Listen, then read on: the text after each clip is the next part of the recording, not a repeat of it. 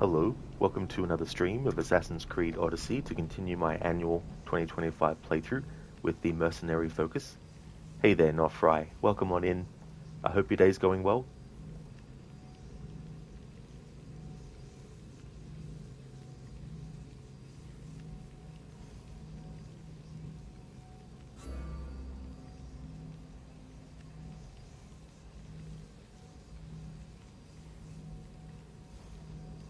So in yesterday's stream, we just basically did stuff towards the mercenary ranking system and doing bounties and contracts and all that kind of stuff.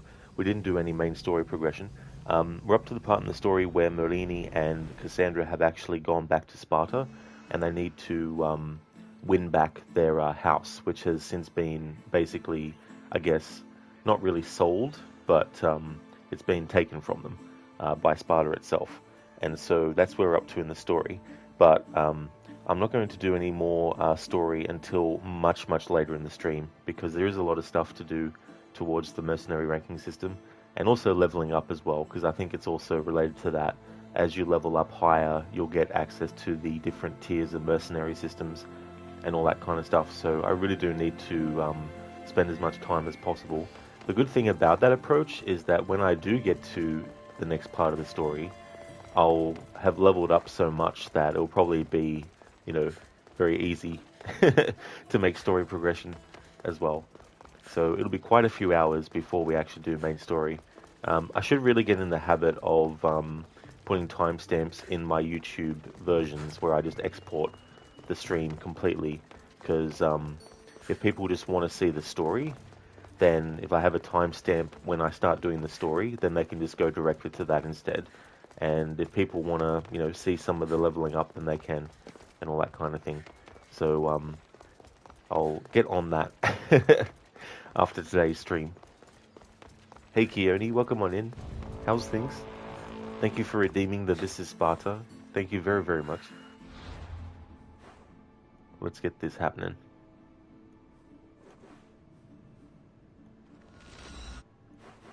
Actually, let's see if we can find a cliff to kick someone off of. Let me see. We want Focus. Valley of the Snake. Here we go. There's a cliff edge that I can kick an enemy off of. Oh, nice, Not Fry. You finished God of War. You'll be playing Ragnarok soon. Oh, very nice. That's cool. So what did you think of the game? The only ones in the series I've played were the first two.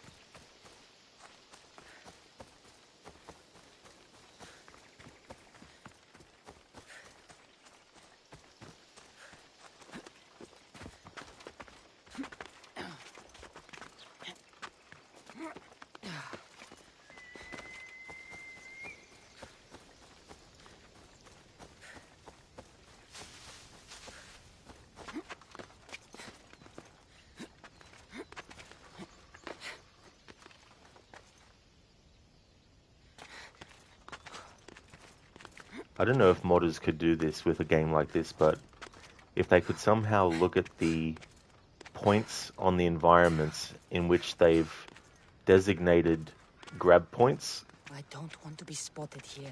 for hands and feet, to see if they can mess with that and make some of the climbing faster, because then you would have the character making leaps to pieces of like a structure that are jutting out. Because sometimes, even though there might be something that you could leap to, the character will do the small hand movements, very, very small hand movements, instead of just doing the leap thing.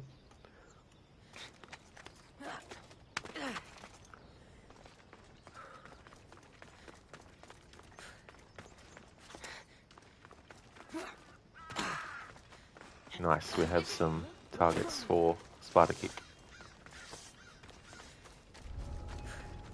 Come on. You're ready to die!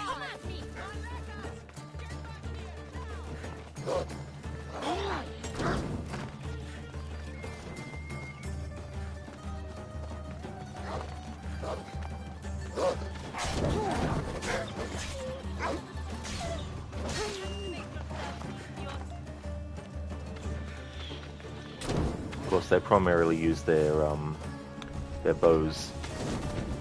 They don't really.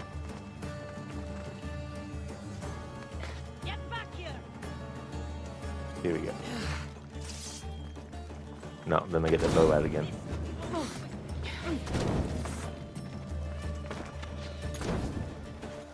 Don't think that'll help you. I can't tell if you're brave or a This fool. is Sparta. There we go, Keone. Thank you for redeeming that. That worked out well. Noctri is pretty solid overall. Beautiful game, and the fighting can be fun too. Oh, very nice. That's good. I haven't played that one myself, but I've seen it being played, and I know there was a big shift from what the old games were in terms of like the like even the camera perspective and stuff, but it definitely still seemed like it was a great addition to the series. Yeah, Keone, rest in peace indeed. They got down the hill, the cliff the hard way.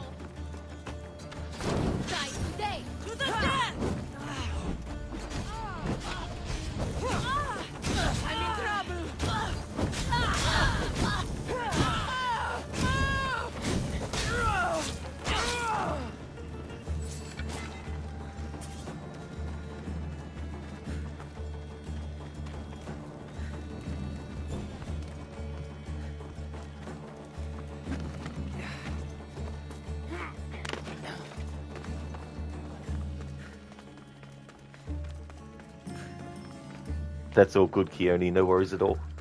It's always fun to do that. Hey there, Ammo Greed. How's things?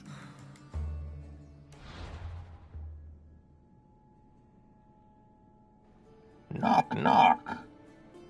Who is it? A broken pencil. A broken pencil who? Forget it. It's pointless. That's great, Abo. I like that one. Thank you for redeeming that as a Bane impression. Very nice. Just so good.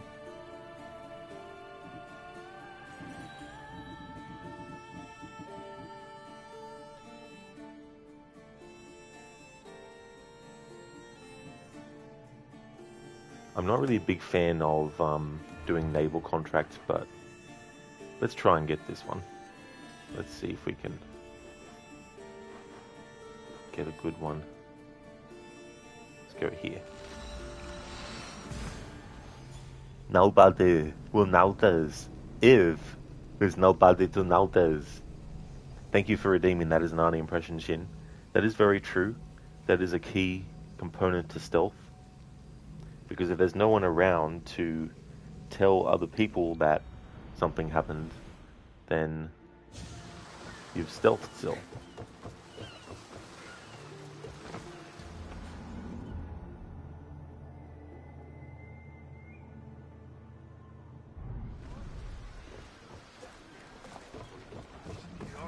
Oh, what am I doing, Rod? You got to go to where the bounty is for it. I thought it was just, a contract. It's like destroy such and such ships. But we need to go to very specific ones. But where the fuck is it?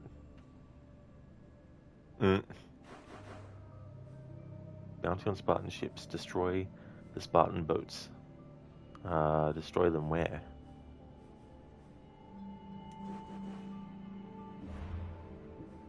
There should be a marker on the map for it.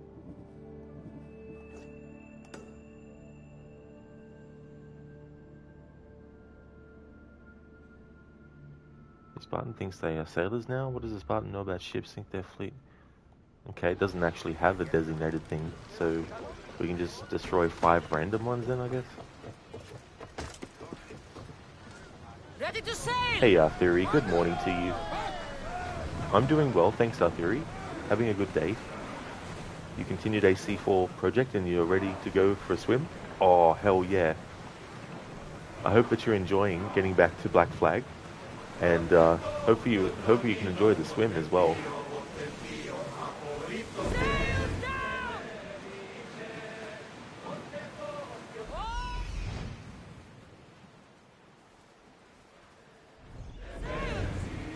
Ammo, dead NPC tell no tale. That is very true. Exactly. It's very hard for them to do that once they get to that point. Shin, you're doing well. You just reconnected with a friend of yours who lives in South Island, New Zealand. Oh, great to hear, Shin. That's good. Yeah, it's really good when you can get back in contact with people that you haven't for a while and can catch up and everything. That's awesome. Hey there, Bombo. Welcome. I hope your day's going well.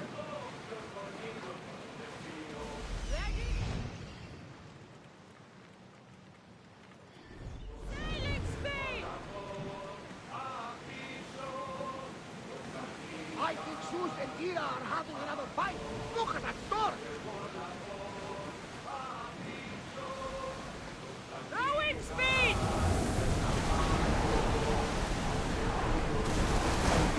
Get your weapons ready! Brace yourself! Archers! We need you! Blue spears!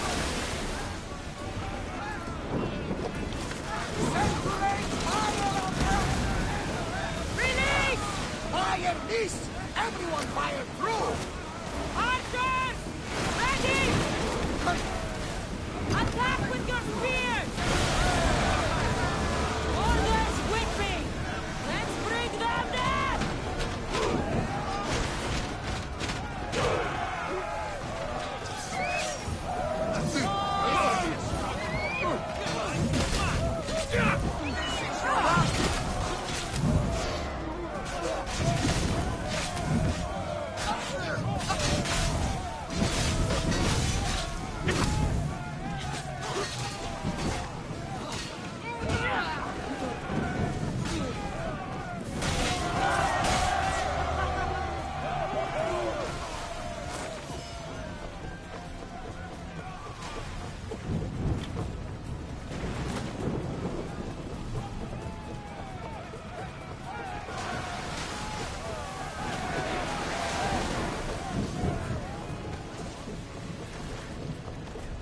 Shin, you almost got tricked by fan-made AC4 remake trailers.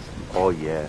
That's the other thing too, like with people being able to access better AI programs that can create more accurately looking like character models and environments in image form and also video form. Like that kind of stuff is going to be like a minefield for people who are actually wanting to find the actual trailers for stuff, but also a gold mine in some ways for the people who are trying to pull the wool over people's eyes, because if they get enough views on YouTube, for example, to be able to monetize their videos, then they could monetize those things, all that kind of stuff.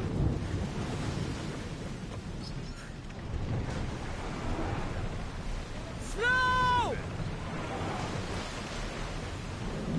Drop the sail! Sails up! More speed! Check your oars!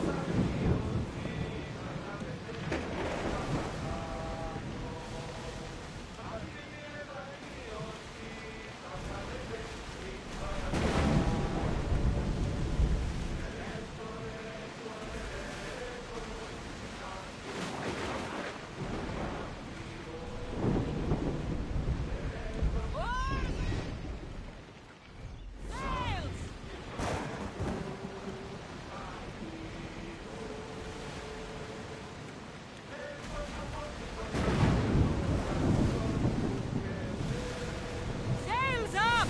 Now! Keep up the speed!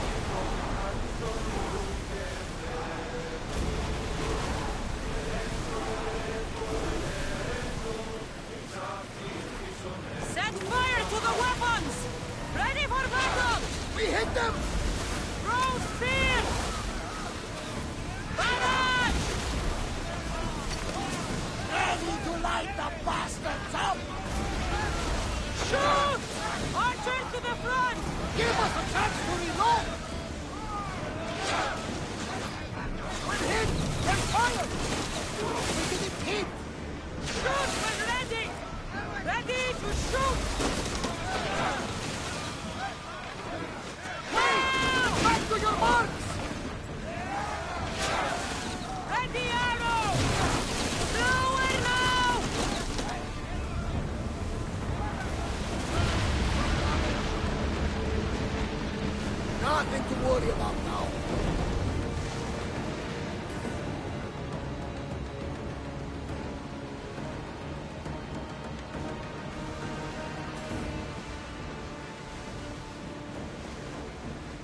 should pick up that salvage!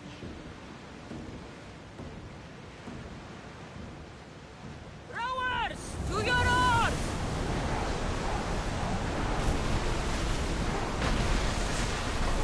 Hit them with your spears! Archers! A perfect strike! Now!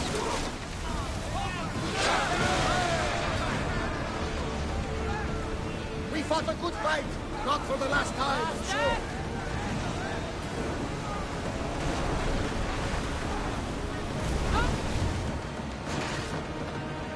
Salvage nearby!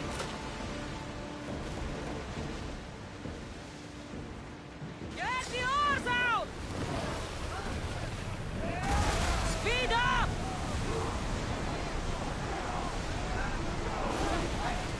Fast as we can! Good hit! Hey, Sayala. That is true, yeah, that's the name of this ship, the Adrestia.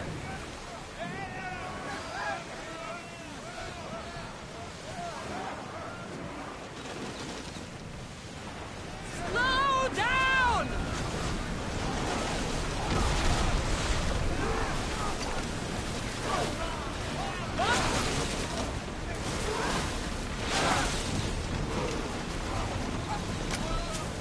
Ready, Gorgo! Reduce speed!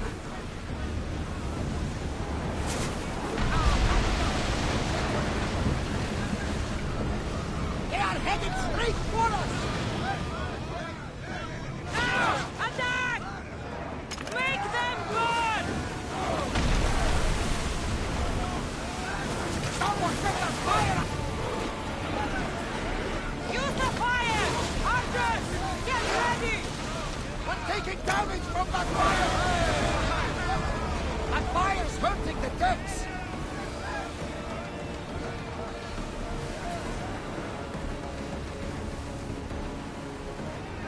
Go!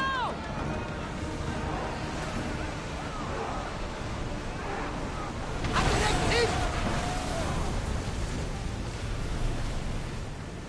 Commander leading the helm! One of the reasons I don't really like the contracts that are the naval ones is because it takes a while. Hey there, Dr. Darling. There is another game that celebrates its 10th anniversary, Metal Gear Solid 5. Oh yeah, another game I haven't played before. So what are you doing for its 10th anniversary, Dr. Darling? You're doing a 100% no damage playthrough?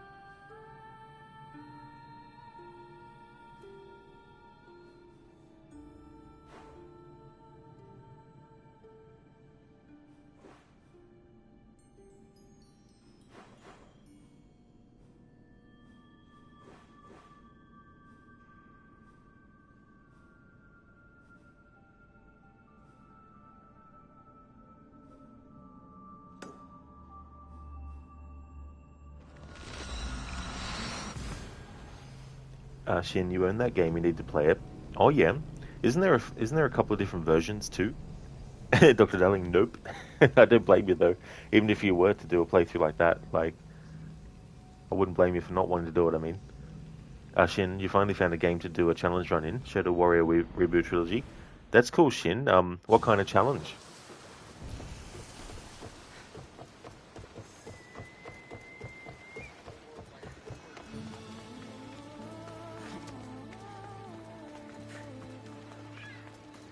Arthuri, and all the forts have been captured. It's hard to play AC without collecting everything, or at least for yourself. You're not trying to complete 100% of the game, but it's strange when you notice that you've collected one thing after another.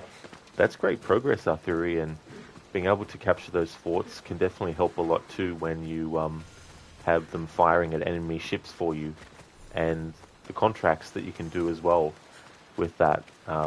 It's a shame that there's no sort of like introduction to the character you're doing the missions for. Carrying boats across land was a good idea. But yeah, that's the other thing too. Like, I remember when I was trying to get 100% of Black Flag the first time, there was something wrong with one of the social chests. It wasn't actually appearing, so I couldn't get 100%, so I was stuck on 99%. And anyway, fast forward a few years later, I'm just doing a regular kind of playthrough, not intending to do 100%, and then I noticed that I've actually been able to get the social chests, and I was like, oh, cool. Now I can finally do a 100% playthrough. Shin, you're going to do a sword-only challenge. So with a game like that, Shin, because I've never actually played it, are there any sort of like skills or abilities that you can get? And if so, are you going to not allow the use of those skills for like sword stuff? Or are you just basically going to... Because I'm just asking because sometimes when I do challenge runs, sometimes I try to come up with some kind of disadvantage to put into the challenge. So let's say I'm doing like a bow only challenge. Well, I might decide, okay, I can't unlock any like bow related abilities, for example. Or you're just purely doing sword only without any sort of like worry about that. You're still finalizing the challenge, and that's fair enough. Yeah, I definitely know what that's like when you're in that stage.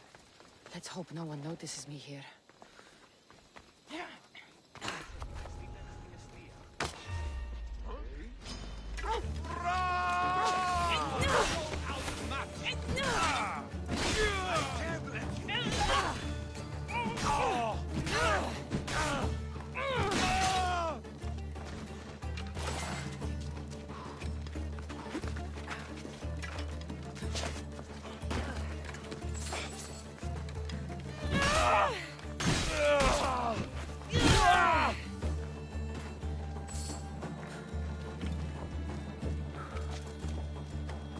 Okay, not Please, interested. stranger.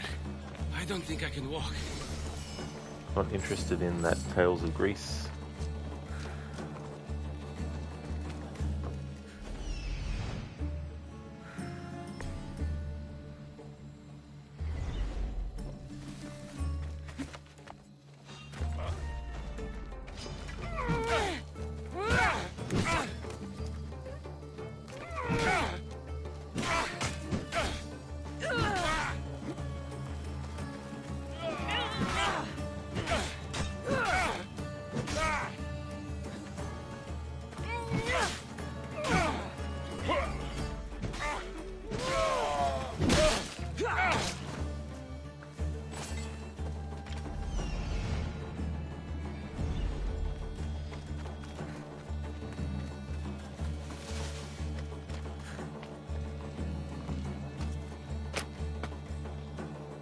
You are truly a hero. Excel,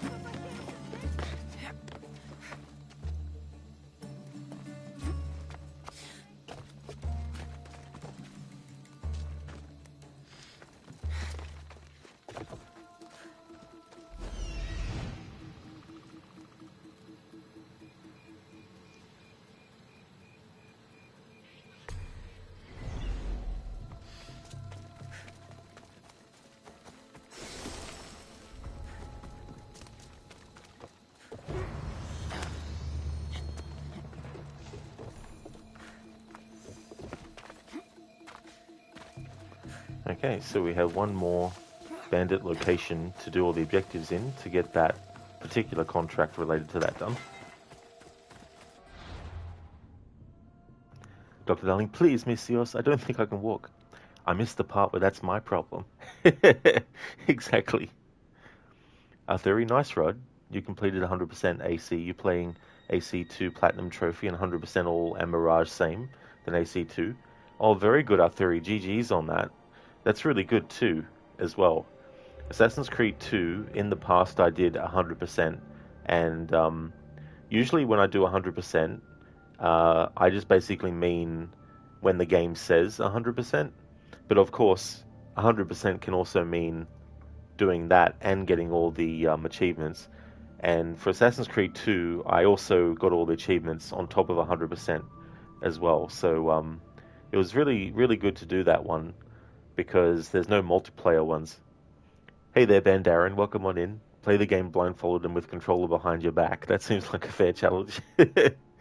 And to make it even more challenging, Bandarin, find somewhere that you have to balance and keep your balance while you're doing it. How's things, Bandarin? Keone, Tobey Maguire quotes never get old. They never do. It's so funny with that Spider-Man 3 movie as well, because even when it came out, it wasn't as successful or well-liked as Spider-Man 2 was. But it's just so funny in the years since to see it get a new audience and also all the memes that have come from it. So, Ali, you mean first time playing Black Flag, take care, Duncan Walpole, and collect all that's on the map before you help Bonnet from the, getting caught as pirate while he actually wanted to restock water on the island. That's true, Sayali, yeah. He just wanted to restock water, and they thought, oh yeah, he's a pirate. I mean, why would you look at Steed and think instantly that he's a pirate? Keone, you love Spider-Man 3 quote, give me rent. You'll get the damn rent when you fix this damn door. Exactly, Keone, yeah. Oh, nice, Bandarin, that's good. Glad to hear that you're going well.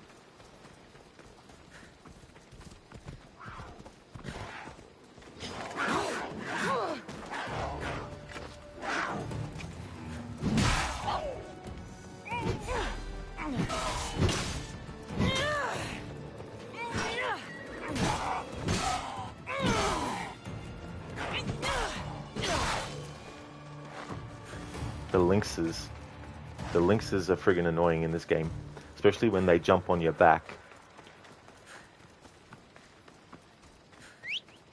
Boars and lynxes in this game. Pains in the ass.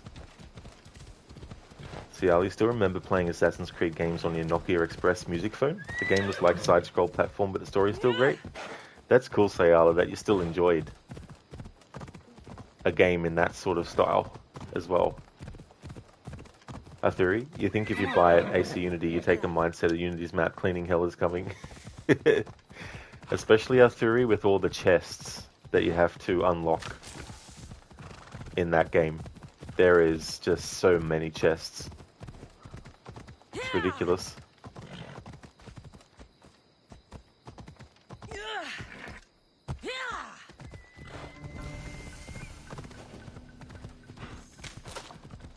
I should try to stay out of sight.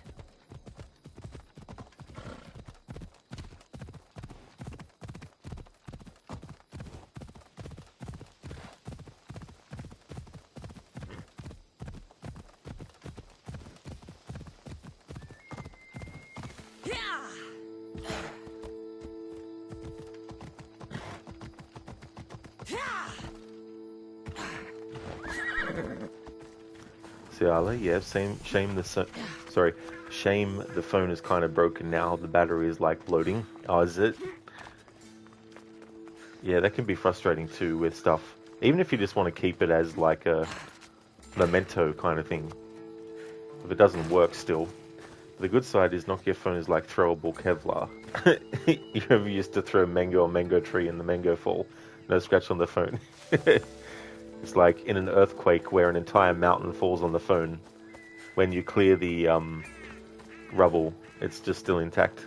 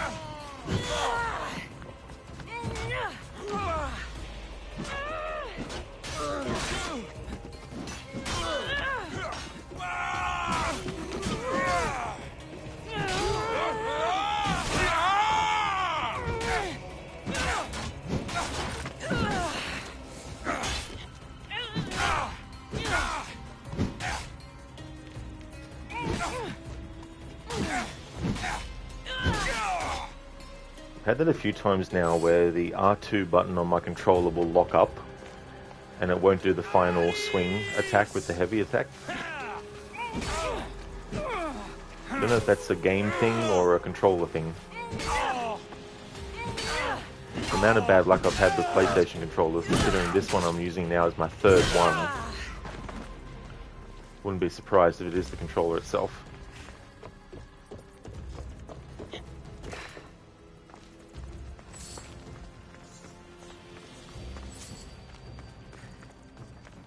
Hey there, Nick. How's things? Intact and functioning perfectly too. Just like the day it was bought. Yeah, that'd be right too.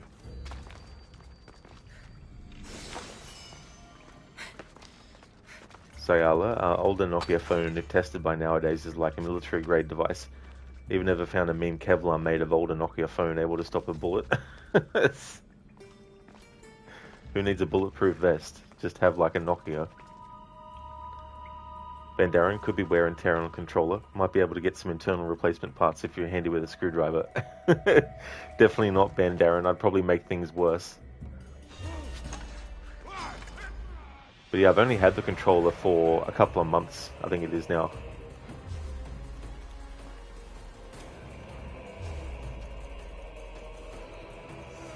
Don't know what happened to the sound there. Sayala, thank you very much for leaving the lurk. It's 12:37 here. Gonna be playing Do Her and Lunch. Oh, praying. Sorry. That's no worries at all, Sayala. Thank you for watching. I hope that you have a great time.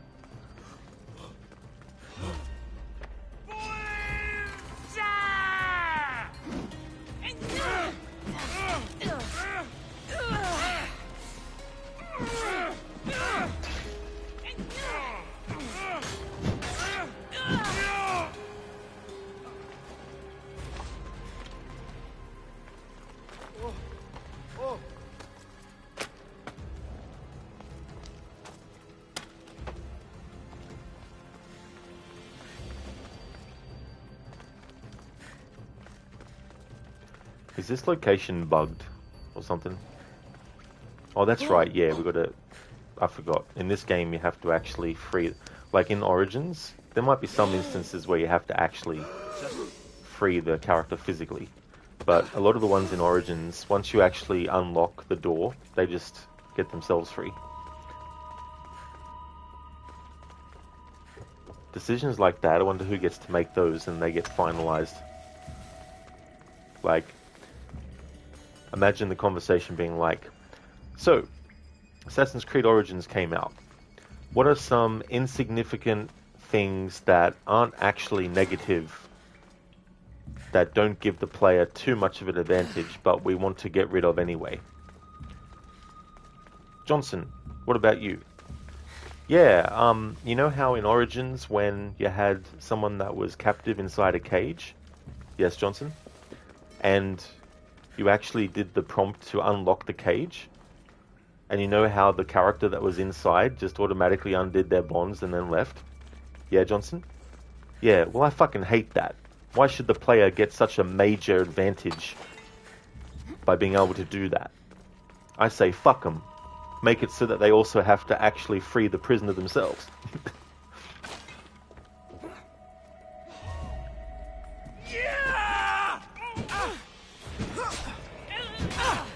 And then someone else is like, oh, but maybe we should just leave it like that. And then it's the meme where they get thrown out the window.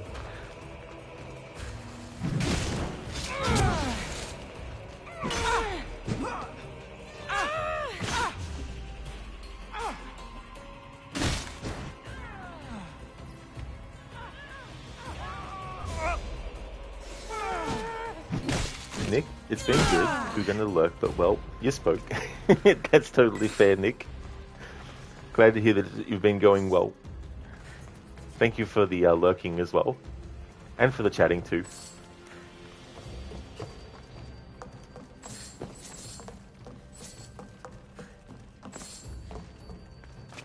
Then in Valhalla you had, when the game first came out, if you were on the longship, you actually got given unlimited arrows, but they patched that out, of course.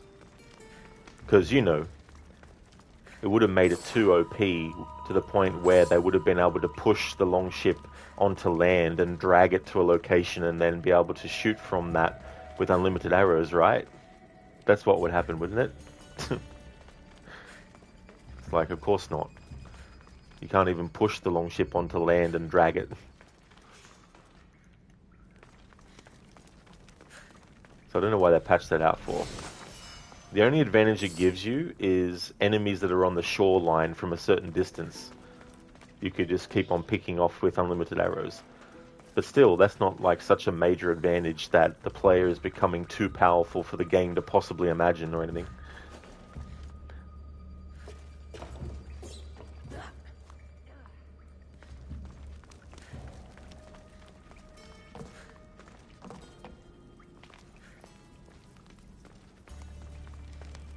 Dr. Darling Rob must be so tempted to press the knockout button on unaware enemy when the prompt appears. Not really, to be honest. I mean, sometimes it would be good to actually do an assassination when they're unaware, but not in this playthrough. So far, I've accidentally done an assassination on someone, though. Nick, of course, can't let the player have comfortable fun now, can we?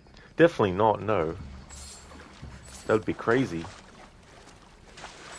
But even since AC3 vehicles had infinite ammo for basic weapons, yeah. And it doesn't really, like, you know, it doesn't really make the player too powerful. There can still be some kind of, like, you know, challenge.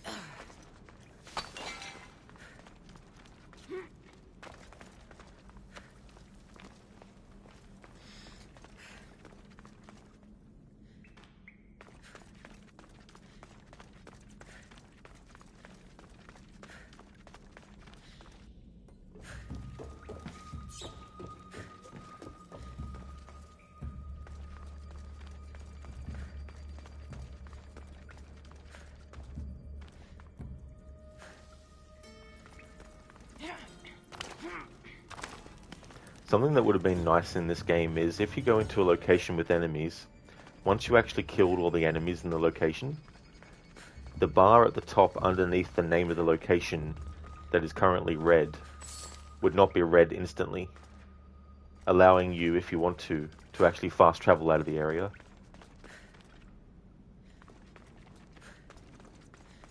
Plus, I don't like how they slow down your maximum movement speed when you're inside a cave as well. That's why the character is currently jogging, even though I'm holding the control stick in the direction all the way. Like, it's also things like this, I have zero idea why they make it like that. Like, number one, who is the one that thinks of it? Number 2, who is the one that actually agrees with the person who thought of it? Number 3, who is the other person who agrees with the 2 people about it?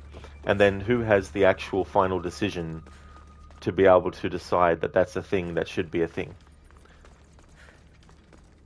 And of what benefit would it be to the player beyond being just a simple way to get out of a location? Like, are they doing it because they want to force the player to stay in the location long enough to actually do all the optional objectives if they haven't done it? Do they just want to waste the player's time by making them go around in circles?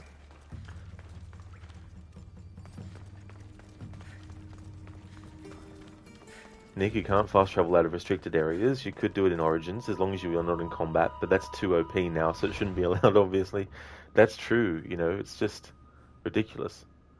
But yeah, as we can see, the fast travel option is locked out at the moment.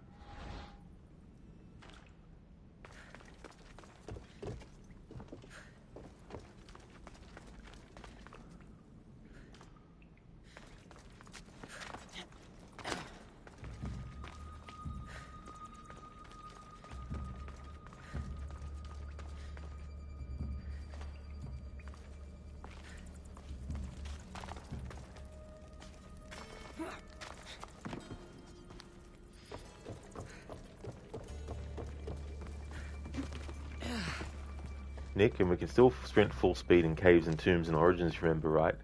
I think so too, Nick, yeah. Yeah, I think you definitely can. Oh, these are the people we've rescued.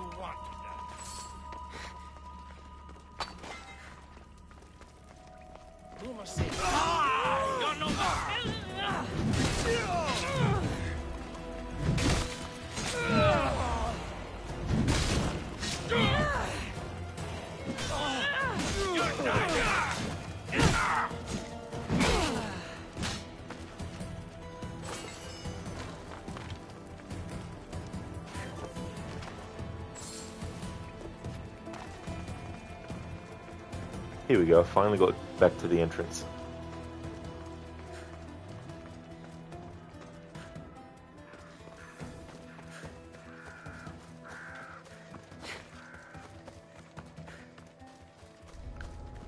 Obviously there's got to be a balance in stuff, like if you're in the middle of combat and there's all these enemies fighting you, then yeah, not being able to fast travel out of the area is definitely understandable. But when there's literally 0 enemies at all, then fast travel should be allowed.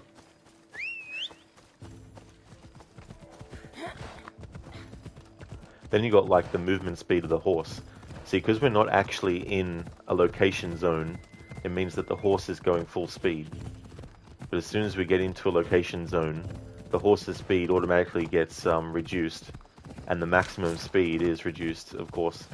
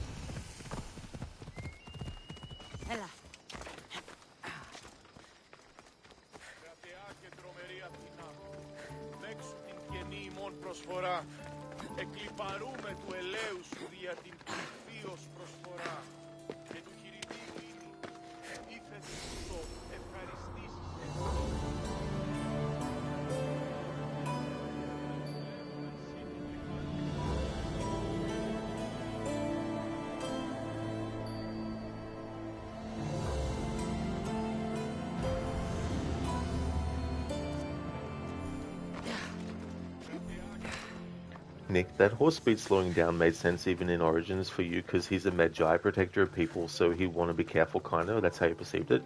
Oh yeah, Nick, that's a really, really good idea. And that definitely makes sense.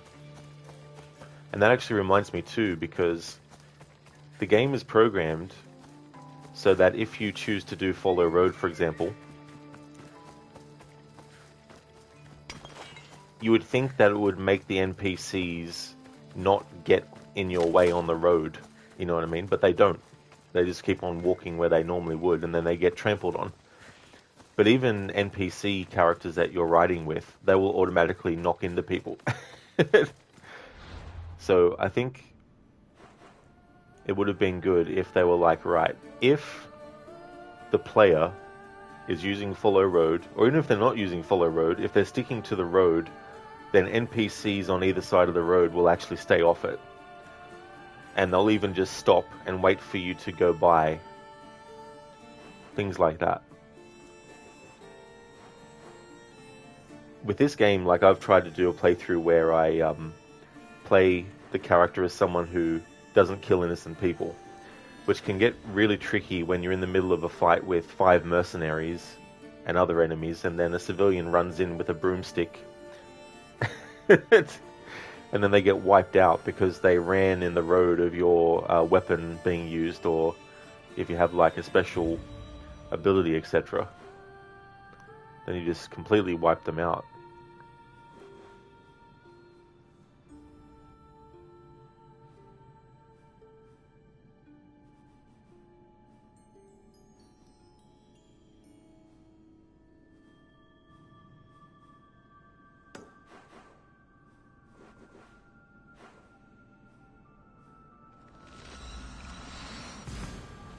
Nick, yeah, and some of the NPC passerbys would choose to suddenly cross the road at the perfect time.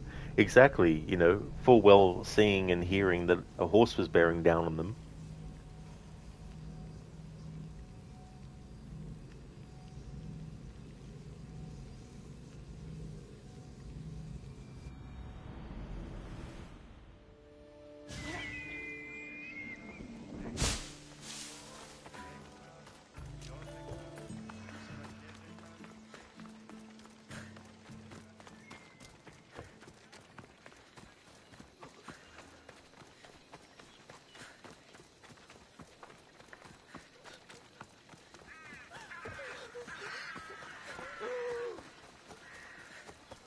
Nick, oh, good that you didn't do it in Origins, because NPCs dies faster in Origins. You stop using poison weapons just to stop that. Oh yeah, Nick, that's the other thing too. If you use the poison in Origins, it leaves a vapor there that when other enemies and just civilians walk in to the range of it, then they get killed, they start to get sick and all that kind of stuff. Ciala, right, have you tried to fight chickens in Odyssey? I have. It's funny though too, because sometimes you'll be fighting enemies and then the chicken will come in and start fighting you too. The first game I encountered where chickens could attack you, I don't know if it was Legend of Zelda: A Link to the Past. I think if you keep hitting the chickens in that, they might all flock at you and attack you. But if it's not that, then I'm pretty sure it's in Ocarina of Time.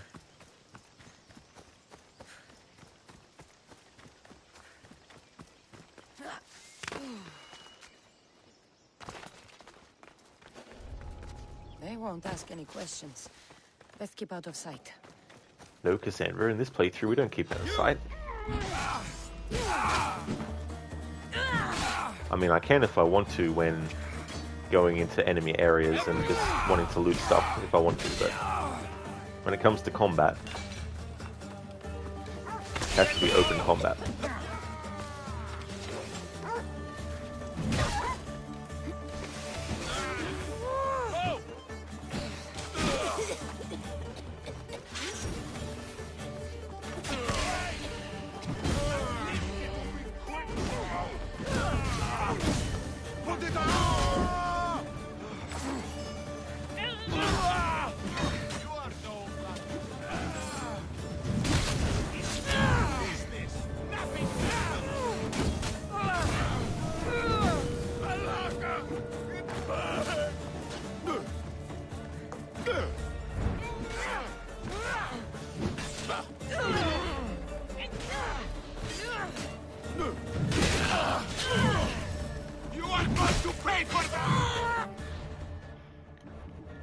We have another mercenary that's entered the fray.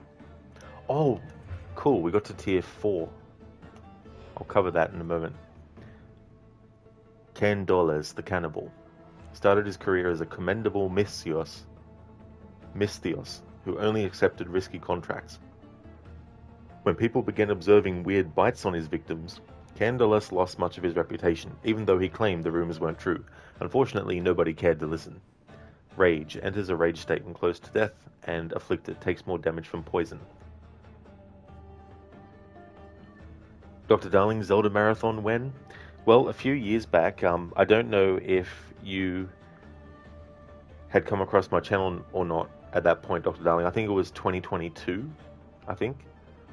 I did a playthrough of the games in the series that I grew up playing, which was the original Legend of Zelda, the sequel, Zelda 2, The Adventure of Link, Link to the Past, and then Ocarina of Time and Majora's Mask. I played all those ones. But I would like to actually do other games in the series on stream as well. There's a lot of games in that series I haven't actually played at all, and ones that I haven't actually finished ever as well. So I've never ever played Wind Waker at all. I've played Twilight Princess but never finished. Same with Skyward Sword. I haven't played Breath of the Wild, and I haven't played whatever the next one after that is, and whatever the most recent one is. Haven't played those ones at all yet. And there's countless handheld, smaller scale Legend of Zelda games I haven't even played at all. The only one that I have played and finished as well was Link's Awakening, sorry. Shin, kill a chicken in Legend of Zelda and the chickens kill you. Kill a chicken in Skyrim and you go to jail. The guards are like, wait, no killing the chickens. Hey there, Apostle. Welcome on in. Here's where you butt in the convo. You think it's cool that the ocarina turned into a real instrument after that game? It really is, Apostle. Yeah, it's cool when that kind of stuff happens as well. Such a great game, Ocarina of Time. I still remember when it first came out and just being so hyped about it, because at the time it was the first third-person Zelda game.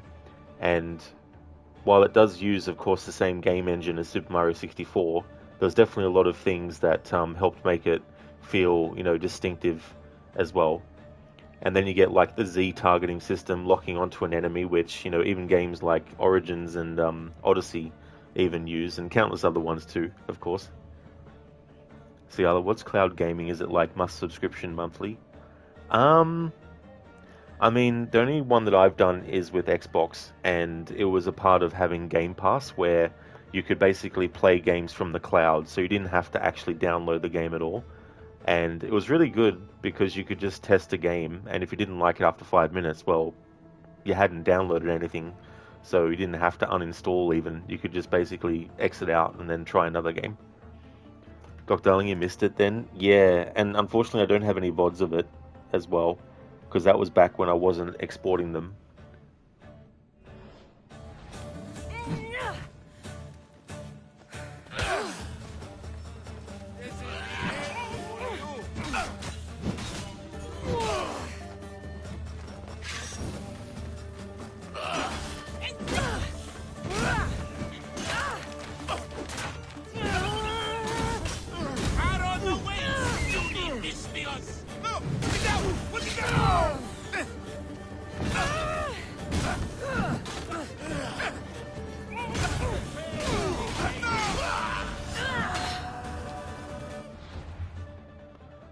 That takes care of Candalus the Cannibal.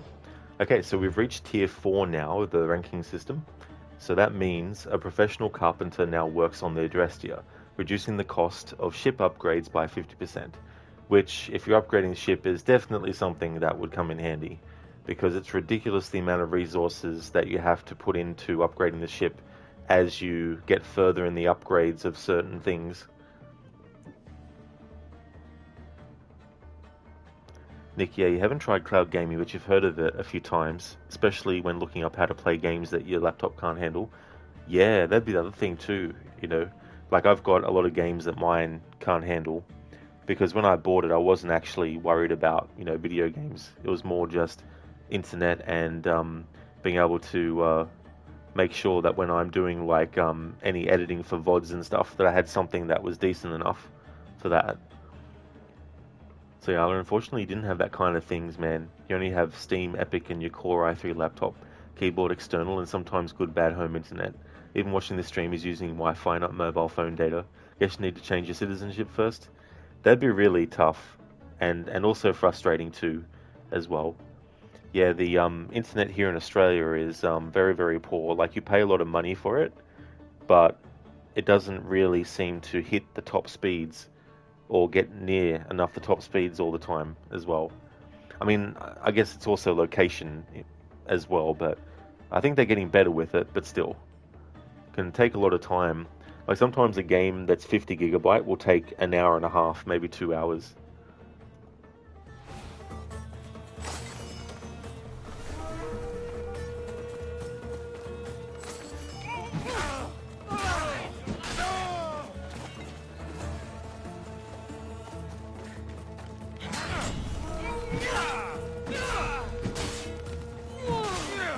Have you ever held a weapon before? Now I've got you.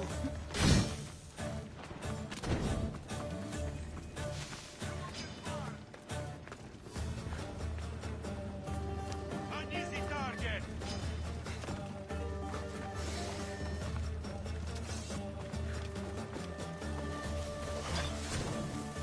When I catch up to you.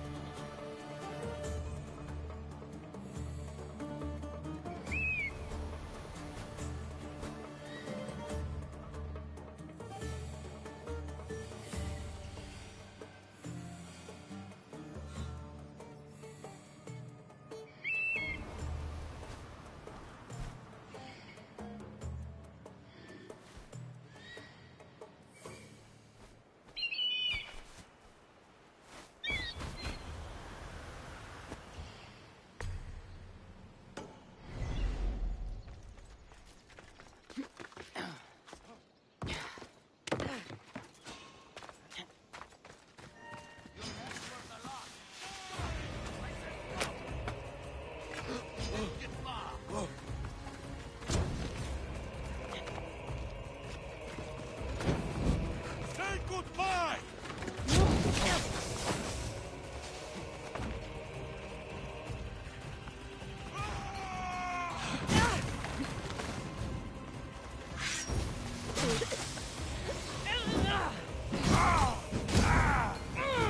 I'm on fire! Put it out! You're a joke!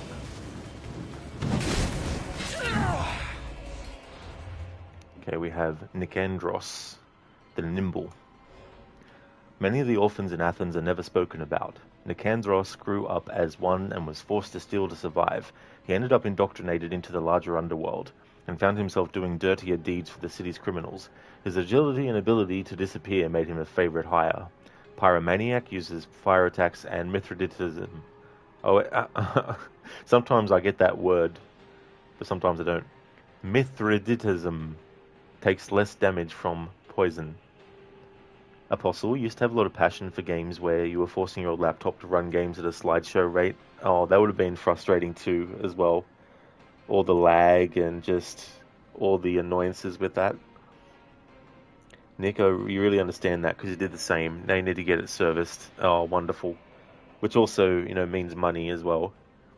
Hey there, Ryu. How's things going, dude?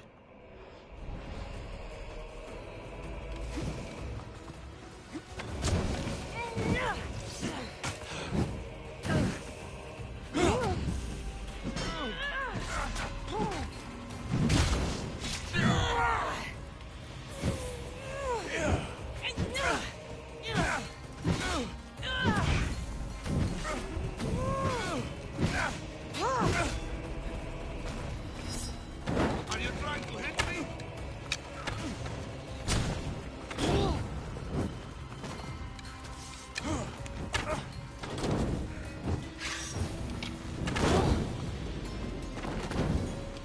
The fighting is an insult to the gods.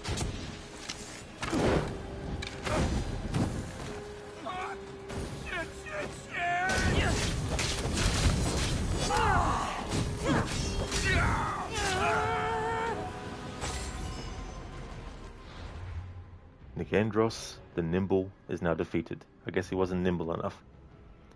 Glad to hear that you're going well, Ryu. That's excellent, dude. I'll also make that word a little more English. Mithridatism. Mithridatism. Mithridatism. Oh, it's probably, I don't know if it's a word, but Mithridatic would probably be better. I don't know.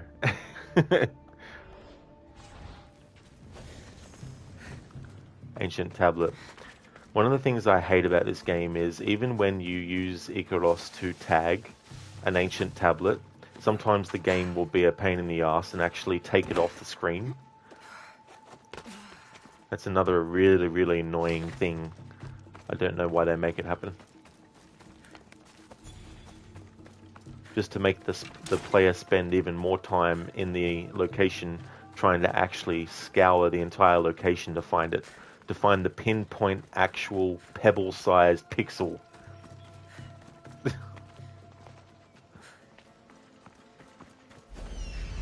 Now, can I re-tag it again?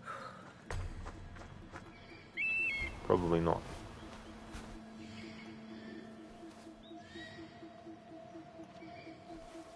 Oh, okay, so now... Alright, now the game's fucking with me. So it only appears as tagged in Eagle Vision, not in the actual game world. Apostle, sometimes Icaros refuses to even tag the ancient tablet. So annoying, Apostle, when that shit happens. It's like, geez, come on, game. Like, seriously? You have to be that pedantic with the whole thing?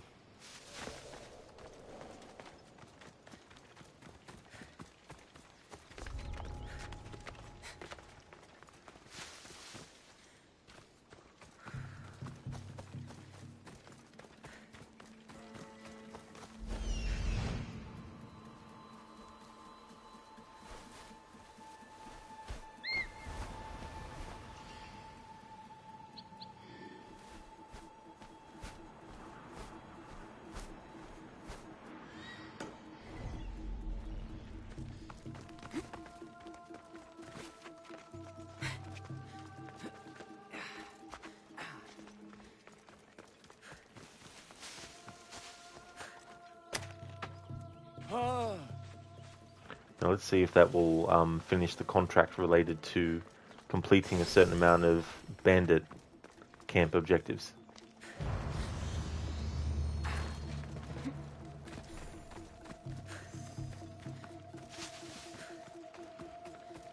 And no, it didn't. Alright, why did that not count? It's literally a location that is a bandit camp. Right, so the last two bandit camps that I fucking completed didn't count towards the fucking completing all bandit camp objectives. This is why I don't like these contracts either, because they're so very specific.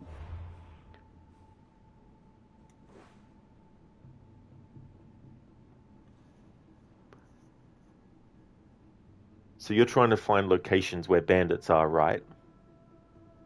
Now, because it's not actually called a bandit camp, it means that it doesn't count, even though it has bandits at the location.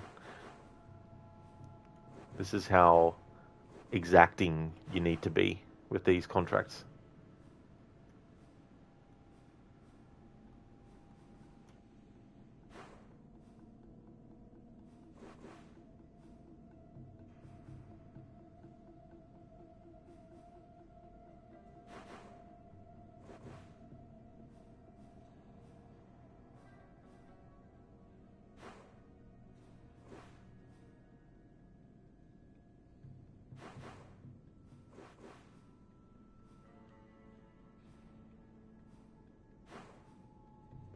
Nick, that's not the attention to detail that we wanted.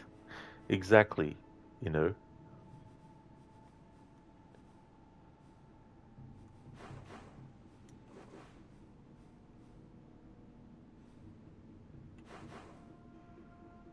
Like, I know why they do it, because they want you to actually explore with a fine-tooth comb and uncover every single location on the map. But at the same time, it doesn't make it less frustrating.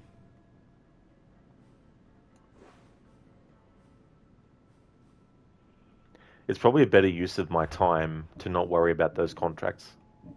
I wish you could actually cancel contracts and take them out of your quest log, because that is really annoying.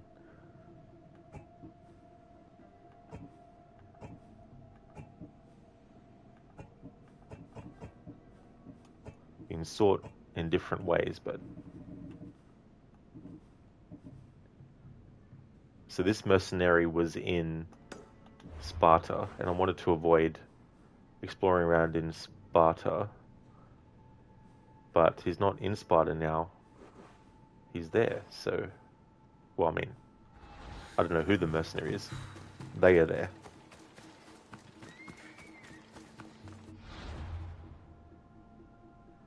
Nick, by we, you mean us gamers. Exactly, Nick, yeah. Yeah, they could have just given a bit of slack, and as long as the location had bandits as the main enemy in it. Thanks for uploading something to the Discord view.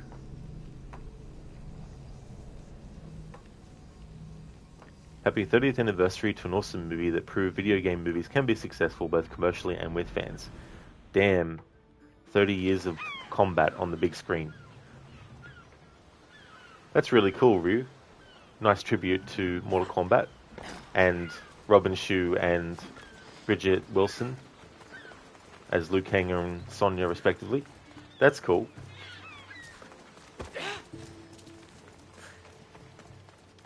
Nick, Origins did it cleverly if you ask me, because when doing some of the quests it makes us ride through some locations or close enough to the locations to discover the name, which makes it easy to check it out later. That's a really good system. It's always good to give the player the ability to I'll be on high alert here. see those things and have them be clear, you know, clear and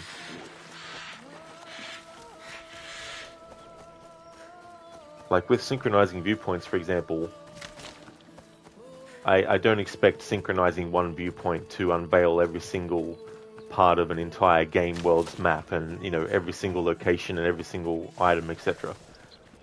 But I hate it when games lock some collectibles behind you literally having to actually physically put the character in the exact spot where it is for it to show up on the map.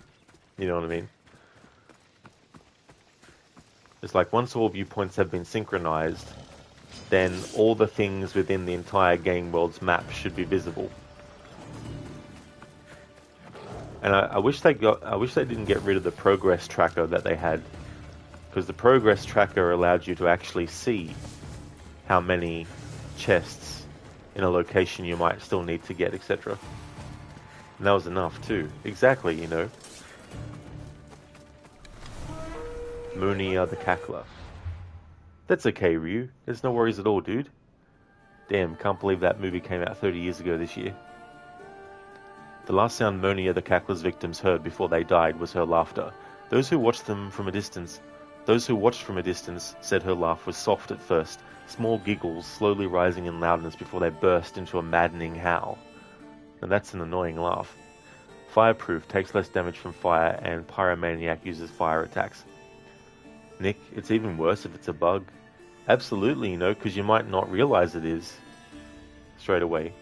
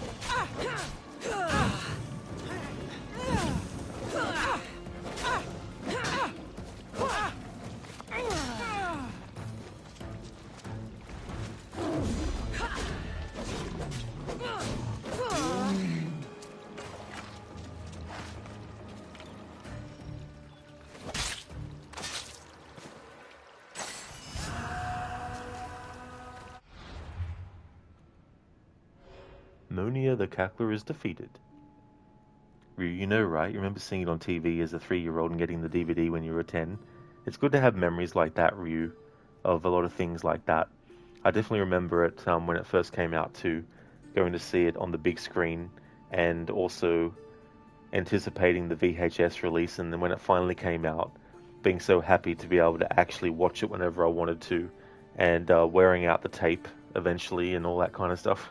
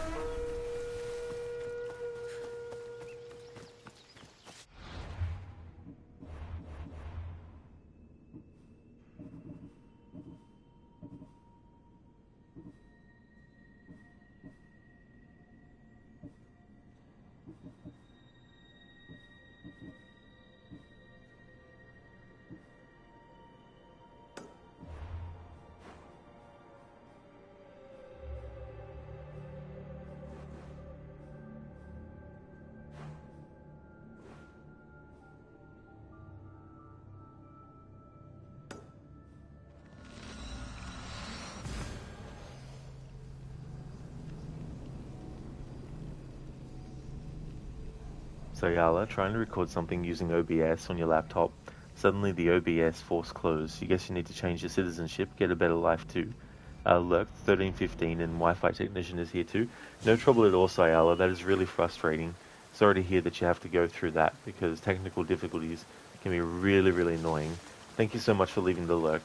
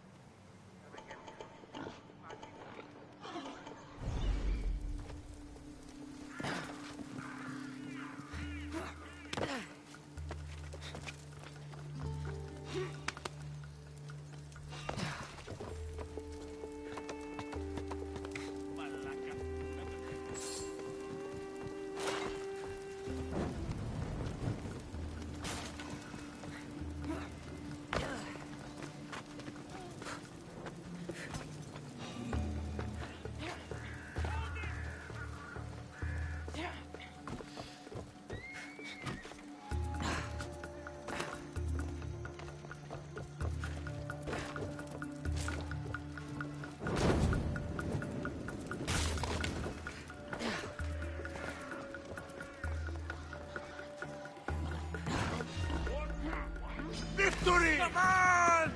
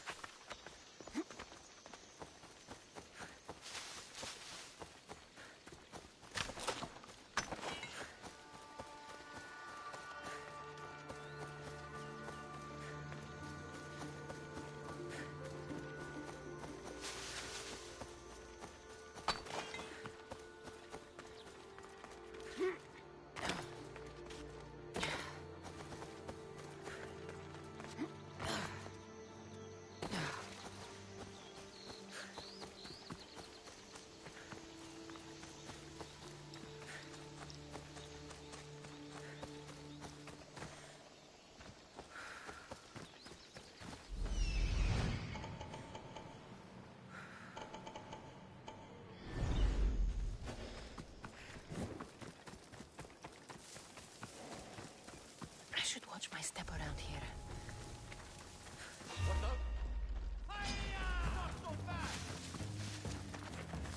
Lori! Setting the alarm! More!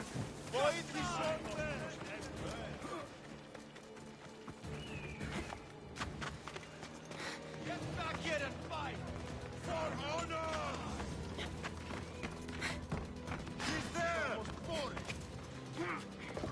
He must be around here somewhere.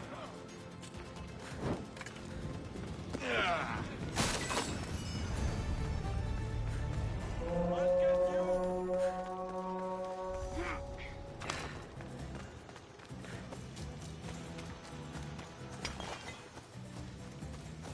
Hey there, Raid.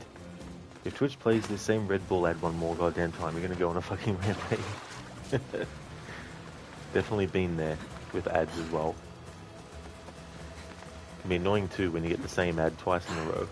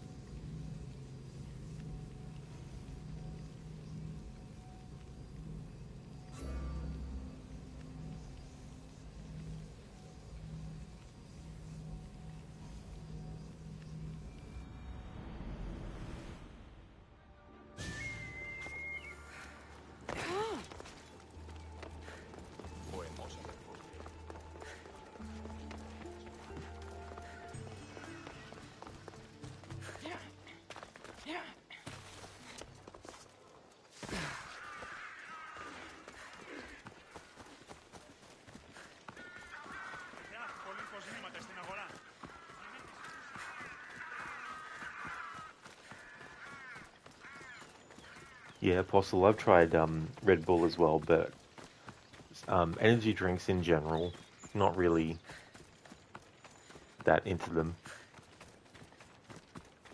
Right, anyways, who we're murdering today? So Kassandra is murdering quite a lot of mercenaries and bandits and huntresses and cultists and civilians and predatory animals, and probably killed some flies as well.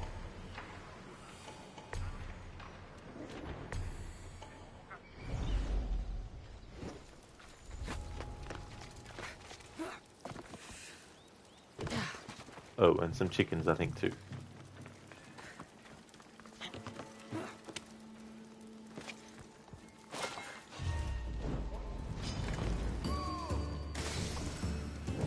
She's mine!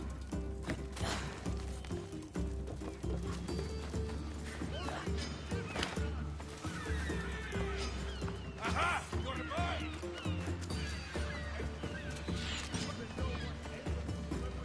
I'll tear you!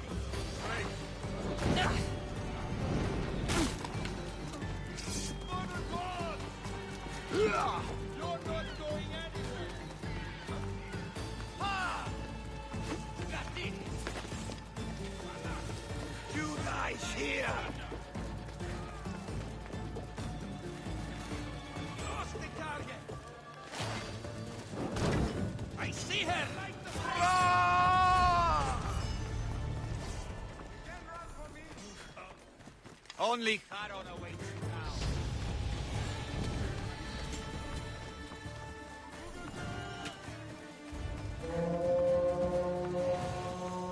Raid, Kassandra certainly needs to take a chill pill. That is true. Definitely wouldn't be a bad thing.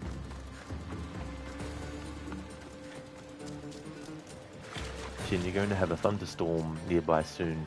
Oh, I see, Shin, yeah. Yeah, if you need to do what you need to do if, you know,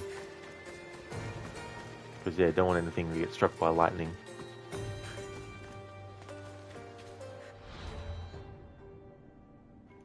Be right back.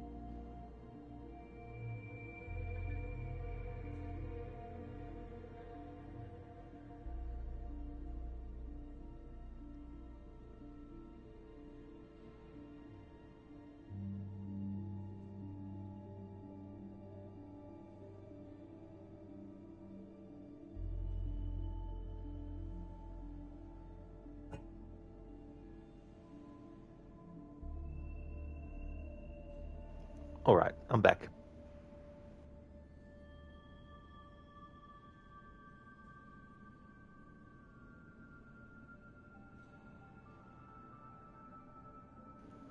Raid, what is the familial situation in this playthrough?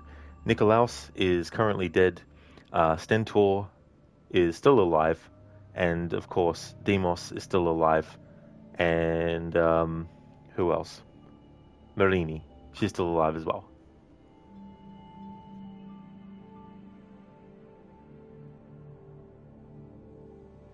My girlfriend is a little upset that I haven't been doing my share of cooking lately. So I made some vegetables. It was a peas offering. Very nice, Dr. Darling. Such a funny one. Thank you for redeeming the Zabane impression. Raid, have I done the quest with Stentor yet? Not yet, no. We're up to the part of the story where we get back to Sparta, and I haven't done any more after that point yet, but I'll be doing that towards the end of this stream, a few hours from now.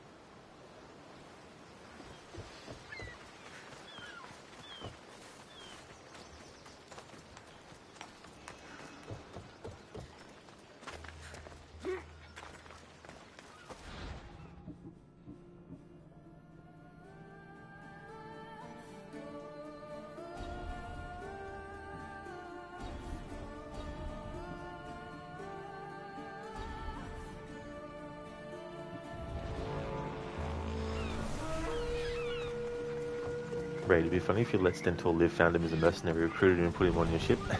Yeah, I definitely want to make him a mercenary, but I don't want to spare him. I want to kill him when he's a mercenary for this playthrough. But that would be funny for a future playthrough.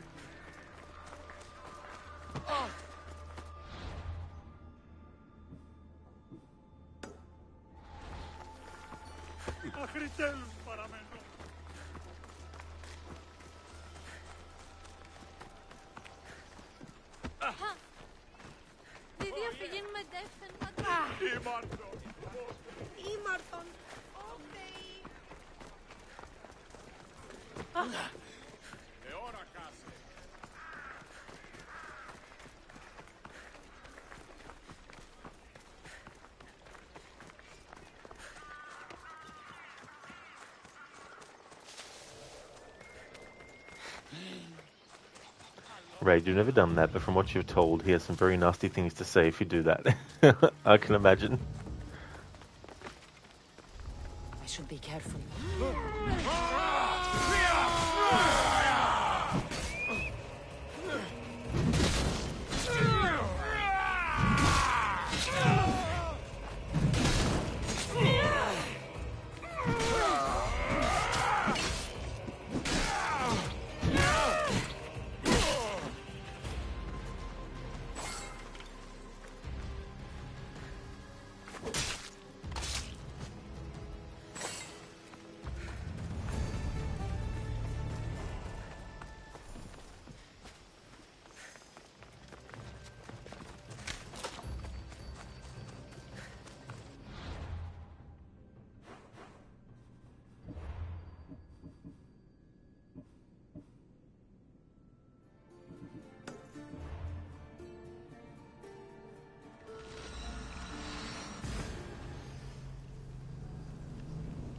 I'm not a red flag. I'm more like a check engine light. You know, there's something potentially very wrong with me. But you're too scared to learn the details. So you buckle your seatbelt and go along for the ride, hoping for the best. Thank you, AC, for redeeming that as an Arnie impression. Is that from something? Not familiar with it. Welcome on in, dude. I like that emote too. That's me when playing any game with driving in it. 10 out of 10. Thank you, AC. Thank you very much. Glad that you enjoyed.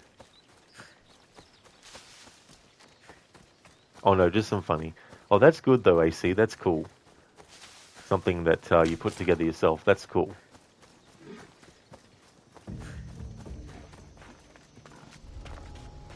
Got to be careful not to get spotted. Your death is coming! Moses!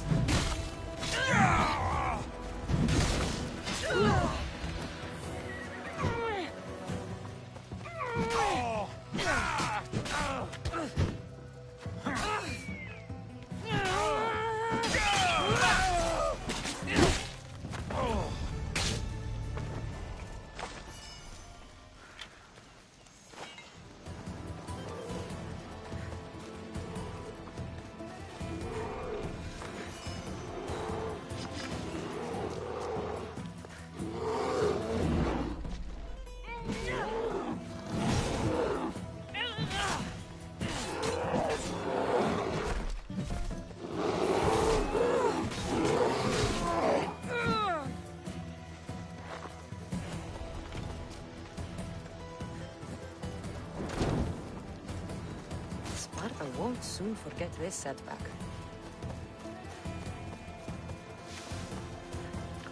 Ryu, you suck at driving in games too? Yeah. Something for me is I'm just so reckless. Like, I don't really care. Like, if there's a mission where you have to make sure you don't damage the vehicle too much, then that's one thing. But otherwise, I don't really care for any destruction that happens, because I know that in a lot of those games you can just get out of the vehicle and grab a new one.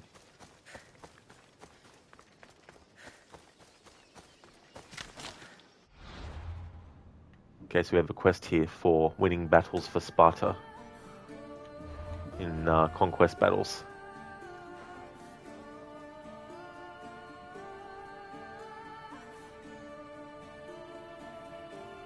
none are available anymore.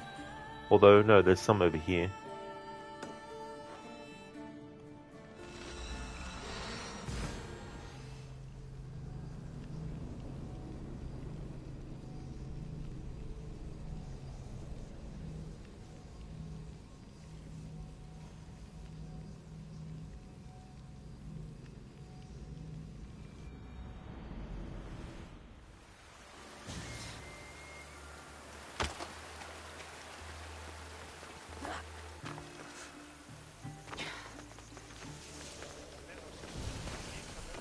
You shouldn't. I should try to stay out of sight.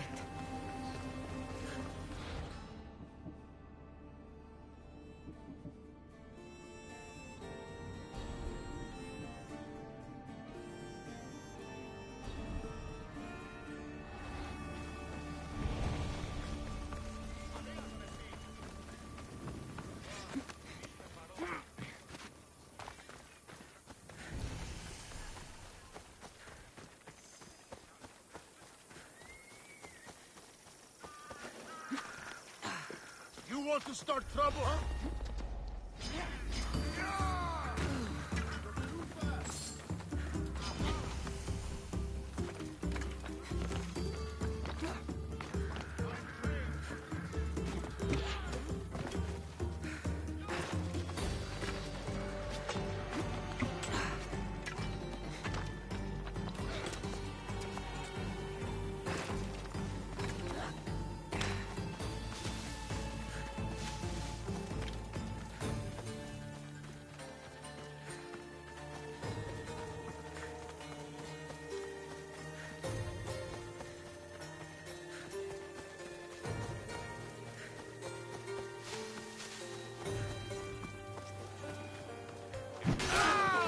You got kill.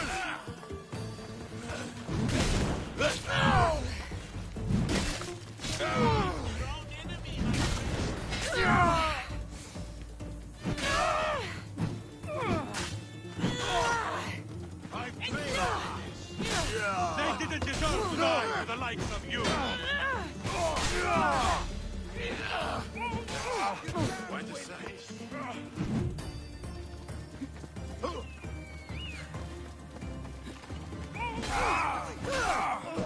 won't get away with that!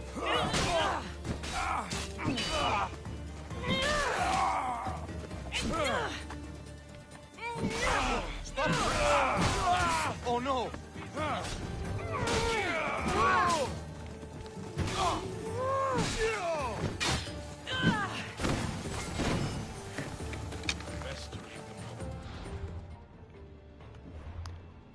We'll still be able to do the conquest battle for Sparta.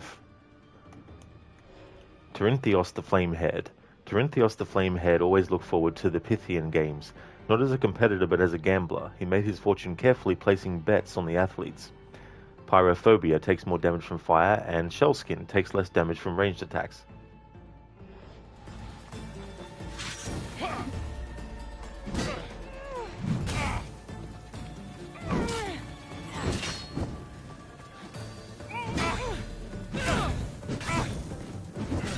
Help me put it out!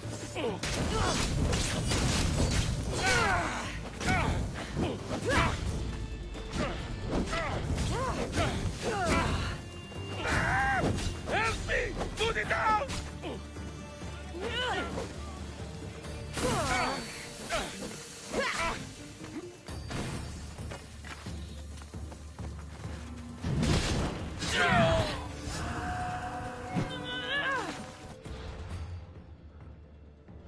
Terinthios the Flamehead is now gone.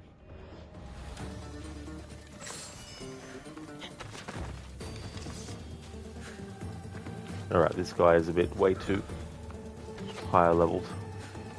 I can't believe I get paid for this! What in the name of Athena fights like a drunken fool? Stop, I say! Get back!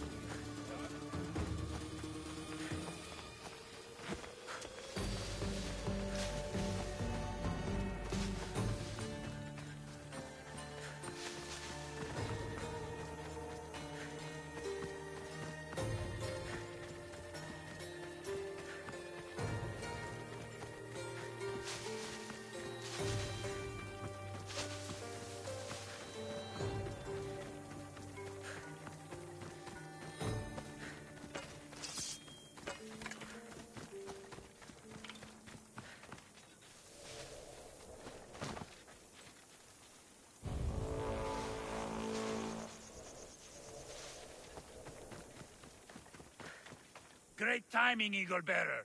We're ready to advance on Athenian borders, and Sparta could use a warrior like you on our side. Interested in turning the tides of war in our favor? This guy just saw us annihilate all his allies, and he still wants us to fight for Sparta. Sparta has my sword and all my strength behind it. Glad to hear it. May Ares favor us today.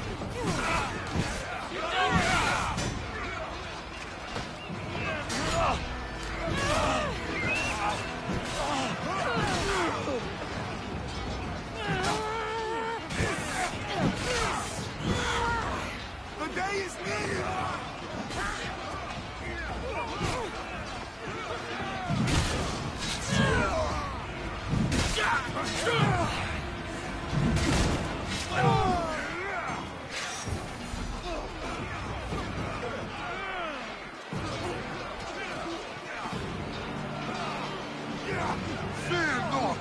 I will kill you quickly! The last face you'll see.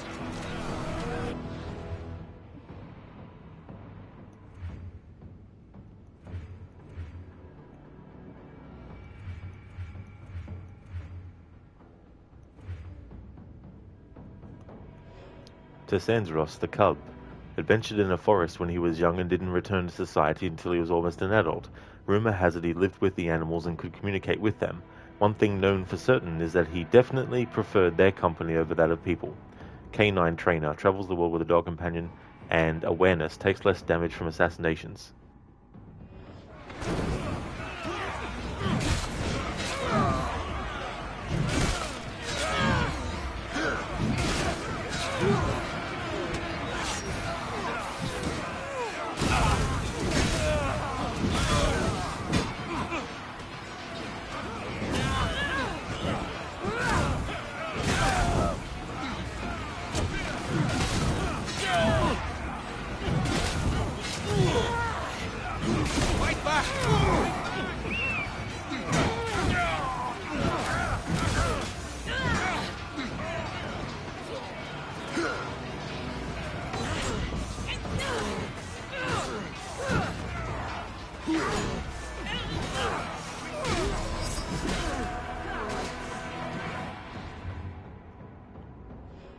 Kassandra the cub is now dead.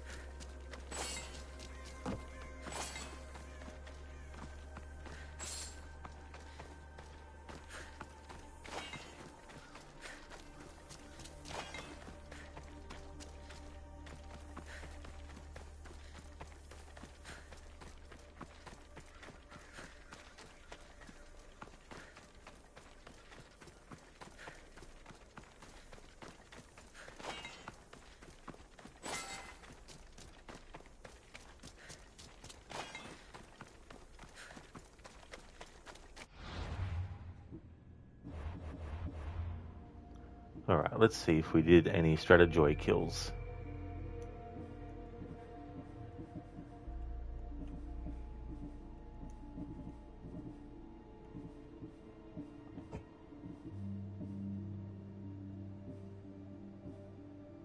I did, cool. So we got 2 out of 5.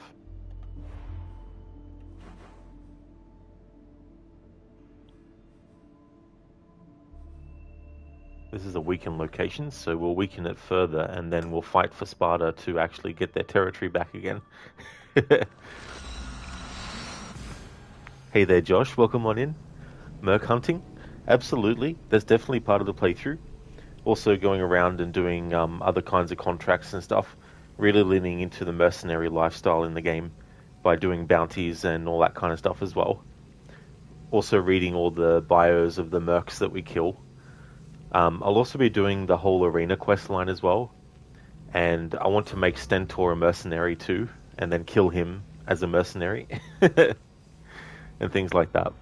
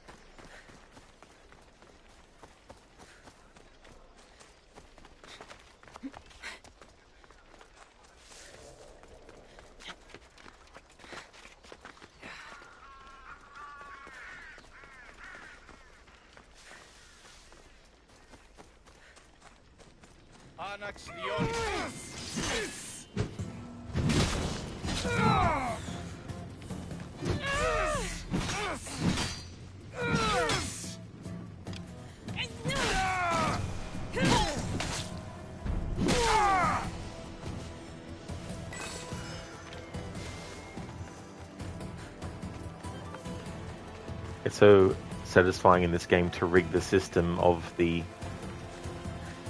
Spartan or Athenian control of a region to your benefit.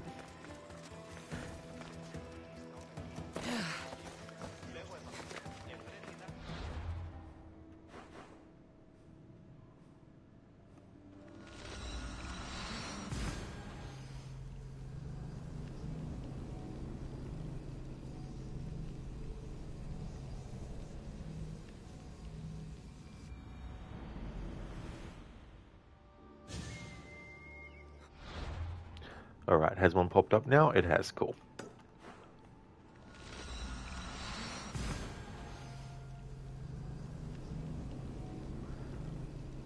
After taming an animal, just stand near them to show how much you love them.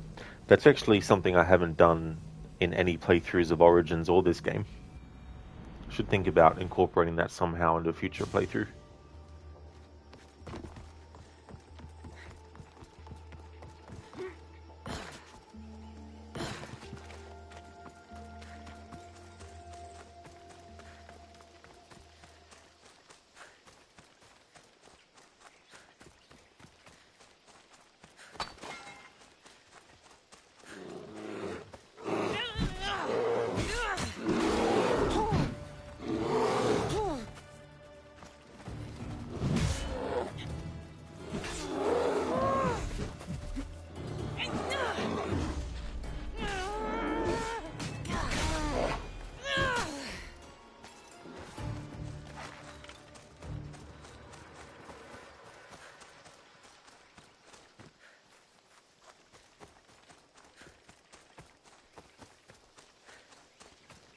Josh, I always like how that the more cultists you kill, the more masks appear on the ground on the loading screen. That was definitely a nice touch as well, to give it a visual difference as you went through the game instead of just having it, you know, be the same all the time as well. Hello, Atlas. Welcome on in.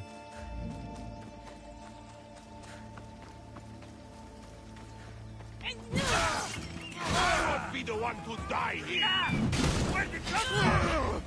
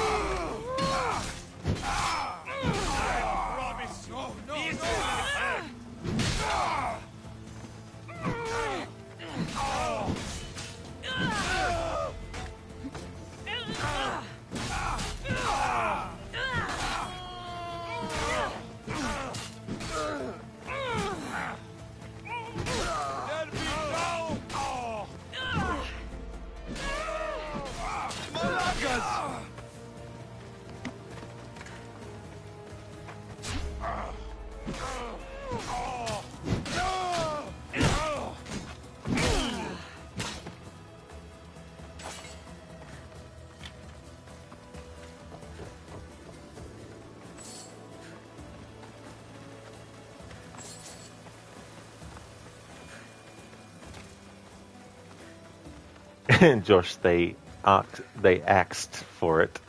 You'll see yourself out. Very sharp pun.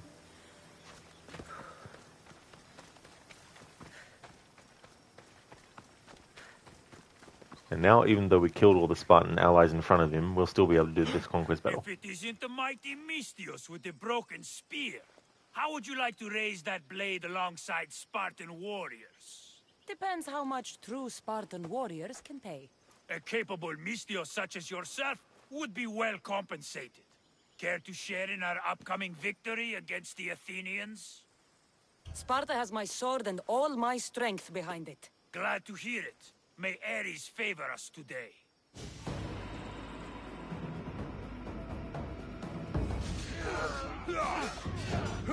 bad day for Athens! A glorious day for Sparta!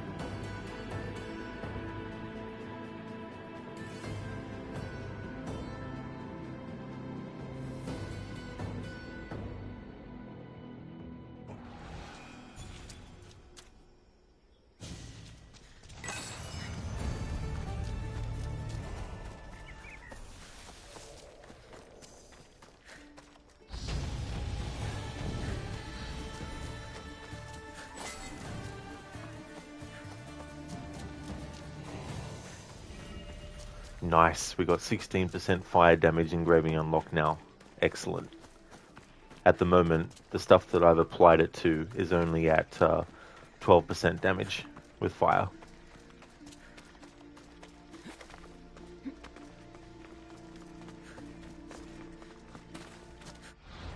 I'm not going to level up the weapons yet until we reach level 40, but I definitely want to engrave what I've engraved with fire damage already to the new 16% fire damage upgrade.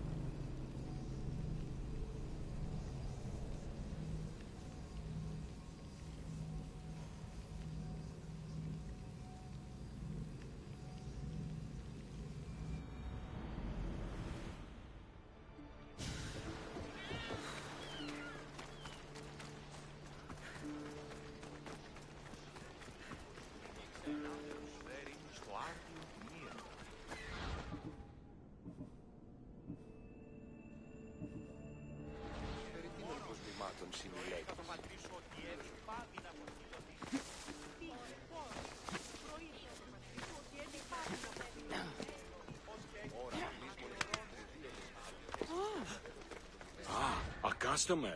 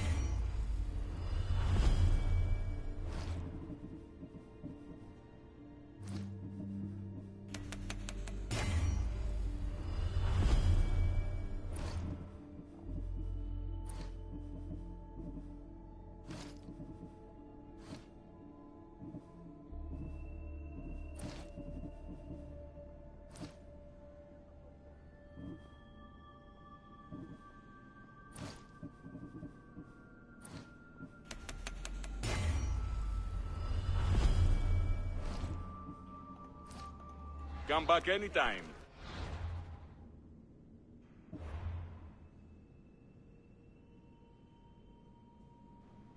Alright, so if you look at fire damage, we now do plus 120% fire damage. Fire duration 15 seconds, fire build up 160%.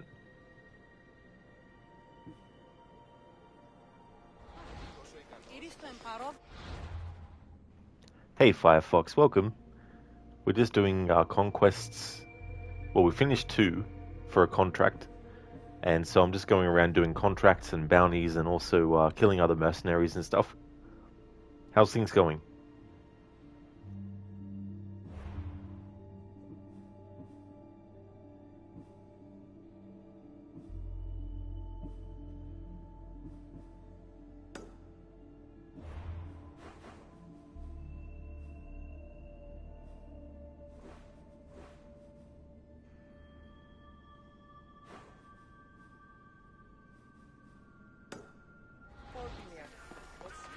Oh, great, Firefox. That's good. Glad to hear that you're going well. Just chilling right now. Awesome. I'll be doing more story in this stream, but not until later on in it. Because there's a lot of tiers in the mercenary system to get through as well.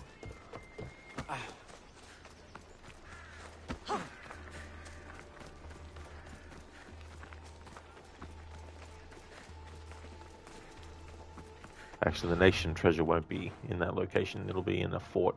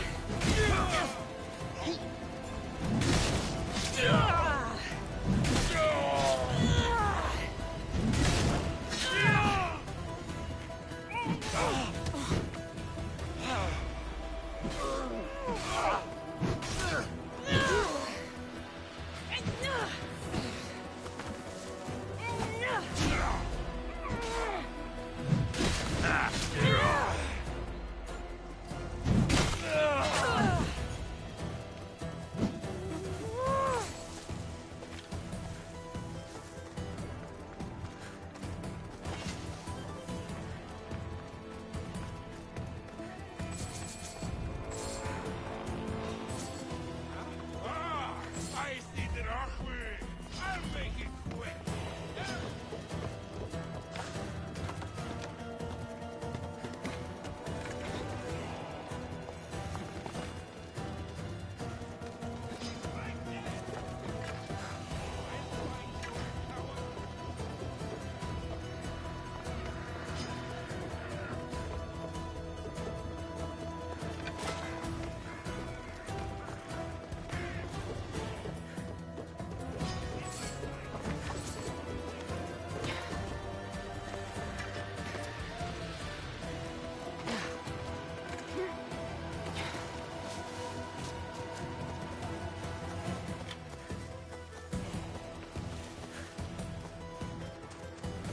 Yeah, Josh, I thought that one might have had one as well.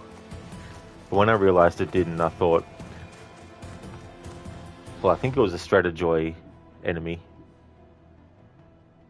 I don't know if it actually is. It might not be a Stratajoy enemy that was there.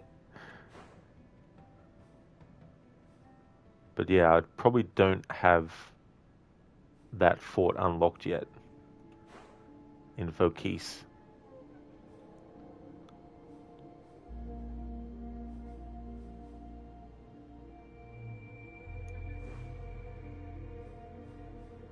It's the quarry in that location.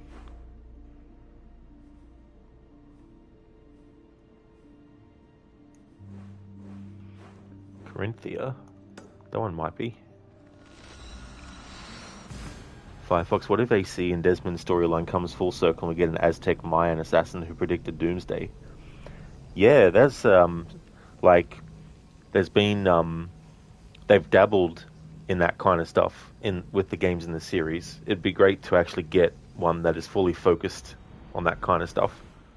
Like you could bring back a version of the Subject 16 puzzles from Assassin's Creed 2 and Brotherhood in having the character work through their predictions. You could have them as maybe fractured memories that are actually dreams, and they're trying to piece it together, and then when they piece it together, it unlocks a premonition. Don't want to be caught here.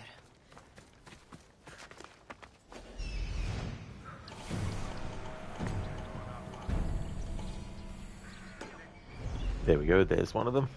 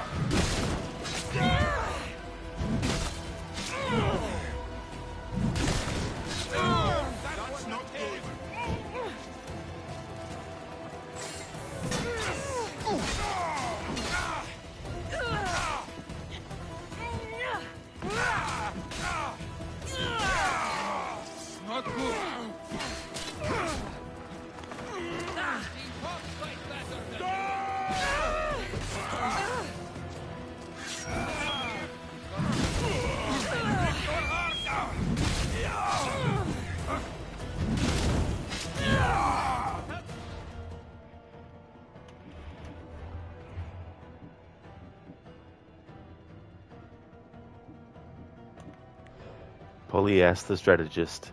Polyas used to be a Spartan tactician, but lost his title after pulling his platoon out of a losing battle.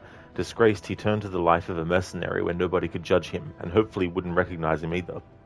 Relentless, will never flinch when receiving damage. Afflicted, takes more damage from poison. Josh, there's a peninsula in Focus that houses a fortress. Oh, cool. It's actually the upper part of the peninsula. Yeah, because after this one, there's 2 left, so if I get that one, then there's only 1 more then. Firefox, you might have just came up with the most random AC idea, but you kind of like it. Heck, it could be a new theme for Assassins. Don't laugh, though. So what is it, Firefox?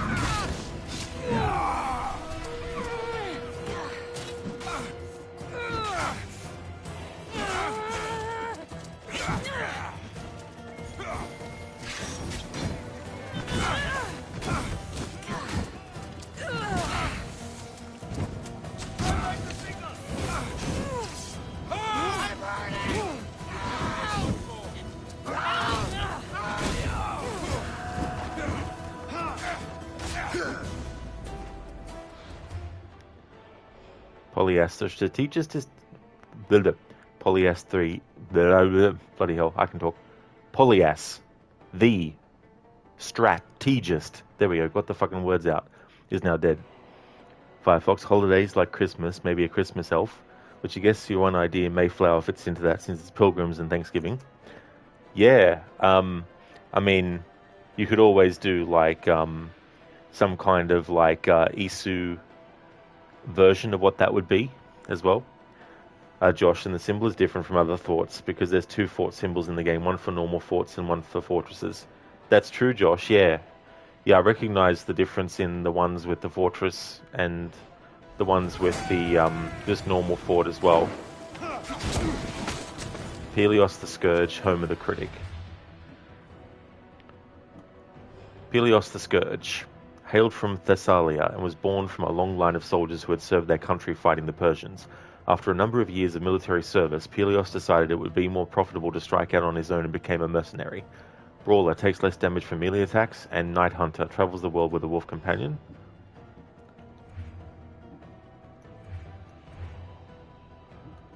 Homer the Critic. This former actor was the main reason his troupe dismantled early on in his career. They hated his constant criticisms of plays so much that they tried to assassinate him. They failed, which made Homer the Critic realize he could force people to heed his words through the use of violence. Rage, enters a rage state when close to death, and Mithridatism, takes less damage from poison. Josh, so it's a fortress one. Gotcha.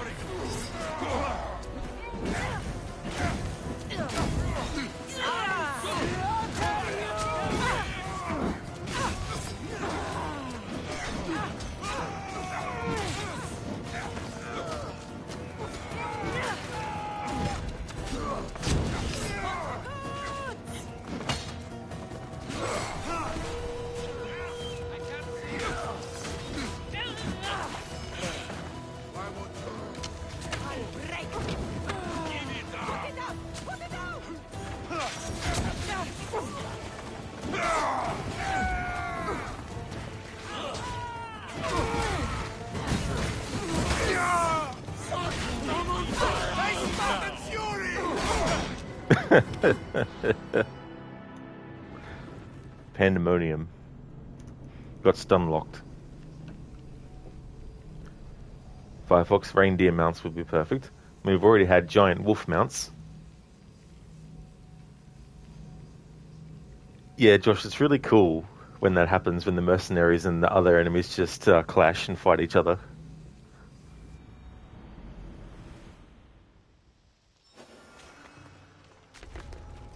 The watch will be vigilant here.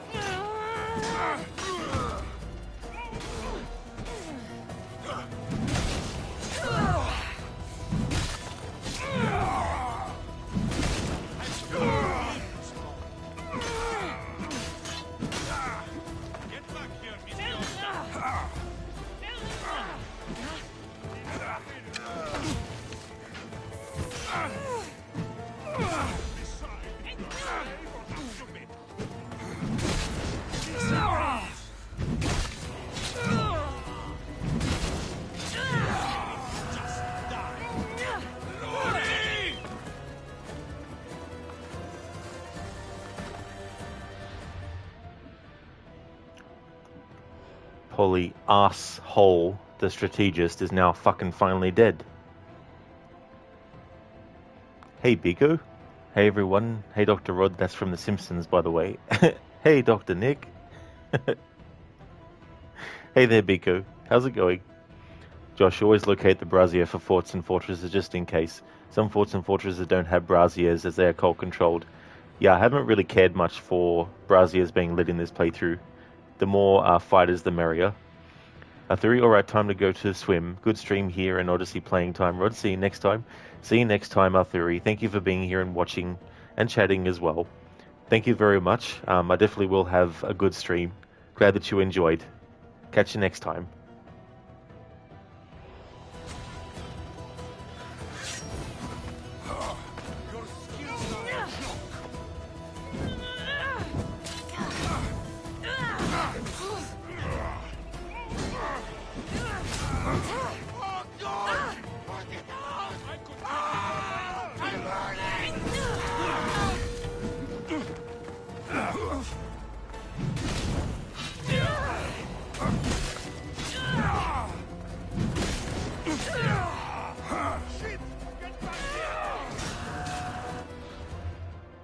We didn't read this before, but Vinctus the Insolent.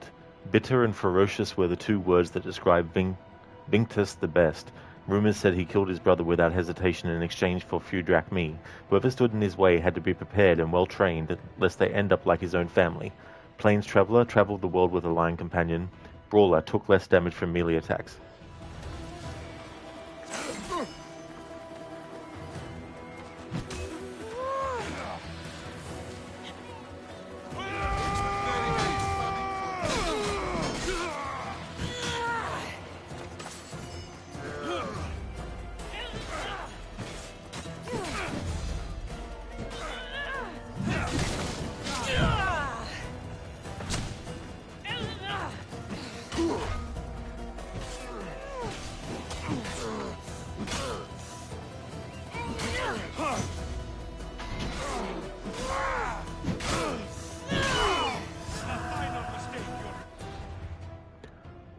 Homer the Critic is now dead.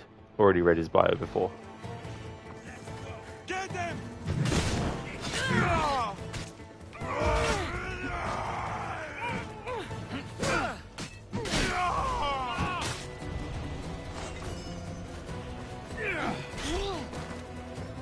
There she is!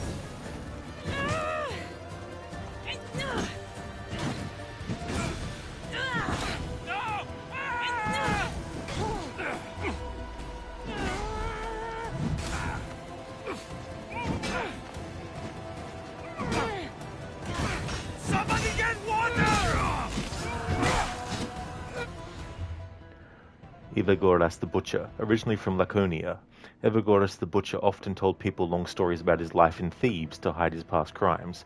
Rage, he entered a rage state when close to death, and he was a brawler, took less damage from melee attacks. The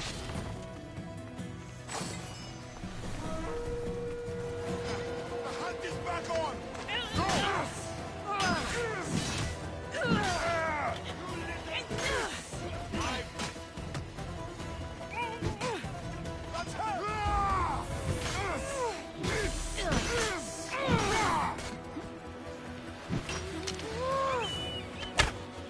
Alright, we have a sponsor. I'm not allowed to kill them.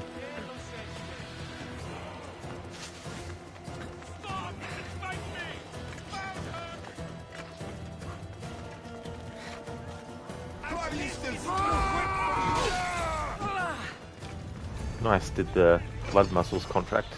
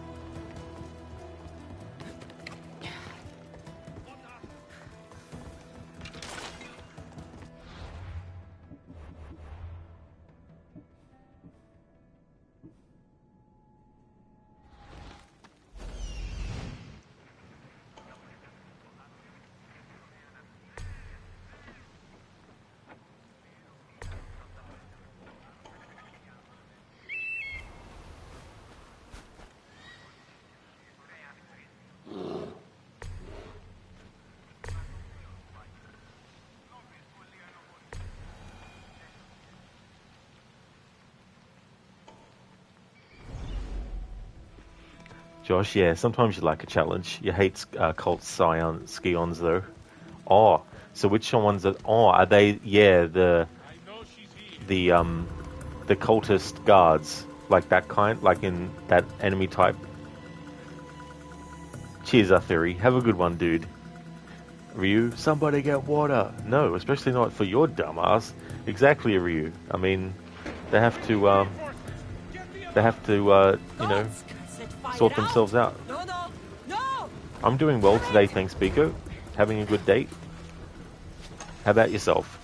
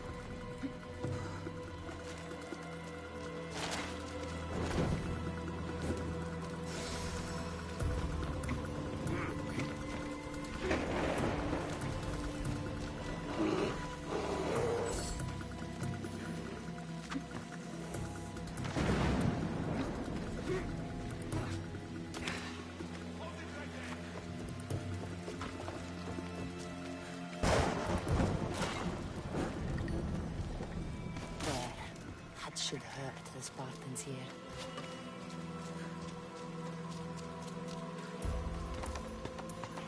Josh, the Scions are the ones with the daggers. Ah, all cult Scions are women, except for the cult guardians and enforcers.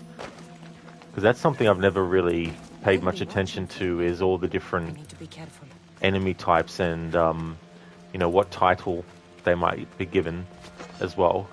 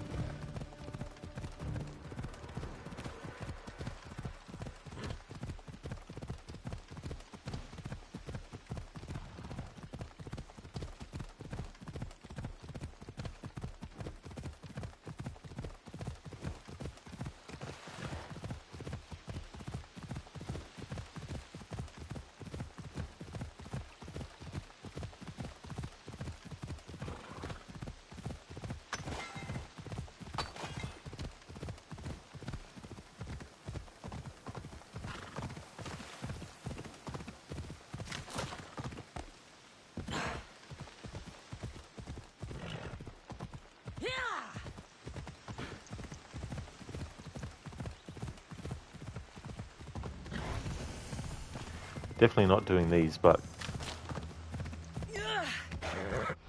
don't mind getting the XP for discovering the location.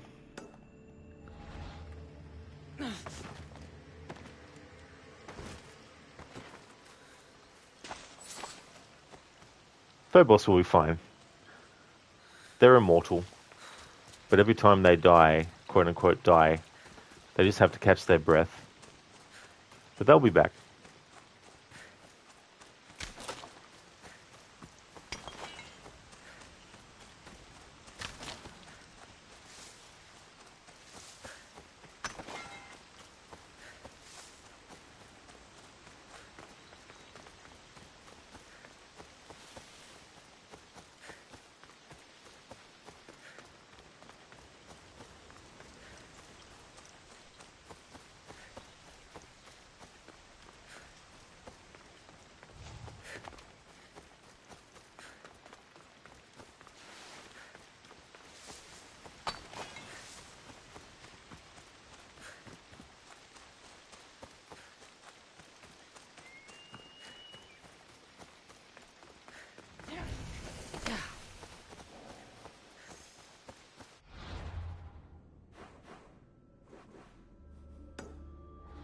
Were you immortal, huh? Well, you know what they must do? They must fight for the prize.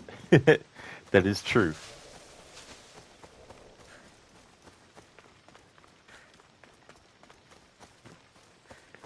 You know, sometimes I think about what they could have done as a sequel instead. And they kind of touch on it in the third Highlander movie, where they show us what Connor went on and did after his first wife died. And all that kind of stuff. Because he's lived for so many different time periods, there was a really, really good opportunity to visit so many different kinds of time periods that would then add a little bit of uniqueness to each movie, because it'd be a different time period. And we know that there's potentially heaps of people that he came into contact with that were just mortal. And often a criticism of prequels, because that's essentially what it would be, because, I mean, we know that he lives beyond earlier time periods. And some criticisms of that kind of thing is that, well, we already know the fate of the character, so we already know that they're going to survive. And while that's true, I don't think that's necessarily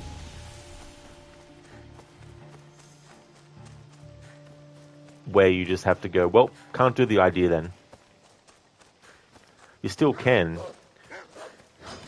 And while we do know that ultimately any character that he comes into contact with will eventually die before present times, then we know that will happen. But you can still get invested in the life of a character. And so, for example, there could be other characters that he comes into contact with that he actually has to protect or something like that, you know. Especially if there's another immortal who is going after. I mean, in some ways it would become an immortal of the week kind of thing.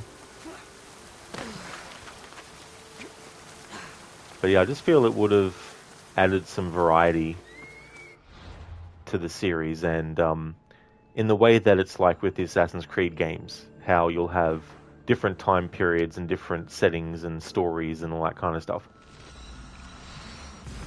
A prequel to the first movie would have been better than what we got. Then again, the series was a more worthy continuation than any of the sequels. It very much did what a prequel would have done, except it focused on Duncan instead of Connor. Yeah, that's it. You know, so the second movie,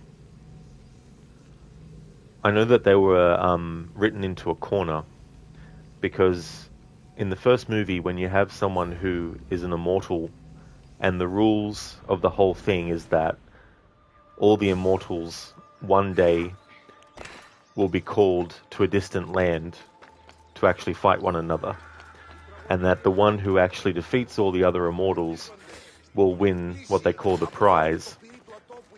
And the prize ends up being you become mortal again, and all the knowledge that you've amassed over all the other immortals that you've killed, you have all this knowledge.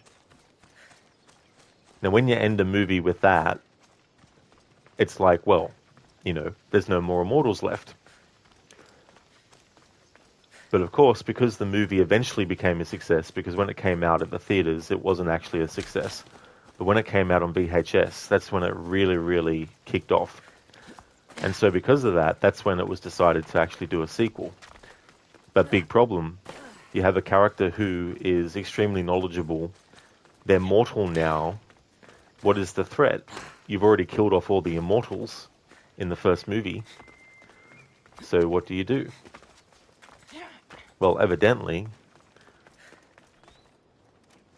what they did was they were like, right, let's make it that all the immortals actually came from a completely different planet. And that, when they were sent to Earth, they lost their memories of the life that they had been living on this other planet. And it's like, no. What are you doing? And it gets further complicated, of course, because the financiers who were putting the money together for the sequel, they wanted Sean Connery to come back. Big problem. His character gets killed. He's immortal, of course, but he gets killed. So how do you bring him back? Well, you make it that the bond that Connor and Ramirez have from the other planet is so strong, and they have magic powers so that if Connor ever needs help, all he has to do is call for Ramirez's name. Keeping in mind that there was nothing in the first movie's narrative to mention anything about another different planet or magic powers that the immortals had in terms of like being able to call upon dead immortals to come back to life. But they were like, let's just bring him back to life that way. So then it's like, well, what's the immortal problem with Connor? Well, you just make it that he becomes immortal again. It's just utterly ridiculous.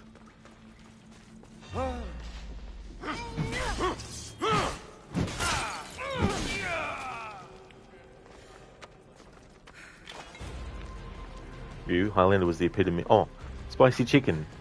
How's it going? Welcome on in. I hope things are going well. Ryu, Highlander, The Crow, and Mortal Kombat equals their first movies were great. Their second movies derailed the franchises, and they had TV shows that made up for them. Highlander was the epitome of a cult classic, the planet Zeist. That's true. That was the name of their planet they'd come from, the planet Zeist. But that's a good point too, as well, about the sequels that came along and derailed things. Would have made things a lot better if they were done in a better way. It's even to a lesser extent with Resident Evil 1, the movie. Like, it very well could have been its own self-contained narrative within the wider universe of Resident Evil. Because Umbrella is such a insidious company that they wouldn't just have one underground laboratory in one part of the world. They'd have several, even in the same country. So it'd be plausible that the underground hive where Alice is in the first movie could just be one of these other laboratories that Umbrella had under Raccoon City. But then the sequel decides to actually make it that characters like Jill and Leon and Claire and all that kind of stuff, they incorporate them into the narrative, thereby destroying the capability of the first movie to be just set in a location in Raccoon City, and that the events that are depicted in that movie, the first movie, could be separate from the video games, but still be in the same universe, you know.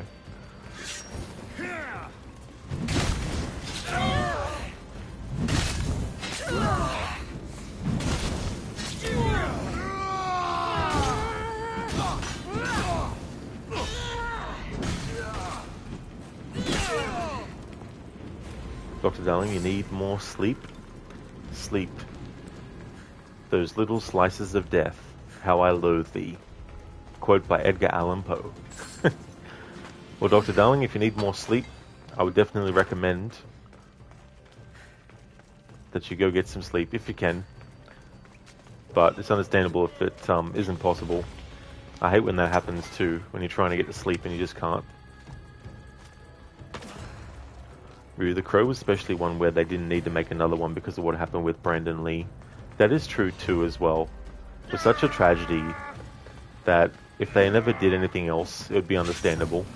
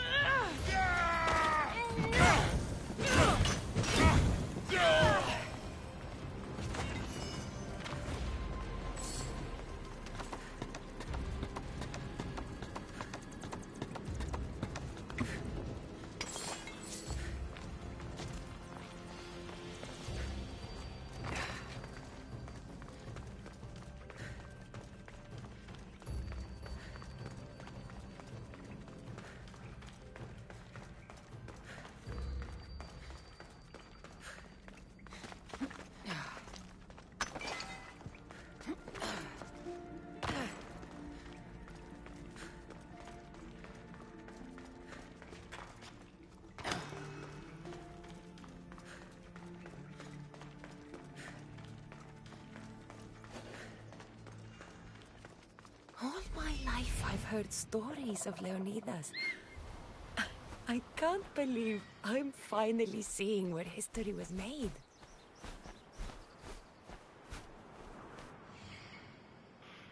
This is the other kind of stuff I hate in this game.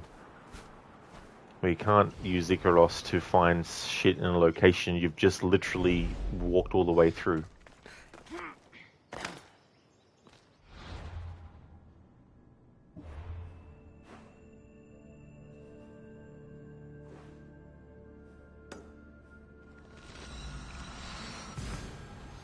But of course, the first movie made a decent profit and they wanted to continue the mythology. They originally wanted to make the second movie its own story without treading the same ground as the 1994 movie. That's totally understandable too. I mean, they probably could have done like a little bit of an origin story of the actual... I mean, I don't know if you'd call it magic or what you would classify as the phenomena related to the Crow. But I think it would have been interesting to go earlier in time and explore the origins of it. Or maybe the first person who experienced it.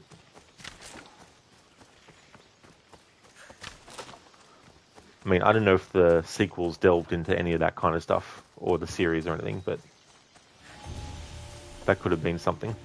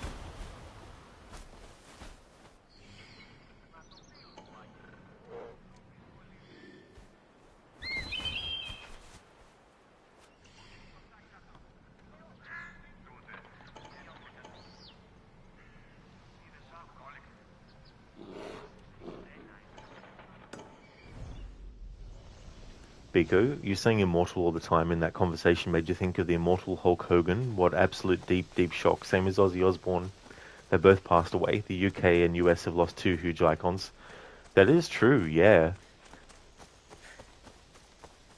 Yeah, I think I saw on the news that in the UK somewhere, I think there was like a football team, like his home where he was born. I think they did some tribute to him in their match or something.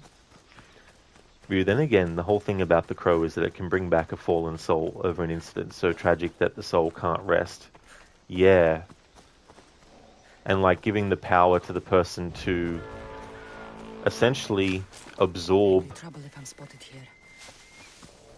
pain, the memory of things, you know, and all that, and actually transfer it into someone. I think that's a pretty powerful kind of like quote unquote superpower, for a character to have.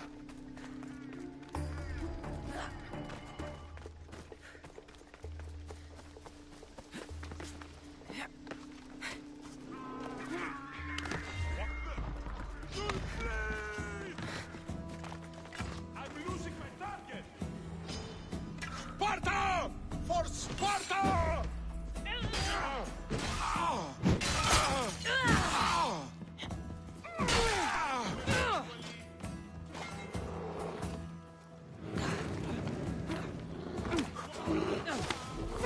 No! It's caught!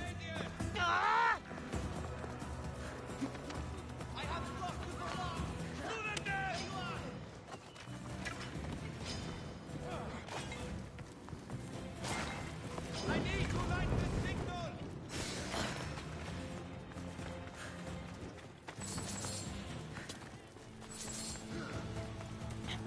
A spark I never loses!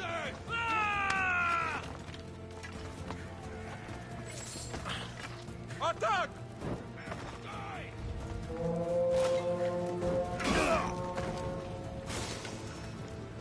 You can't run!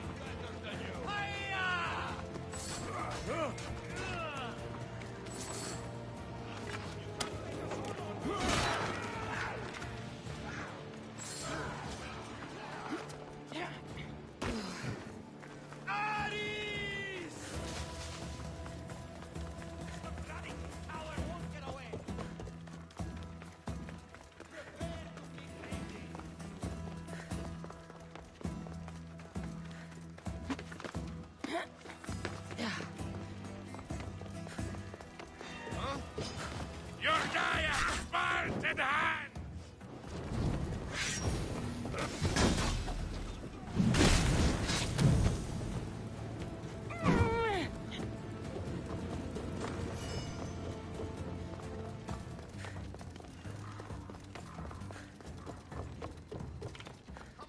I'm not searching alone!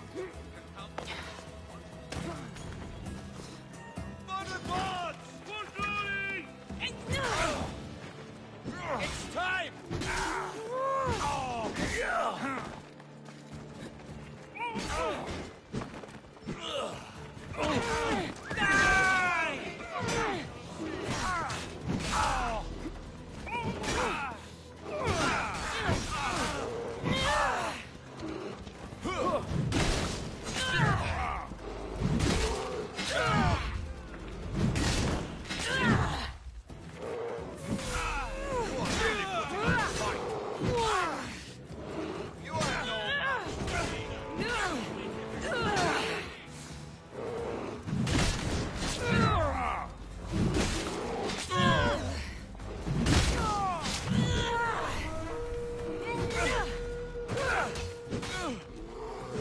Why won't you just This is my idea, friend. That's what I like.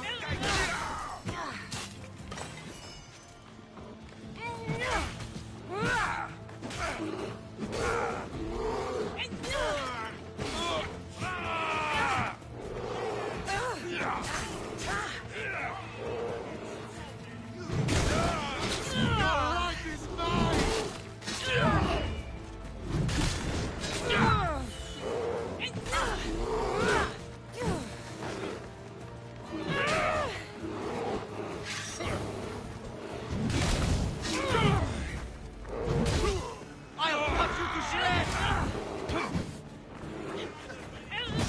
Lie down.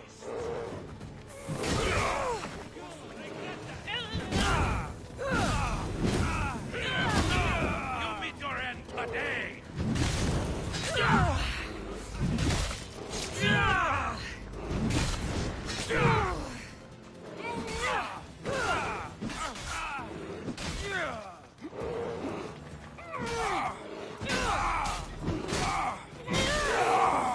Nobody will cry for your death!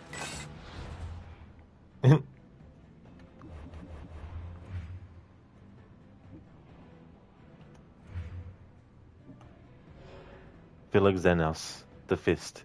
was infamous for running at his intended target, ignoring any projectile weapons.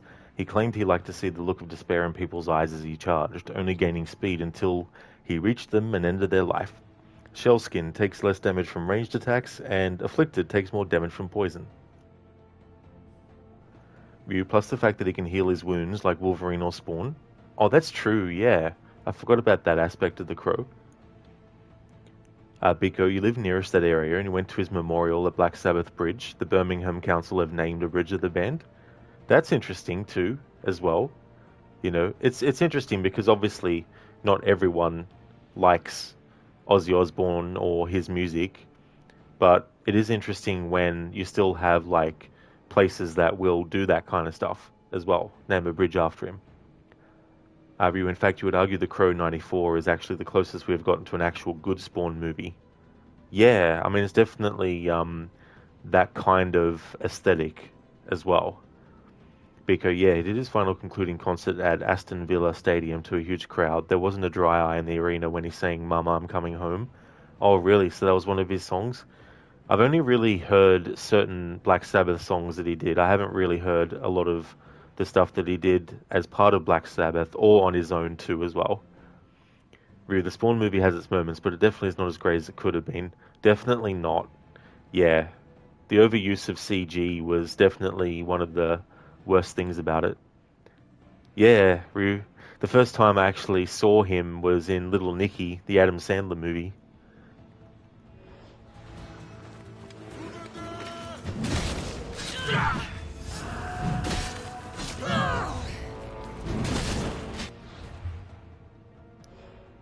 Philoxenos the Fist is now dead.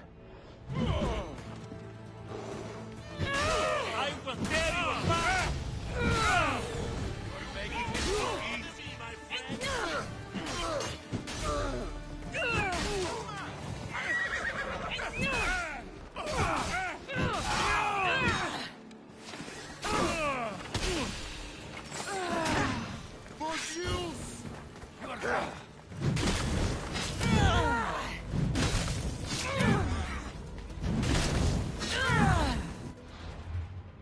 Okay, so we have Nefeli the Siren. I found stories of a woman who sang for Drachmi at the side of a road. It said anyone who stopped to listen was quickly gutted and robbed. Once people heard the story, she would move to a new road where fresh, unsuspecting victims were. The people say Nefeli the Siren was this woman. Death from above, takes more damage from ranged attacks, and rage, enters a rage state when close to death. Now let's see, who is the other one?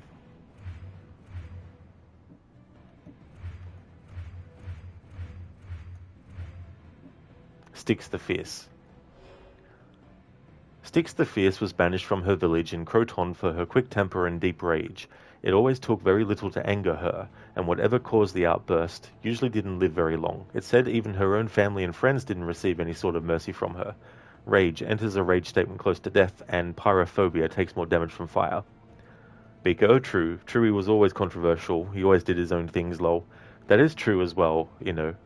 And at the same time, though, on surface, people or what profession they have, like what kinds of music they do, it's not always an indicator of the deeper person, you know, and all that kind of stuff as well.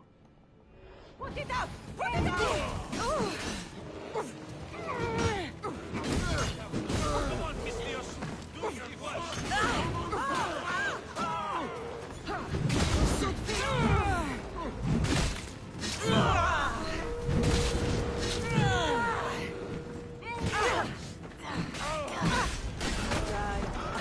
Damn it. That's the life of a Mystios.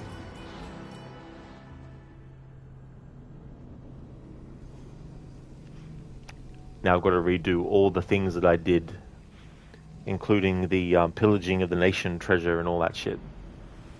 At least I think so. Yeah. I'll keep a sharp watch here.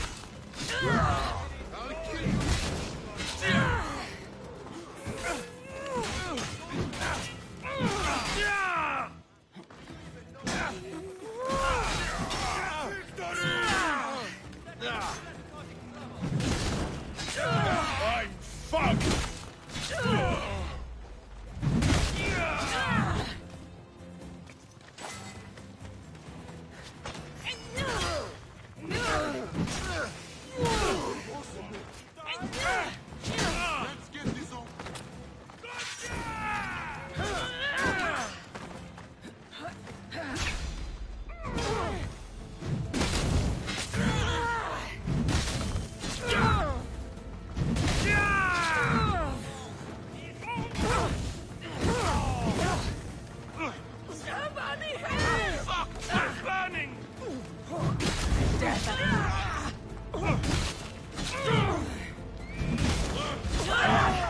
burning!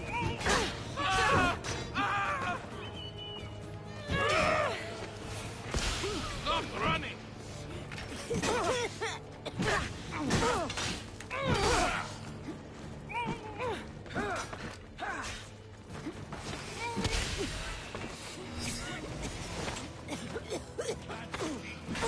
I'll get you!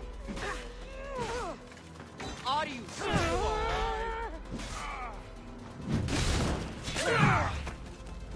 Don't worry. We'll end this soon.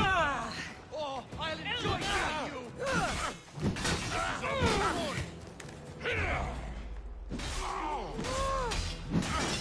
Too bad for you! Kill you!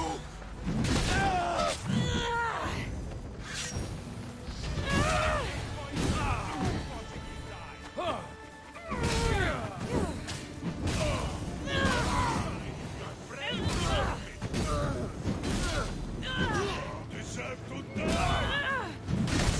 This isn't good.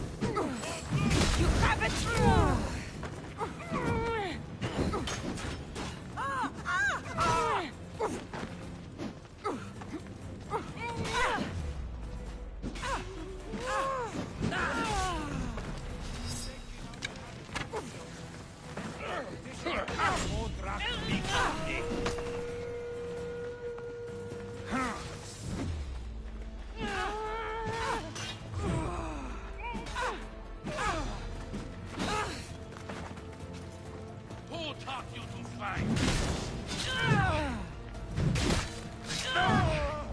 You know you can't.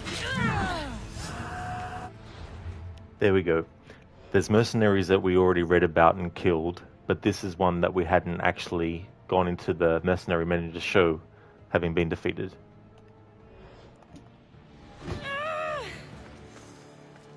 Now, I'm not going to bite off more than I can chew, so we're going to leave this location.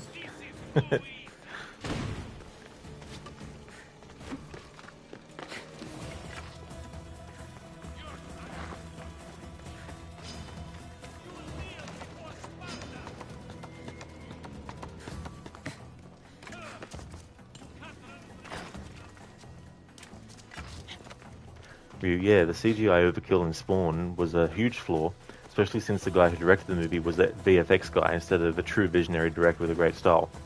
Yeah, it would have been like the first go-to solution would have been, yeah, just CG, CG, CG, CG.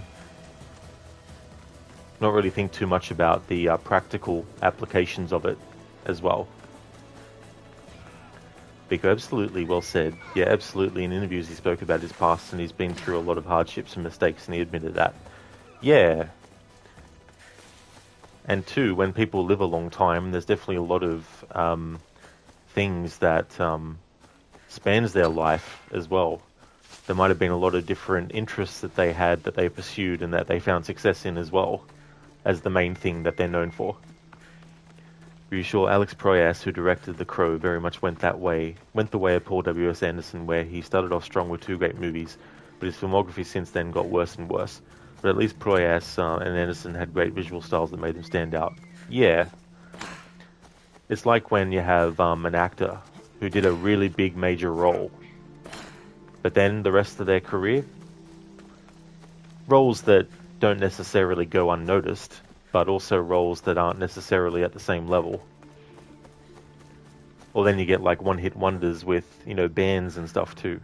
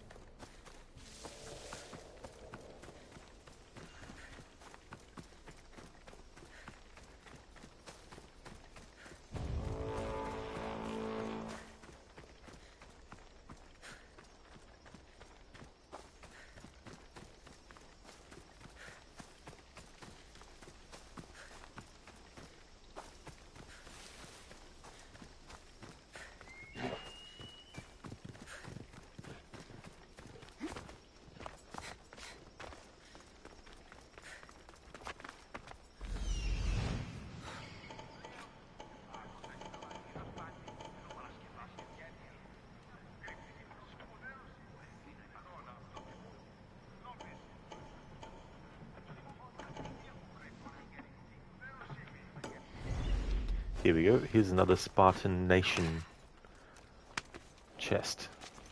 Best stay out of sight.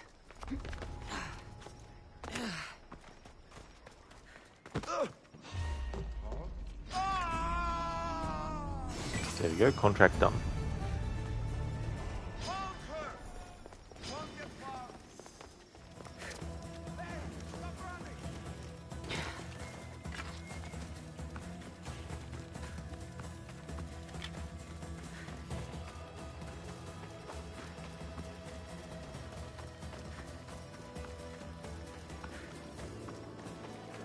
One could say the same thing about a director like Michael Bay, and they're right. Bad Boys and The Rock, 96 are definitely Bay's best movies, though you heard solid things about The Island.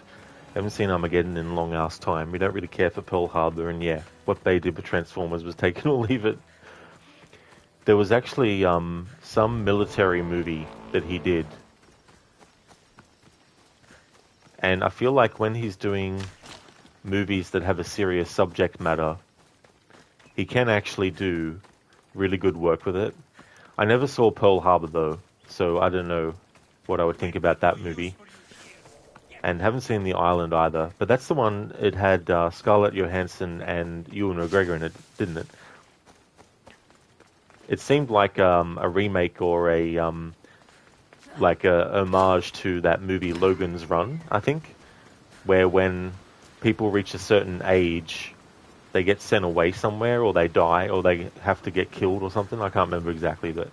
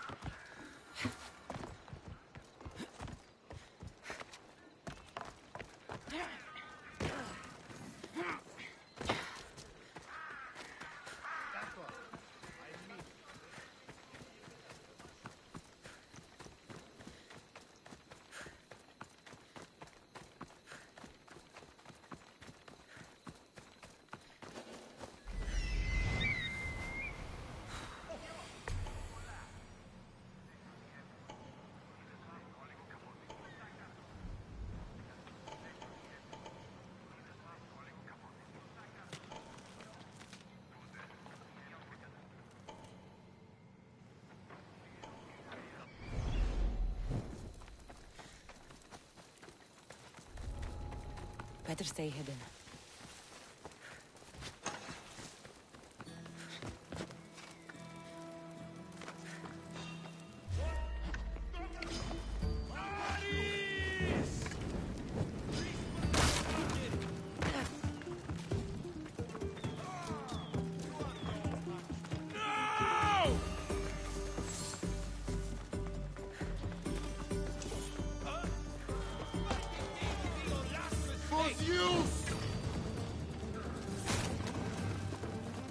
Get them!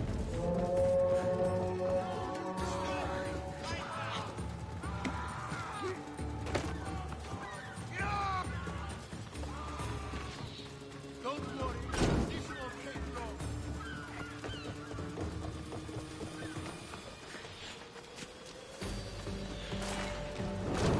Ha!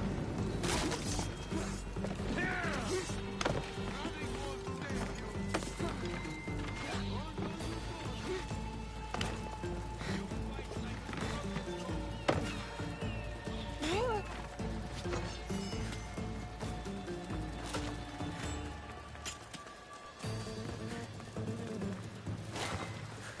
Let's fight!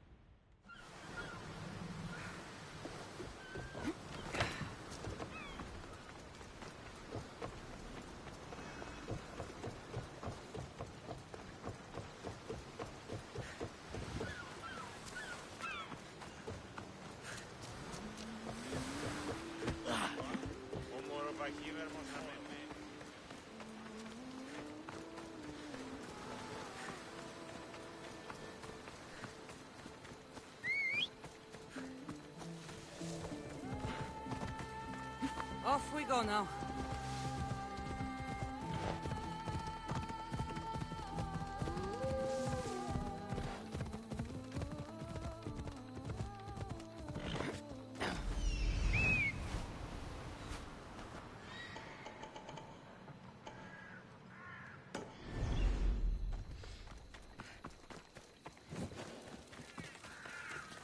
Let's hope no one notices me here.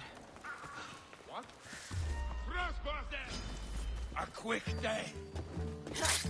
I see him!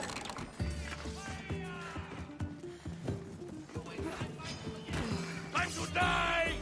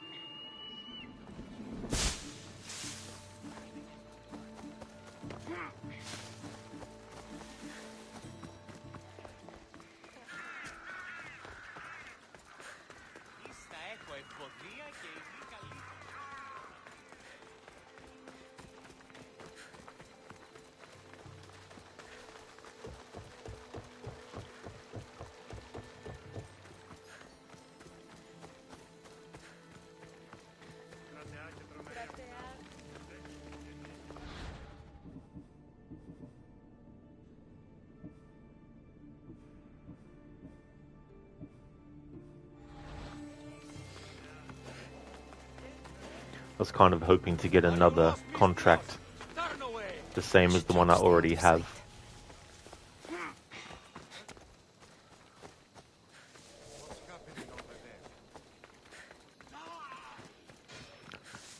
Yep, that's definitely Andreas Supergus as that warrior that was like, die! A veteran in the Assassin's Creed series with all the roles he's played. The most iconic being Cesare Borgia in Brotherhood. I will not die by the hand of man. No man can murder me.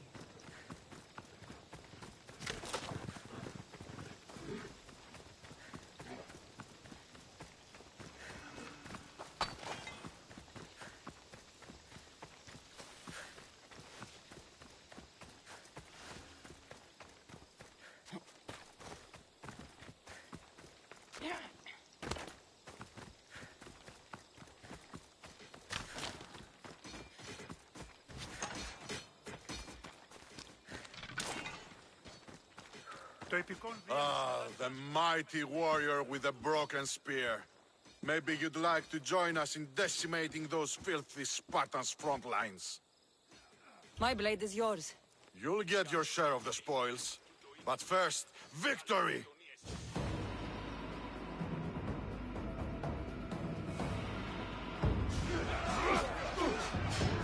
Today, Sparta will bleed!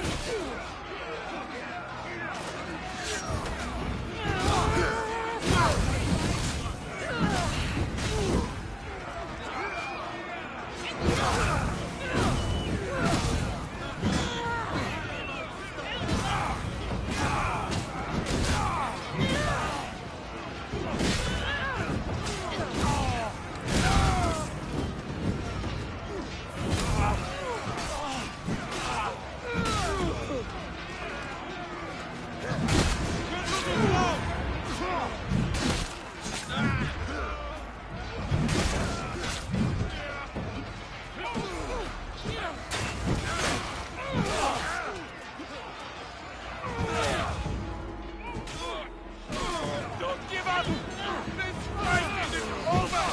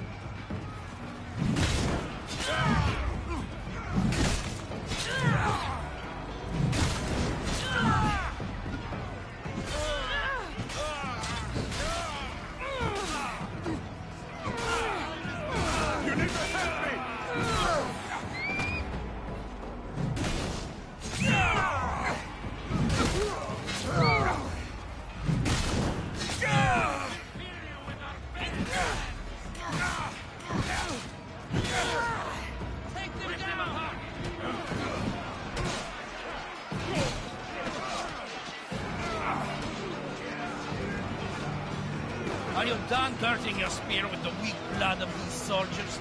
I'll gladly take it for my collection. I'll have your head!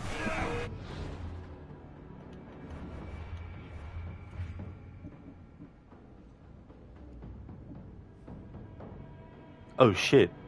I just realized we're now in a different tier. I was in tier 4 before.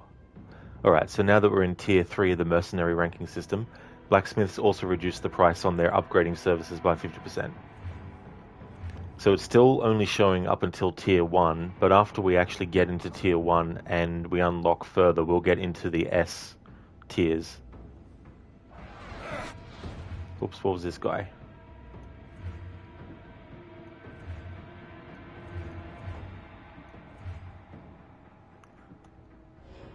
Kalinos the Irrelevant. Kalinos was called Irrelevant Irrelevant. Jeez. Irrelevant by many. It said he would fight to the death solely to prove his legacy wrong, or this legacy wrong. To be fair, he did deserve his nickname for a time, although he ended up proving he deserved to be called relevant. It took far too long and his nickname stayed until death. Wildbringer travels the world with a leopard companion. Shell skin takes less damage from ranged attacks. Yeah, because it's so funny. Some words, for some reason I was going irrelevant instead of irrelevant. I need help.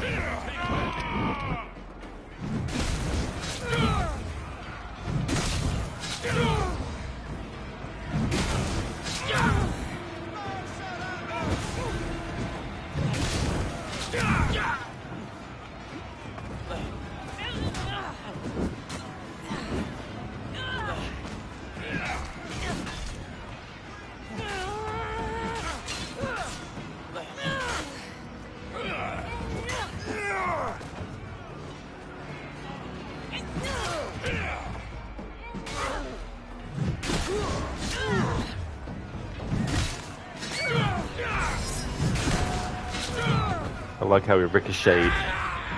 He ricocheted off that. Kalinos, the irrelevant, is dead. Biko, you say the Greek and Roman ancient tongue twist is better than today's common words. Well done. Yeah, that'd be another layer of difficulty with tongue twisters, especially if it's not your native speaking language and trying to do tongue twisters in a different language.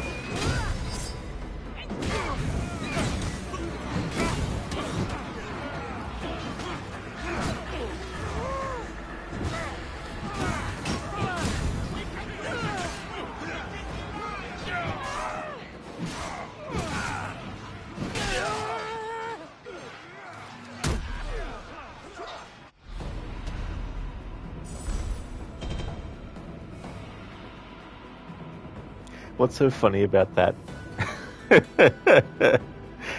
is the guy that we Sparta kicked is actually an Athenian, and we were fighting for the Athenians in that conquest battle. Imagine after the battle being like, who the fuck did this? Who the fuck did this?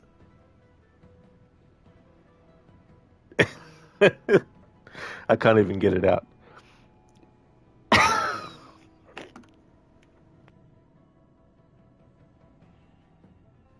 It'd be like, who the fuck did the spider kick on me in the battle? What the fuck?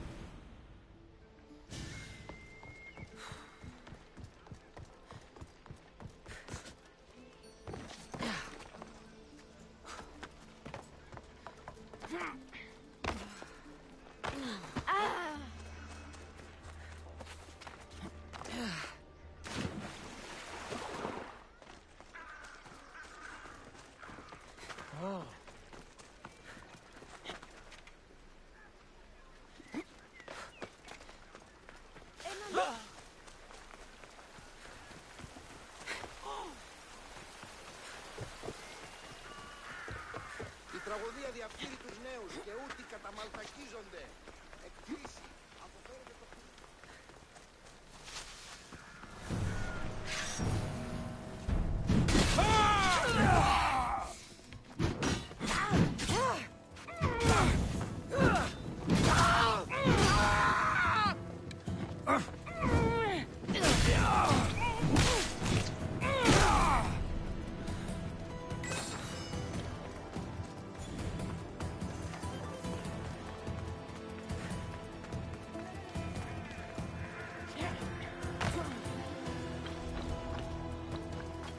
They'll be watching for me.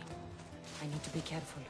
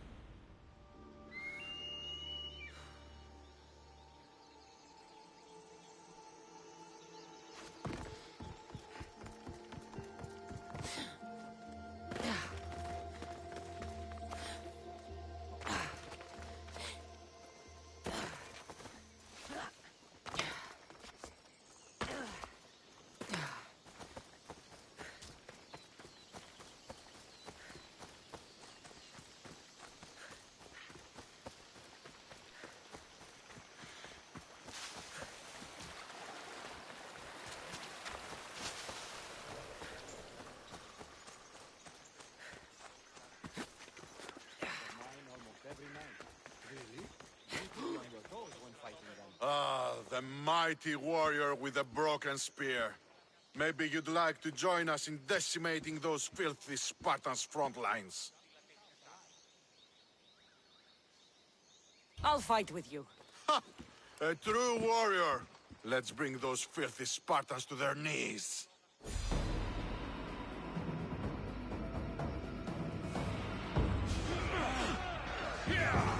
For Athens! For glory!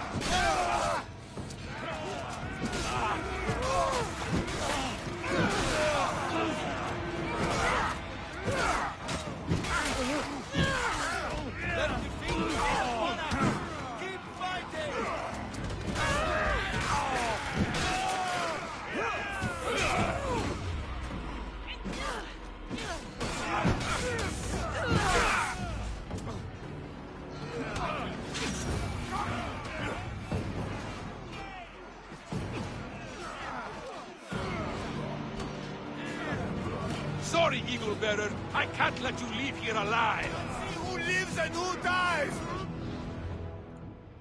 I think I might have read about this mercenary before, but it's been a long time since I encountered them, so I'll reread it. Xander the Poison King. As a child, Xander was intrigued by how poison could consume even the strongest men. So he dedicated his life to mastering the art of poisoning. Not necessarily to kill the strongest, but the ones who were not good enough to take on the challenge. Venom can drain stamina with certain attacks, and Mithridatism takes less damage from poison.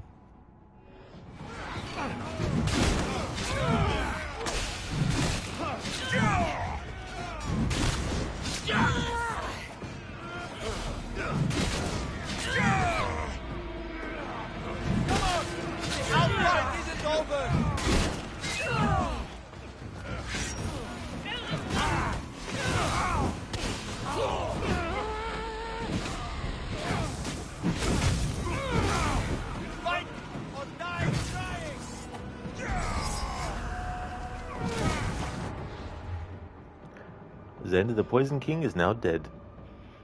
Biko, your dad wants you to do solo achievements on Destiny 2, so you're going to take the time to try them. Thanks, Rod. Might be back later. You've been postponing the achievements and your dad loves them, so you need to try them. That's definitely understandable, Biko. Hope that you have a great time, and best of luck getting those solo achievements as well. I will definitely be streaming for quite a few more hours yet, but if I don't see you in this stream, definitely catch you in the next one.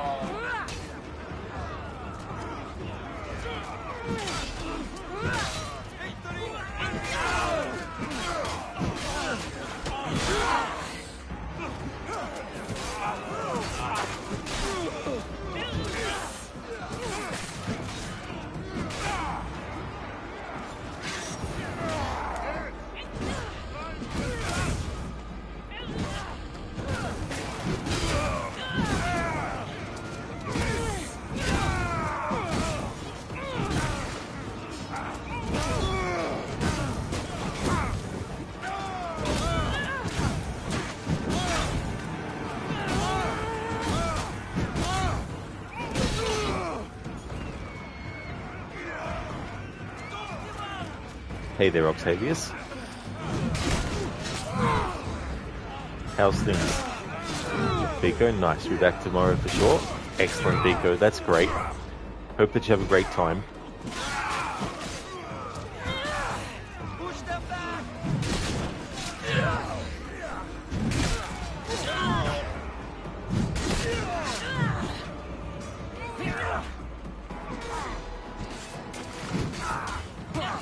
We've got them now!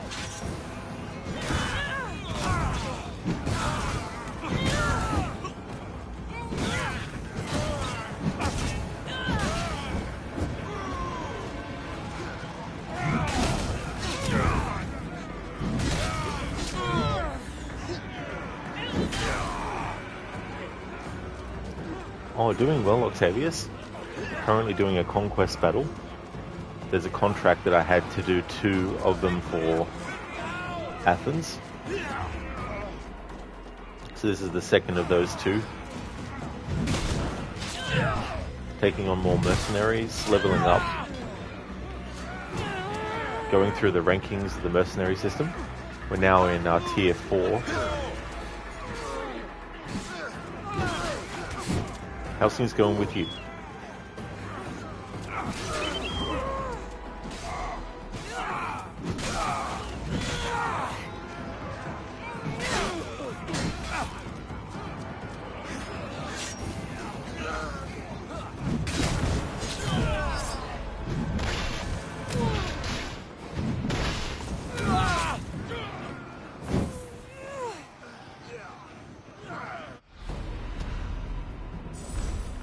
Octavius, you just woke up and your brain hasn't loaded all its programs yet. That's totally understandable. Can definitely relate to that.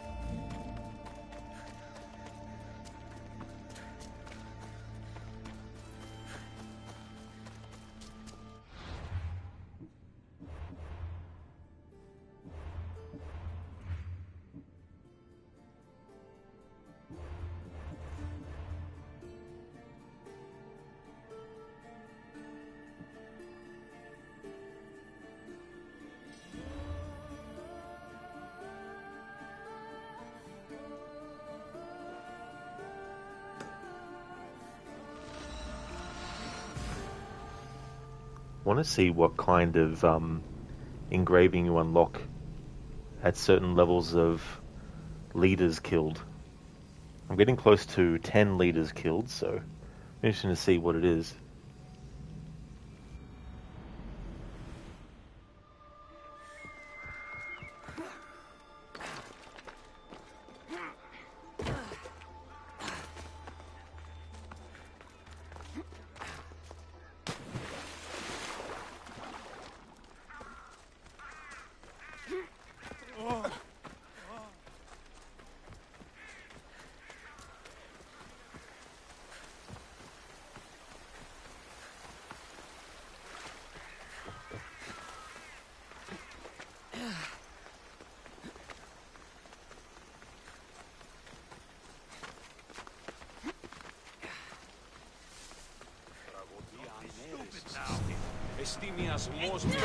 You!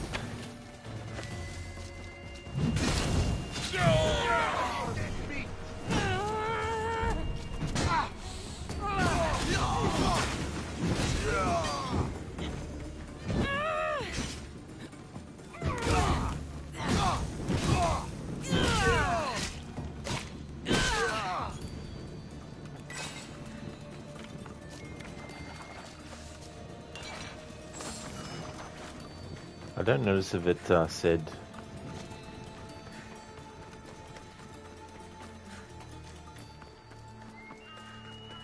So I think I had 8 leaders killed. Maybe it doesn't count if you kill a leader in a region you've already killed the leader of before.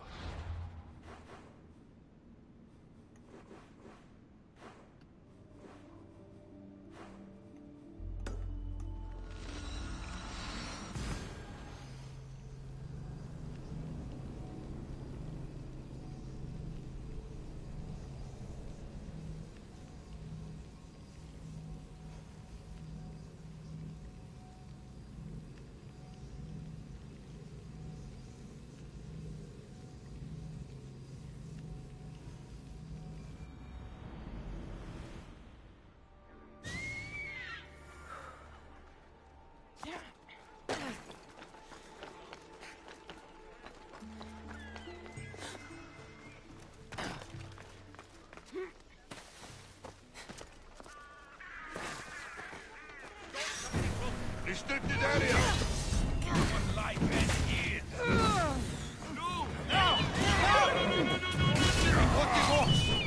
Ah, now it did.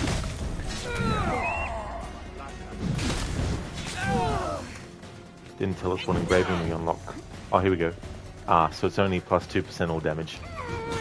Oh well. It's not really something to worry about now.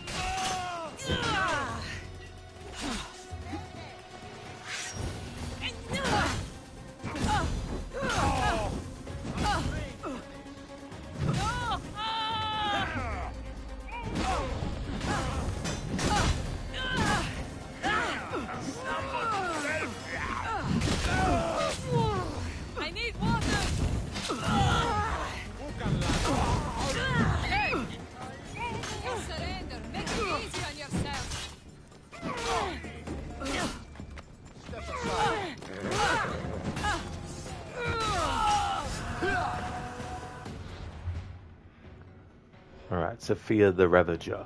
When Sophia the Ravager cleared a camp, she made sure those who came by knew she was there. Some believed she did this as a sort of release, and that she only ever killed when she was in a bad mood or had something to prove. Fireproof takes less damage from fire, and Afflicted takes more damage from poison. Hey again, Nofrai. How's things? We're almost up to level 40.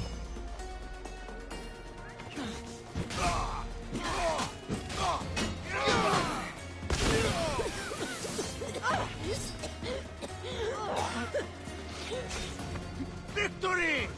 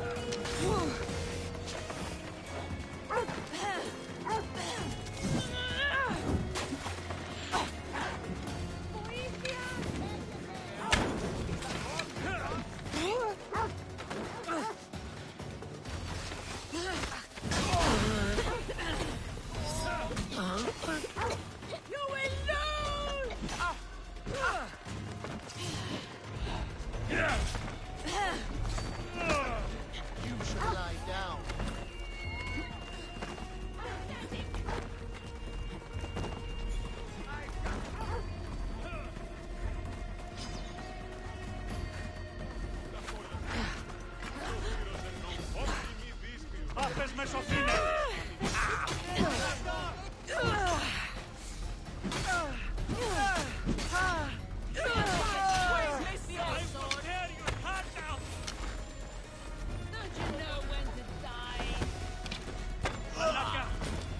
just don't know when to quit.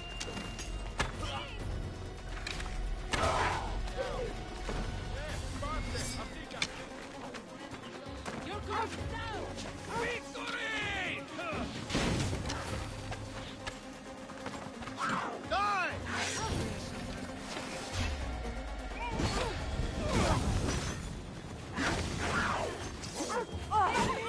Your head!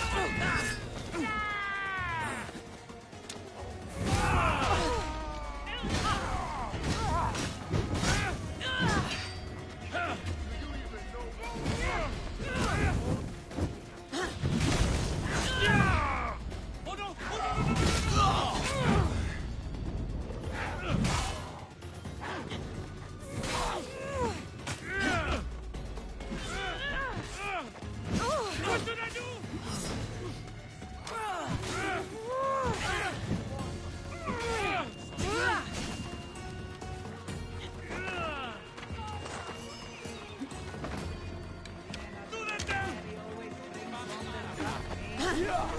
Alright, this is too crazy. I don't want to lose the progress.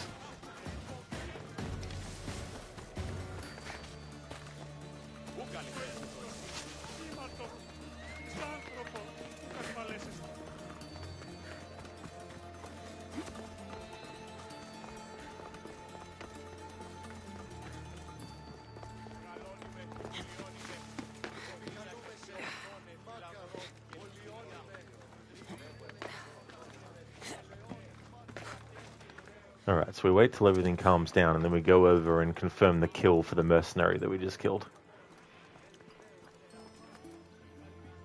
Placenta, welcome on in.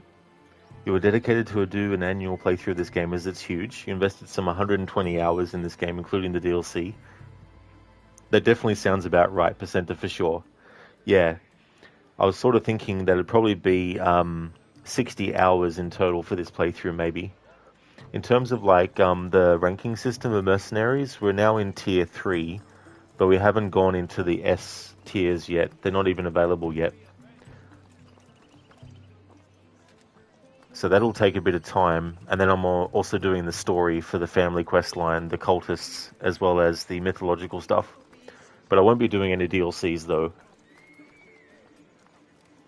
Not Fry, things are fine. You just took a little nap? Oh, very nice. That's good. It's always good to do that when you can. I'm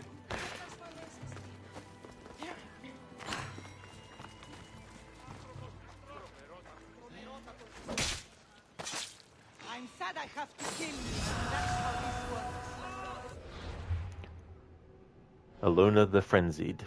Raised in Chios amongst the daughters of Artemis, Alona abandoned her kin by stealing Hippolyta's belt from her elders. What she didn't know is that it would make her giddy with bloodlust, dooming her to a life of combat. Relentless, will never flinch when receiving damage, and fireproof, takes less damage from fire. Well, they used to, before we defeated them. Malaka! Malaka! I like the ones where they're like, Malaka? Like the questions.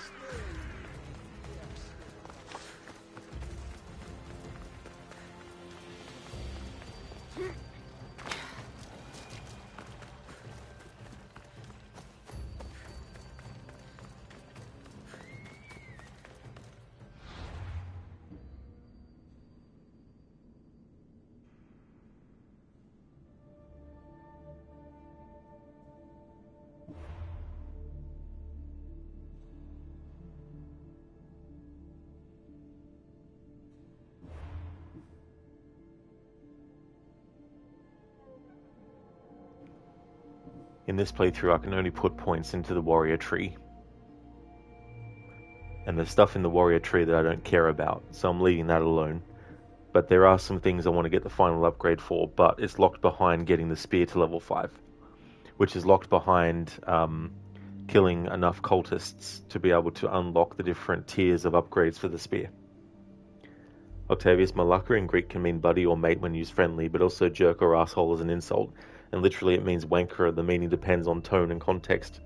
I didn't actually realize that it could be used in a friendly way, Octavius, but it reminds me of the word cunt here in Australia, because it can also be used as a term of being friendly to someone that you really know a lot. Hey there, Crooked. Welcome on in, Senny. Odyssey is going great. In the Mercenary ranking, we're up to Tier 3. Almost level 40 as well.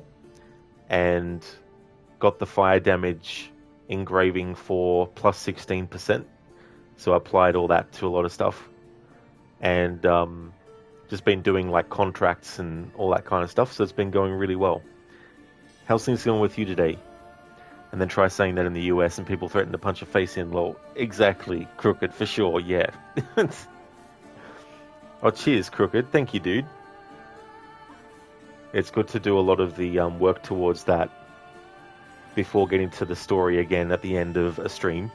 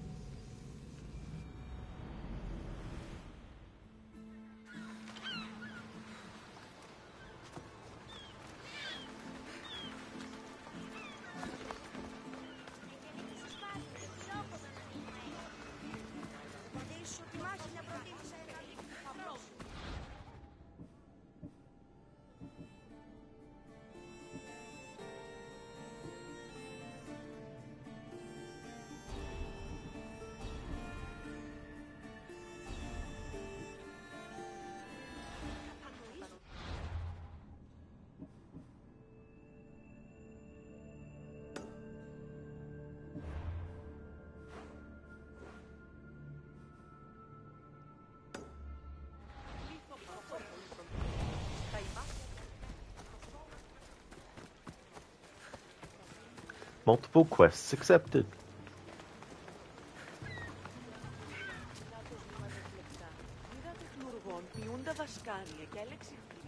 It's like, yo dog, we heard you liked quests, so we made sure to put quests within quests within quests.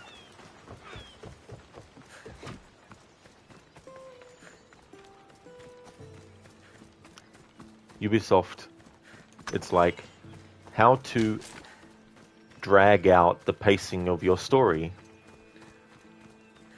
First thing you do is you make sure that all the dialogue is long-winded, and you also make sure that when you get given a quest to go speak to someone, they give you 60 quests. And all 60 have to be done in order to actually finish the story. Even though some of them could have been combined to only make one quest. Crooked, you're doing well, thanks dude. Getting started with work here and making some breakfast on the side. Today's potato bread roll with salmon on it, as well as a very strong latte macchiato because it's Monday. That definitely sounds like a good plan. I don't blame you for needing to have that coffee as well, especially on a Monday. Potato bread roll with salmon on it. I've never actually tried that combination, I don't think. Glad to hear that you're doing well. Hopefully work won't be too annoying.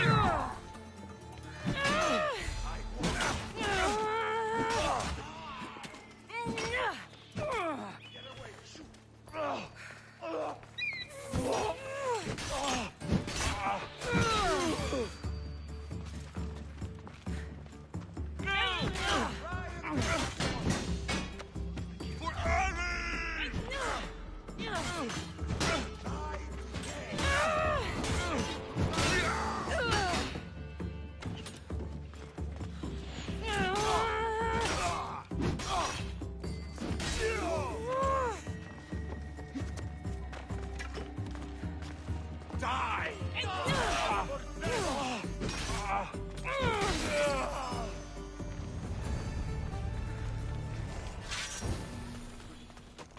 Come back and fight!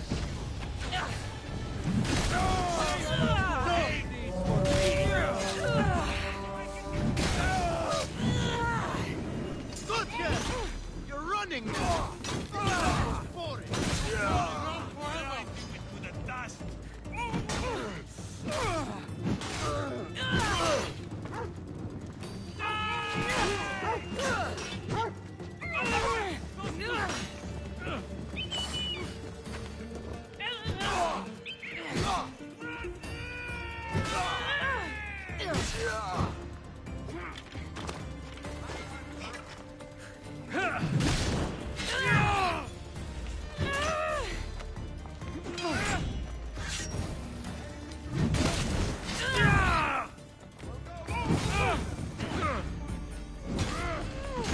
Get it out!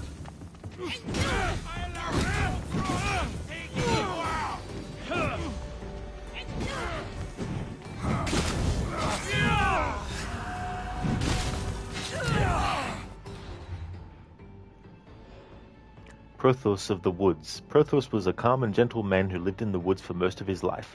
No one knew why he became a mercenary, but it seemed to coincide with the ancient gear from the old kingdom he found in old ruins near his home. He religiously wore the set and killed anyone close enough to touch it. Canine Trainer. Travels the world with a dog companion. Pyrophobia. Takes more damage from fiber. He better not eat fiber, he'll die from it. Pyrophobia. Takes more damage from fire. Crooked is pretty much mashed potatoes mixed into regular bread dough. Makes for a pretty nice texture, crispy on the outside and fluffy on the inside. If you let it cool enough. That sounds really nice. That's awesome. I love mashed potato, and having it sort of like embedded within inside of something else would be cool too. It's like with shepherd's pie. I really like that too. Some of Kassandra's grunting noises sound like she's suffering from pretty severe constipation. That's the great thing about different sound effects, is they can be used for multiple different contexts. Thank you, Crooked. Yeah, contract completed. Hype and level 40. It's good to reach this point now too, because then I know that it's going to help me in the main narrative, but also I can upgrade my gear now because I don't have it upgraded since level 35. So that'll be good too. Dr. Darling, freaking archers. Yeah, they can be friggin' annoying. I hate when they actually shoot you from a distance. For good lol, he always has to drink smoothies. No fibers allowed. That's true. It's like, you can't have that fiber. Oh no. Okay, I'm not taking on this. Or maybe I am. Oh, fuck, Rod. Now I gotta fucking do the thing again. Definitely not going to worry about that asshole. But now we have to actually redo the killing of the archers, because the autosave will be before we enter the area. Me too as well, Crooked. The save system. You hate the save system in Odyssey. It's absolutely friggin' ridiculous. It'd be good if it actually auto-saved after prominent things were done in a location. You know, like if you got rid of all the... if you burned all the war supplies, for example.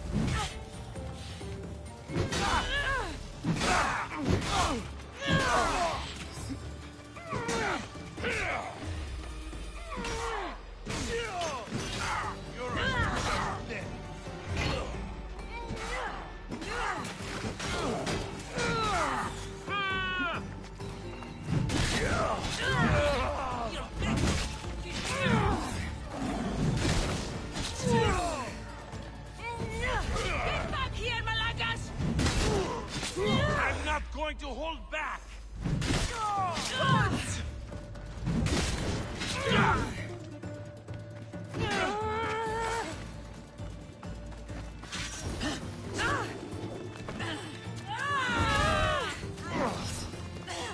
I've trained for this.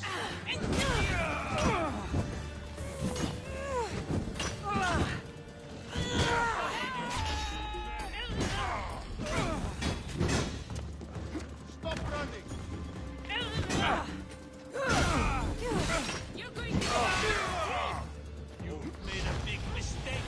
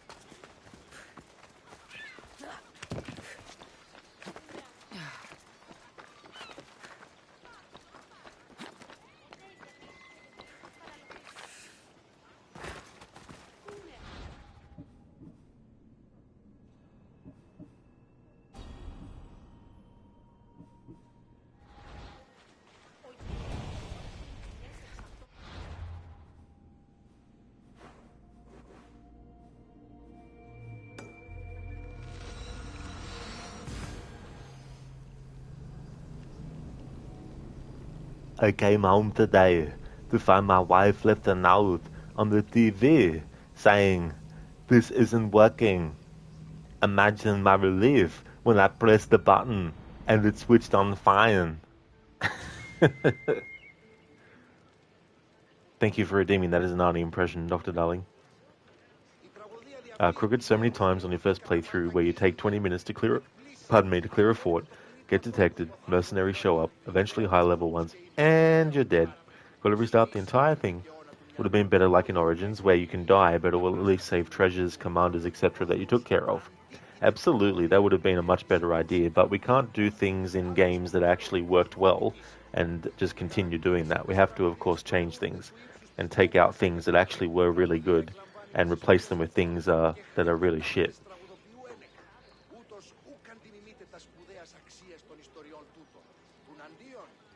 To the thief that stole my pillow. Know this, I will not rest until I find you. Thank you for redeeming that as a Bane impression. Very clever.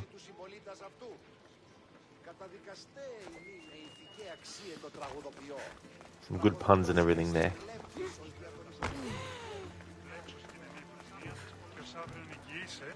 Alright, time to level up our gear. But also have a look and see if there's any gear that we got that I might want to change to.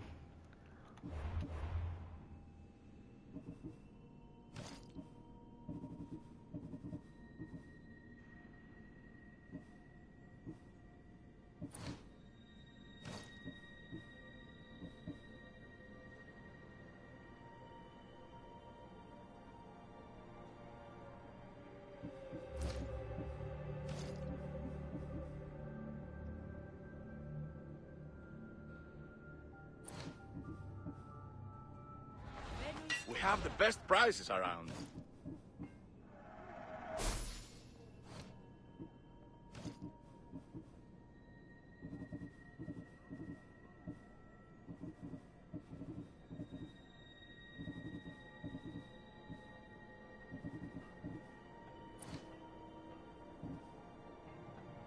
Oh, nice.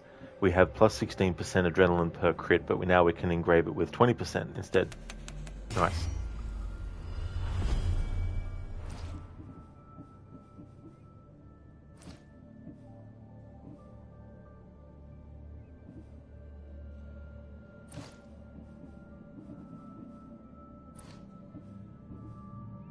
Nice, we have 18% total armor, now we can apply 24%.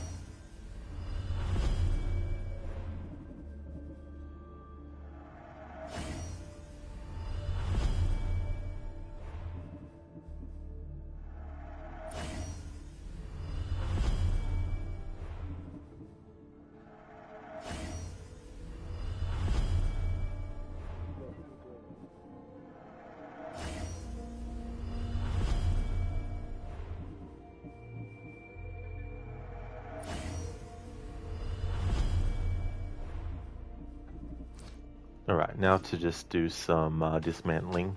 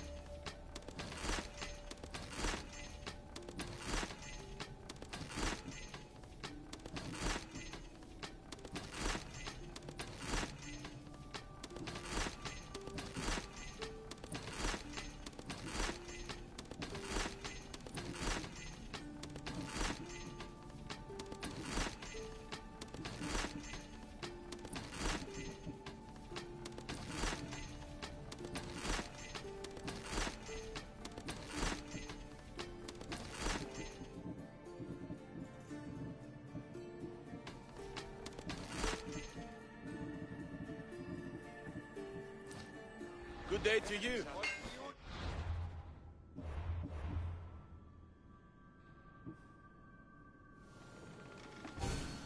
Do some more upgrades to the ship.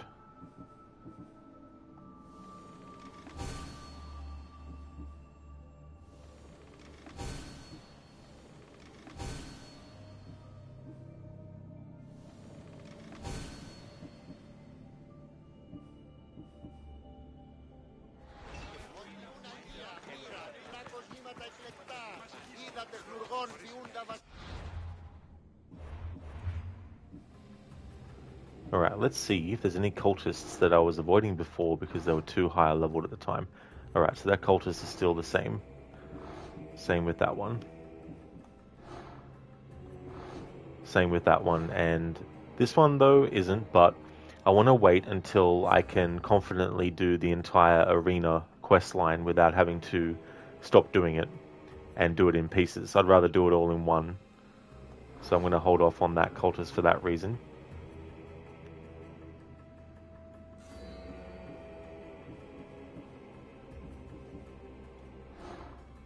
Okay, weakening the Obsidian Islands will draw Sokos into a naval battle. Alright, Obsidian Islands, let's have a look.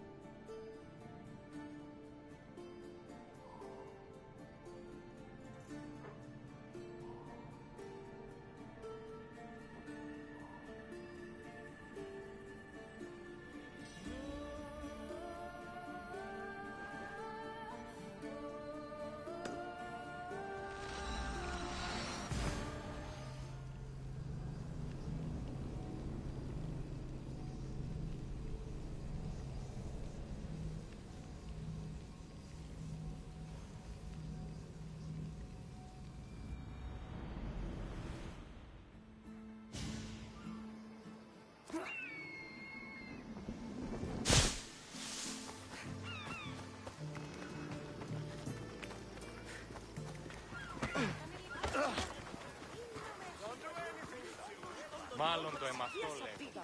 Μάλλον αυτό.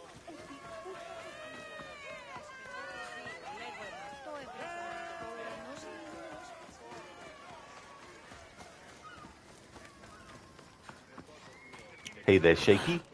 How's it going? Giving Aya some stylish sunnies. How's things?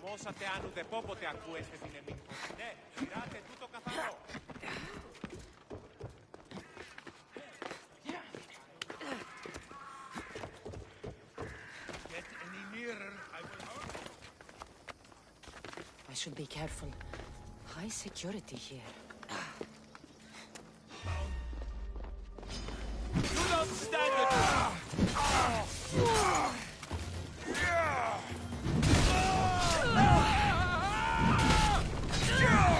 Malaka! Help me! Oh, God! Put it down! Put it down!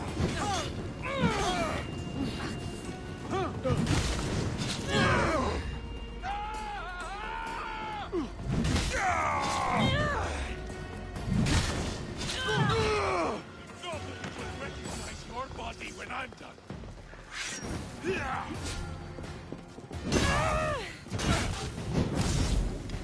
Malaka! Someone help! Help me!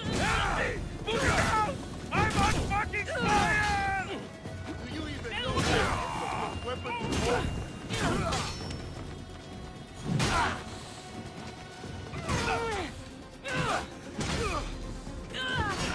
Scum!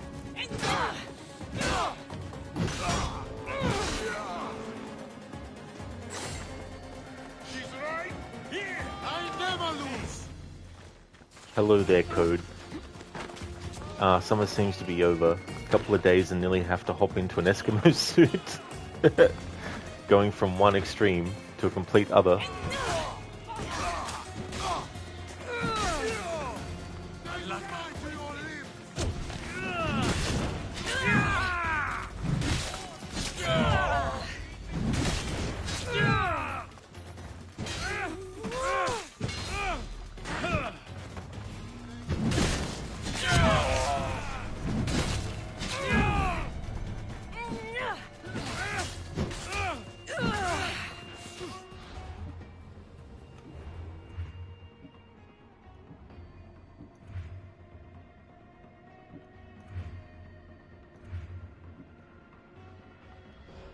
Morleones the ill-fated. With poor parents who were always sick, Morleones always avoided others as a child, or it may be better to say they avoided him.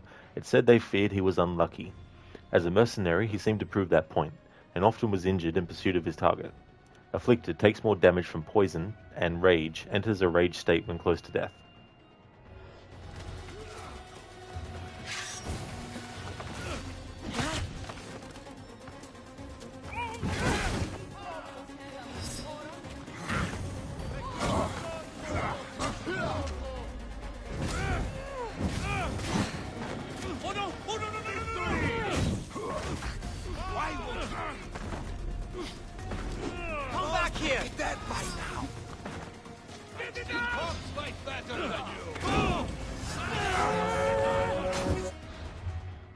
I didn't deliver the final blow, but still, Morleones the ill-fated is now dead.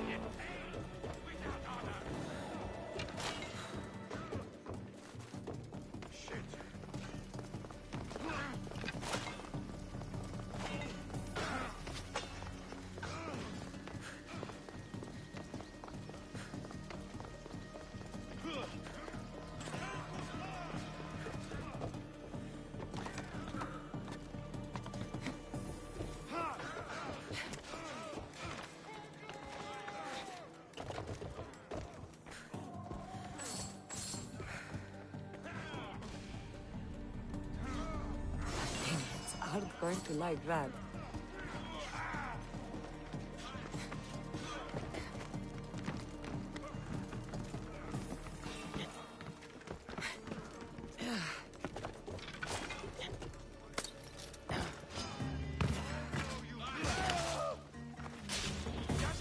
Go! Go!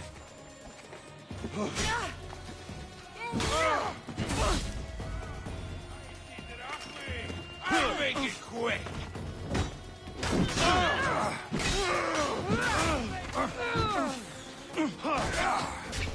No!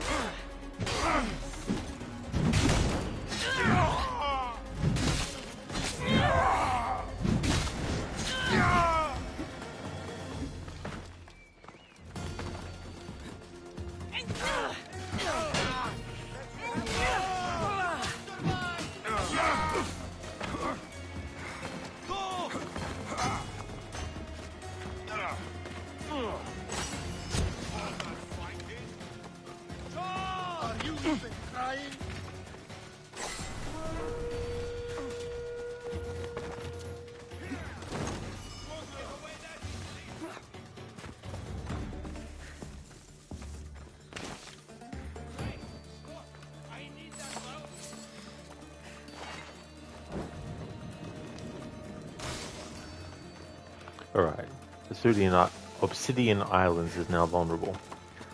Conquest battle available.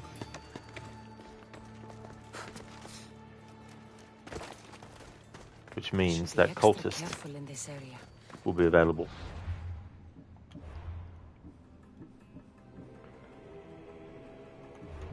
Sokos.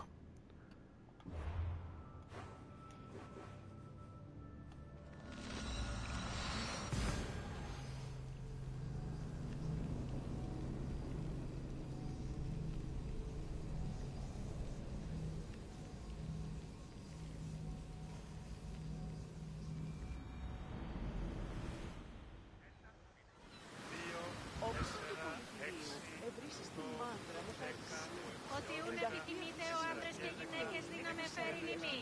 Μη λυπήστε επιθετικής τόνου και βρίσκεται. Υπέ και ευίσως. Έχομαι νυνούν εξ των σπουδαίων ομβελώνων άξονες. Welcome back. Αυτός ο διόνος. Είδα την αδυνάμενον ανεβρύνση πλασκία.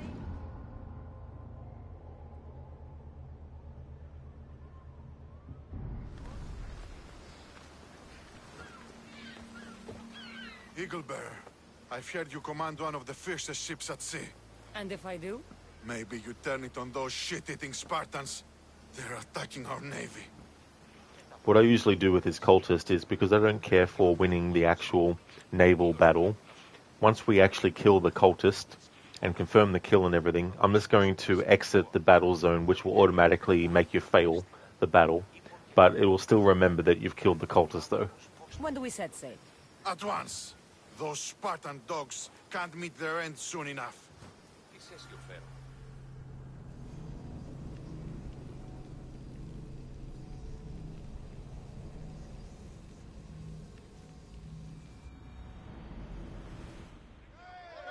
Awaiting your orders, Commander.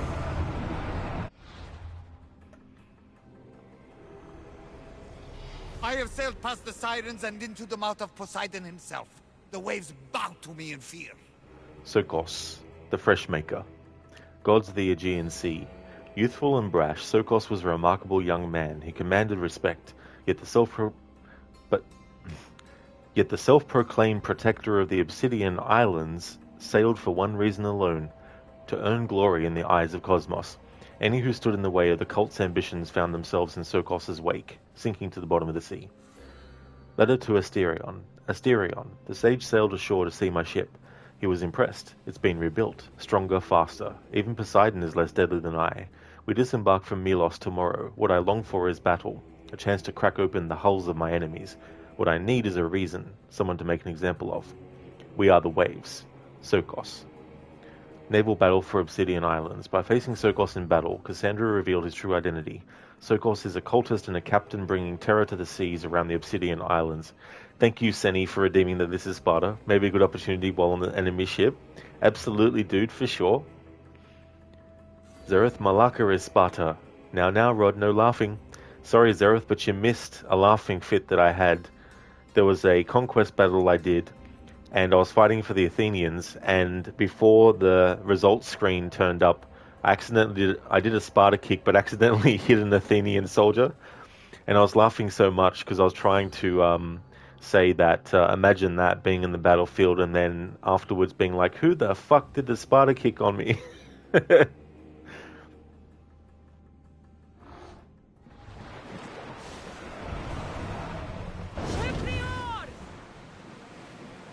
Should we stay back and avoid a fight? Ready yours! We've got a fight coming! Hang on to something!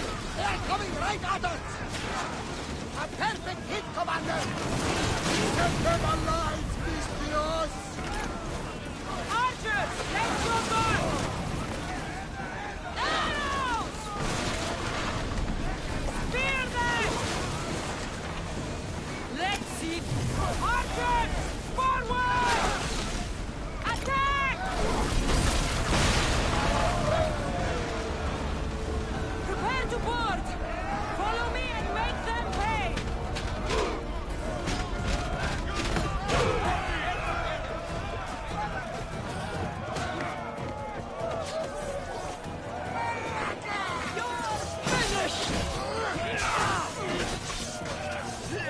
This is Sparta.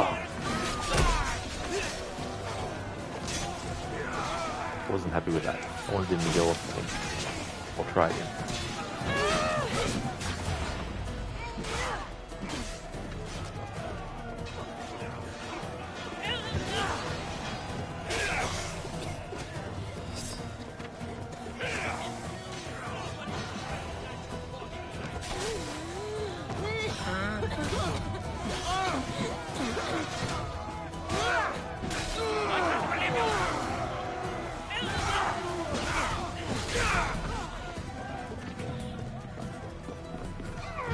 Once he uses his friggin' bow. This is Sparta. Oh, for fuck bloody sake.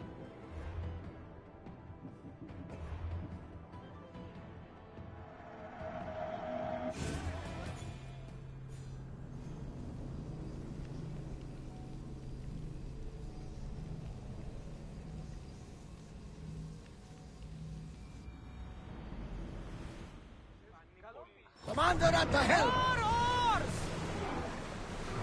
Look at that! I can hardly believe we're this close.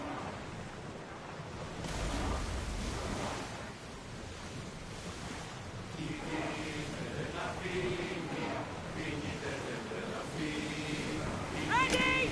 Spears! Arrows! Bows ready! Release now! And throw! Burn them down! I need archers! We are slain!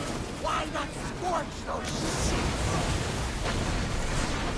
Throw your spears! Use arrows! We can burn them to ash, Commander! Get those flames out! Archers! Getting up there! Prepare to board! Follow me!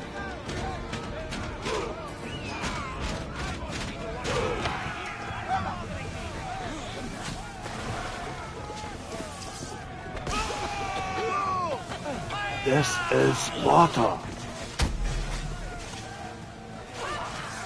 Finally.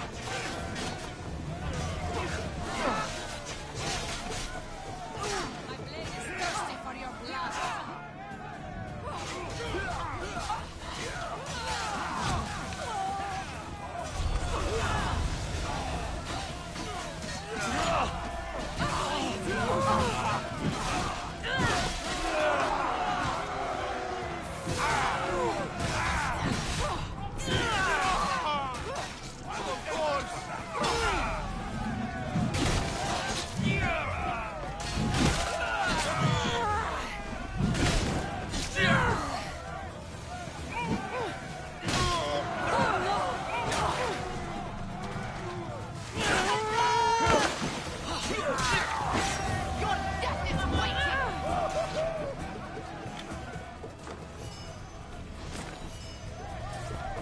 Okay, so now that we've killed that cultist, I'm going to fail the battle on purpose because I don't give a shit about the battle, just the cultist.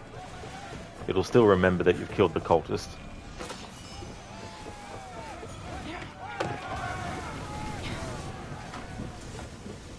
There's much to do, and many unknowns on our roads. Ship the oar! Start rowing!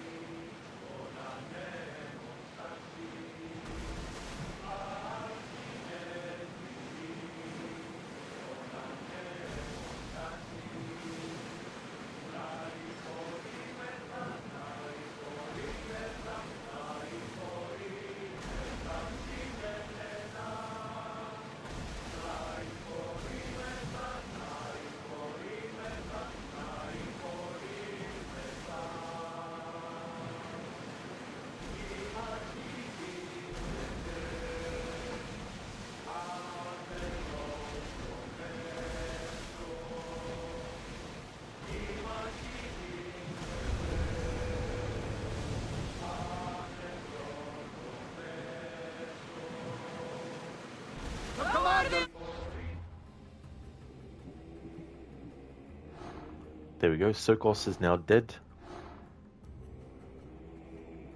Letter to Sokos. Captain, our young sage demands we find swordfish. Word is you're enjoying the carnage you've caused on the Obsidian Islands, so leave this manhunt to me. I heard he set sail south, maybe near Anafi. That's where I'm headed. We are the fucking waves, the octopus. Sage letter to the Mytilenean shark. Shark, the southern Spirards are yours. I'm sailing to the waters south of Messenia. Anyone who follows me will be sunk. You are the waves now. H.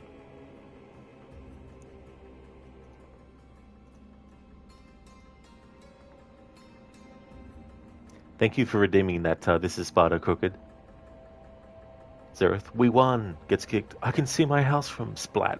And then he died, and then on his gravestone it says he got Sparta kicked into eternity.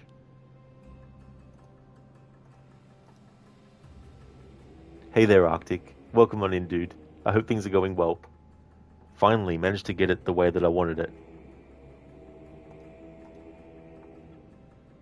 it. Yeah, Crooked Kassandra is like, hold my spear while I kick the air. It's like that thing where you want to show something to someone, and you've always been able to do it when you're not showing someone, but then when you want to show someone, that's when it fucks up on you. Thank you, Zereth, for clipping that moment. This is Sparta. Nah, I'll just lie down instead. It is funny watching the enemies when they just bob up and down in the water and then eventually die. Thank you for clipping that moment. Yeah, Crooked, nice. Finally got it. Zereth, this is Sparta, fuck bloody sake. Exactly. It's like, damn it. Crooked, one thing you liked in Shadows is that they didn't go full out with insane physics like in this game, lol. But there's still plenty of ridiculous stuff, of course. Yeah. Like when Yasuke does the big kick and they go flying to the other side of the world. And things like that. But I mean, you know, that can all be in the fun. Especially when you get an enemy that pisses you off. And you're like, fine then. That's great to hear, Arctic. I'm glad that you're going well, dude. As for me, I'm going well too. Having a good day today. Killing a lot of mercenaries in this game. Getting leveled up and stuff. I think I started the stream at either level 35 or 36, and we're now level 40. Yeah, Code. This is Hades.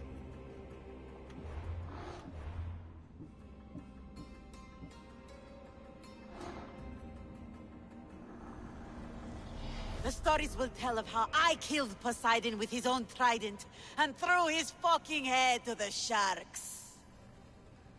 The octopus, gods of the Aegean Sea. All that was known of her was myth. Sailors told the tale of a captain killed by Erinyes and resurrected as an apparition known only as the octopus. She commanded the elite guard of the cult with a heavy hand and a mighty devotion. Alright, so I've already read that letter recently. Alright. Whereabouts be they be there? Code, been playing Rage 2 for like 1.5 weeks, nearly finished with +1 DLC. Never actually played that game before, Code. So, when did that come out roughly? Exactly, Crooked. A letter for me.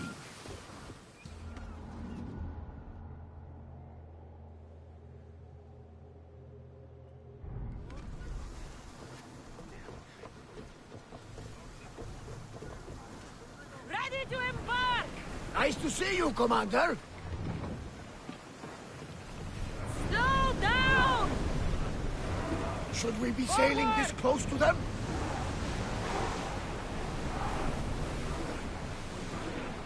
Faster! Full speed! Archers, get ready! Brace yourselves for impact! Now the spears! I need archers! Hit them with flame, Commander!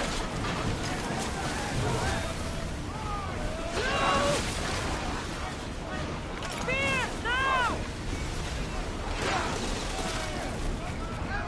Like the volley! Archers! Ready yourselves! We need to watch those fire attacks! You've got them, Commander! Here they come! Fire!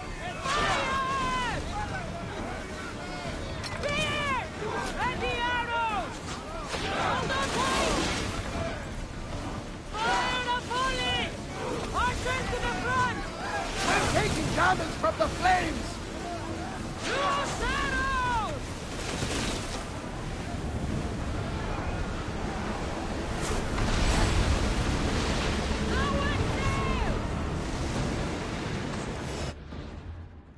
And now the octopus is dead.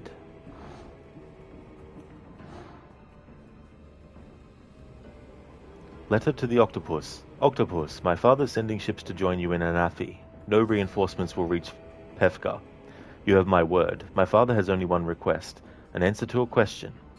Our sage was last seen sailing west and sailing alone. If anyone understands him, you do. Where is he going, and why? We are the waves. M. Code many, many years ago, 2019 or something. Oh yes, back before the 2020s. That is true.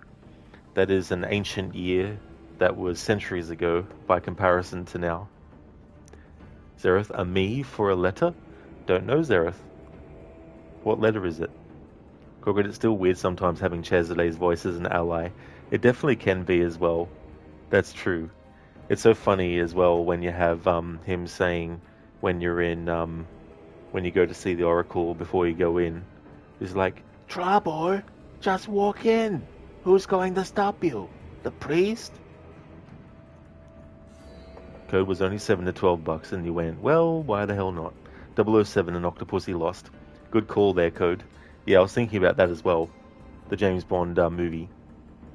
I don't know if that was based on a book or not, because there was a certain amount of books that Ian Fleming wrote himself that were adapted, and then beyond that, it's other authors doing the, doing different books and stuff, and then the movies were just, whatever story they came up with. The letter Y, Zereth. Why? Crooked, maybe an assassino will stop her. Could quite actually happen. I mean, she does play a villain. Well, Millicenthe Mahut, who plays Kassandra, does voice a villain in Assassin's Creed Origins that you can kill as Bayek. It's the crazy, mad medicine woman, I think. Healer, that's right. She was with Praxilla.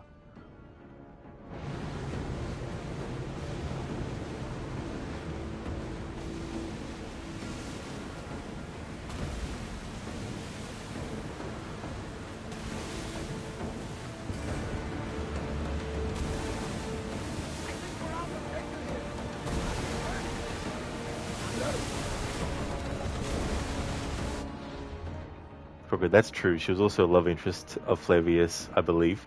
I think so too, as well, dude. And the brothel owner as well. Plus a lot of NPCs and stuff. Hey there, Enmita. I'm doing good, thank you, dude. How about yourself? Welcome on in. Crooked, they can now unite in the land of the Duat. The Hidden One greets you.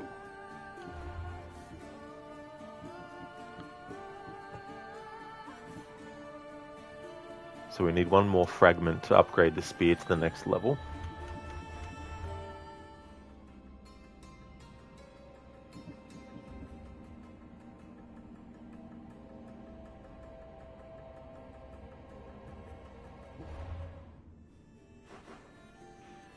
Alrighty then, the leader of Mesara.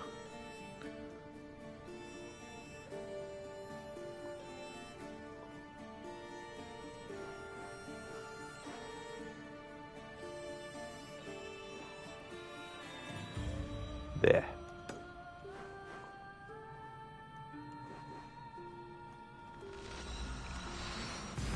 Amita, good to hear you're doing well, starting work in a bit. Thank you, dude. Cheers. Glad to hear that you're going well also.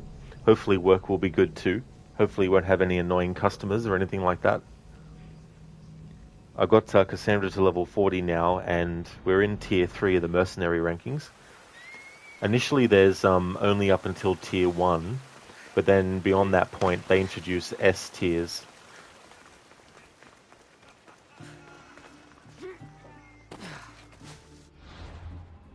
That's okay, dude. Absolutely no worries at all.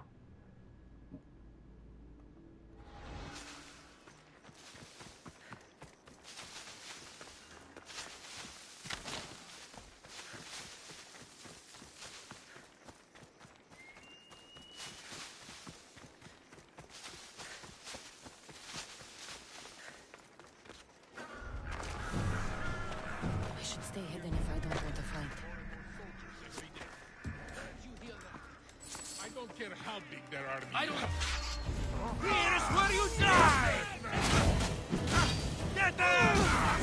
Help me!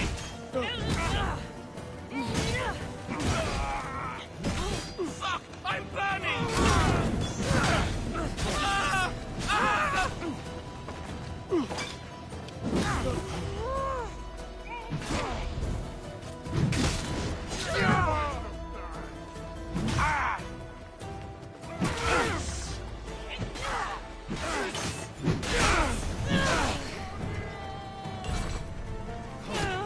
You can't run forever! You are completely outnumbered!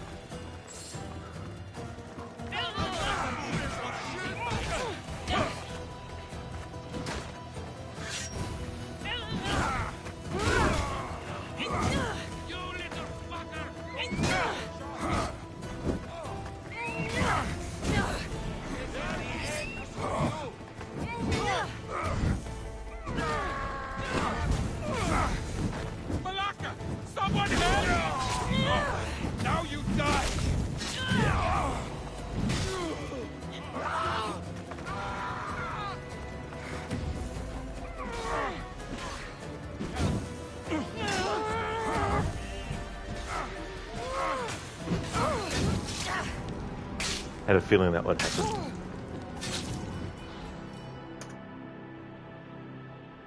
Crooked, no, no, no, no, no, no, no, put it out, Balaka. You think you should do a voice-only combat recording session? The amount of insults is off the charts low. Oh, dude, absolutely. Yeah, that'd be great to take advantage of isolating what kind of audio you want in the options.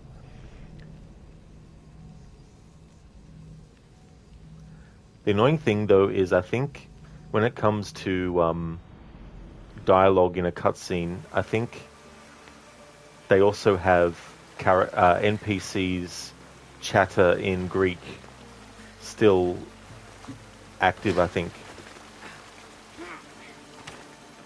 from memory as well.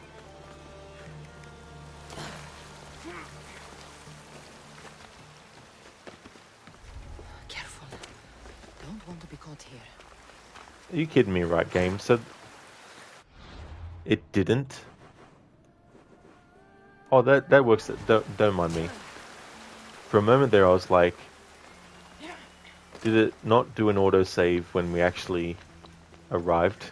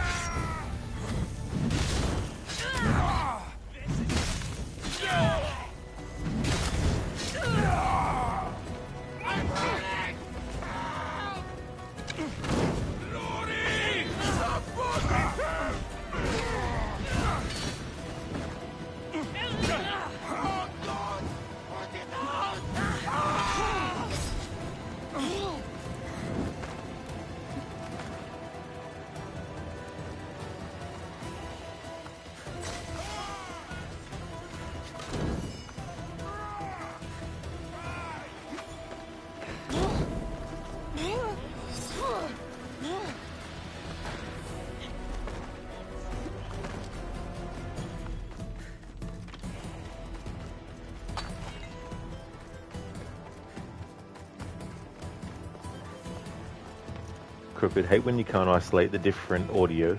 Fortunately, Shadows had lots of options, but Mirage and Shadows just didn't allow you to have, example, only the music on. Really? Oh, damn. That's a shame. Especially with Mirage, because I could definitely see myself wanting to do a music-only playthrough of that in the future. You'd always have NPC, animal, etc. noises. Mirage and Valhalla, you mean? Oh, I gotcha, Crooked, yeah. So Valhalla and Mirage, yeah. Yeah, that's definitely annoying. Octavius, which location you were there in the game? That was actually in Masara. That was the Daedalus fort. Okay, so cultists. We had this clue. There we go. Alright, already read that message. Leader's note from his son. Pater, we sunk a small fleet last night. Fire, blood in the water, glory. Then I saw it. Fear and awe in my sailors' eyes. They are actually afraid of me. I finally understand, Pater. Fear is control. You were right. One day I will be the leader of Masara, and the Masarans will know true fear. But first, I'm sailing west. We have enemies in these waters, and I intend to give you a gift. Their heads. Melanthos. And me too, your shift just started, so you might not be able to chat, but you'll have the stream open. That's all good in Meta. Muchly appreciated, dude, especially when you're at work too. Would like to highly recommend people check out Amita's channel if you haven't before. He's doing his first ever playthrough of Cyberpunk 2077. He most recently finished a big, massive 10th anniversary playthrough of The Witcher 3. He's a big fan of that game, has played it countless times. He did a 100% playthrough, but not only that, he also played without the HUD. So no heads-up display elements, no health indicators, nothing like that. The entire game from start to finish, including the DLCs. And also wasn't allowed to fast travel at all, at any point. And also did basically 100%, and what was the other thing? No HUD, no fast travel, and limited looks at the map, if at all, as well. That's all good for the shout-out in Meta. No worries though, dude. Octavius AC Odyssey, with sea included, is 256.38 square kilometers.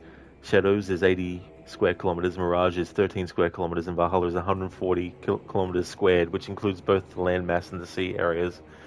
That is just insanely large amount of stuff. But that's crazy, you know. I will be a son to Cosmos, and the cult will be my family. It's the face model for Nutcrackers, except with a beard and everything. Melanthos. Young men of any nation were united in one way. They were driven by two goals. The first, to outlive their fathers. The second, to surpass them.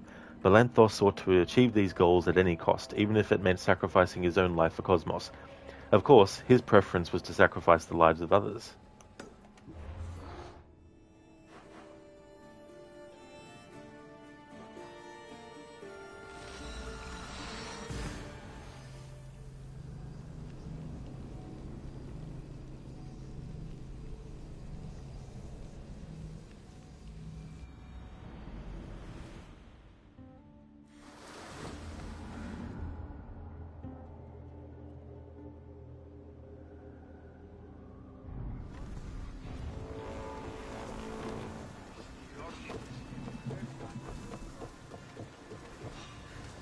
Ready the oars! The commander is taking the helm! Whoa!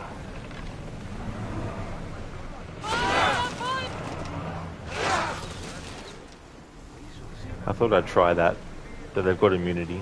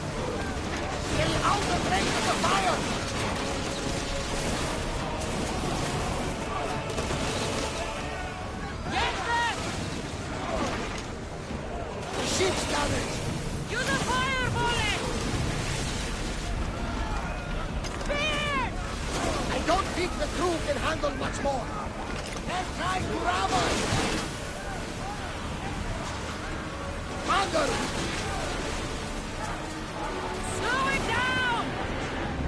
I don't think we can take another hit, Commander!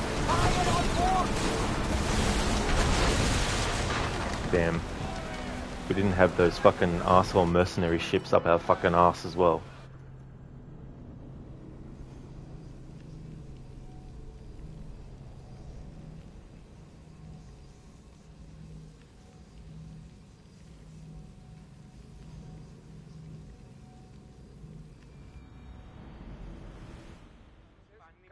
Good to have you back, Commander. It's annoying how you have to keep remarking where the fucking cultist is every fucking time you have to retry. Get that sail down!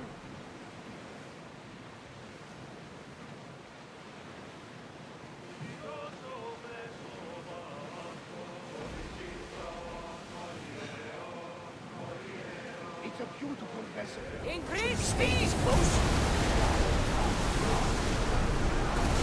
We need to race against those fireballs! No! We need to... Throw us behind rest!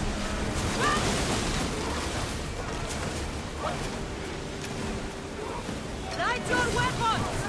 Barrage!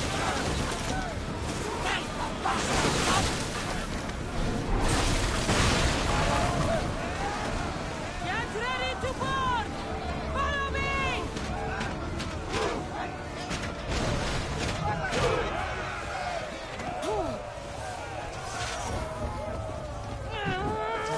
Die here!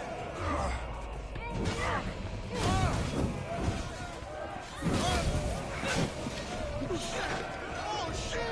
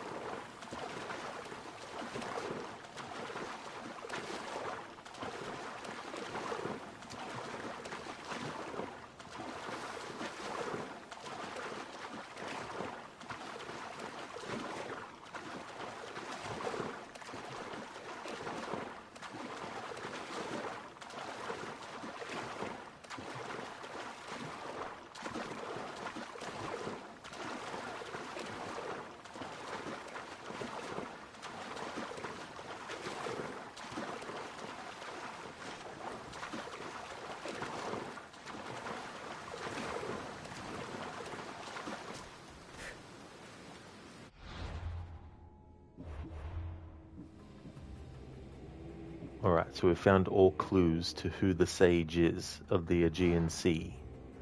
They're level 50 though, so I'm not going to worry about unveiling them yet.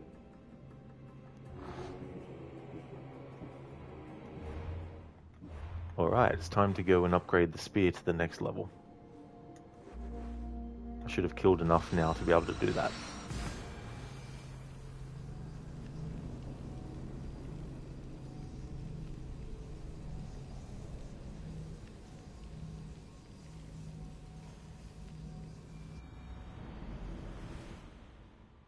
Good night, Ilios.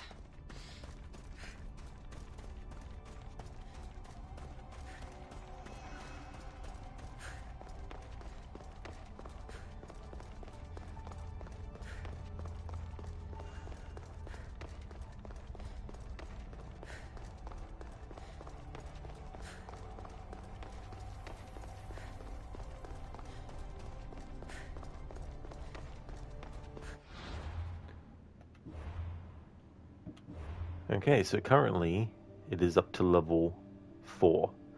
So we've got plus 8% health gain per adrenaline spent, maximum adrenaline segment 7, maximum ability rank 2, and second melee ability wheel unlocked.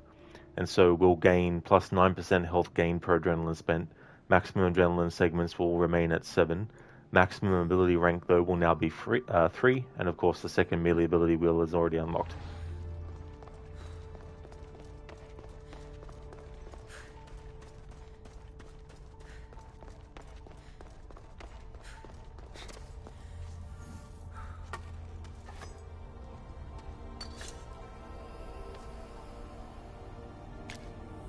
Forge activated. Synchronizing retransmission chronicity. Contact engaged.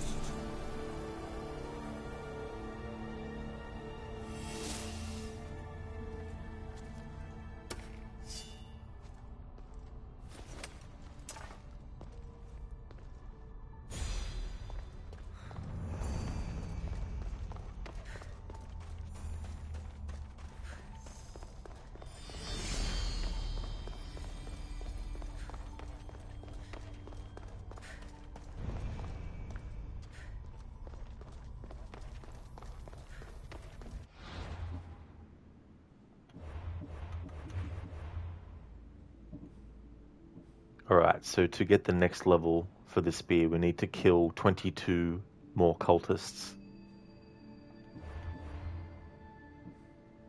But the spear is now level 5, which also means that I can finally fully upgrade the warrior tree abilities that I want to actually have.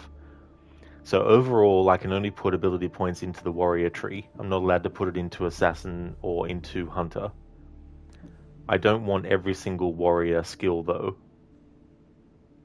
But now I can finally fully upgrade the overpower attack. So it requires 3 full adrenaline segments, and damage was increased. But when we upgrade it to the fullest, it'll still require 3 full adrenaline segments. However, the damage and number of attacks will increase. Flaming attacks. Currently, for 20 seconds, melee weapons and normal arrows inflict fire damage. When their fire meter is full, enemies start burning. Burning inflicts damage over time. For the next upgrade, for 25 seconds, but then burning inflicts damage over time and there's no cooldown, which is what I love about this being fully upgraded. Second Wind. Refills 35% of max health. Next upgrade, it refills 50% of max health and removes the effects of fire and poison. Sparta Kick. Currently does 200% warrior damage. Next upgrade does 250% warrior damage. The target won't be killed and can be recruited afterwards. The kick is so powerful that multiple targets can be hit by the shockwave. There we go. So they're all the warrior skills that I want to actually put points into. I was looking before if you could actually take off the HUD how many ability points you have, because there's no point now. Even when we unlock the mastery levels, I'm not including them as allowable for the playthrough. So pretty much I won't be able to use any more ability points for the entire playthrough now.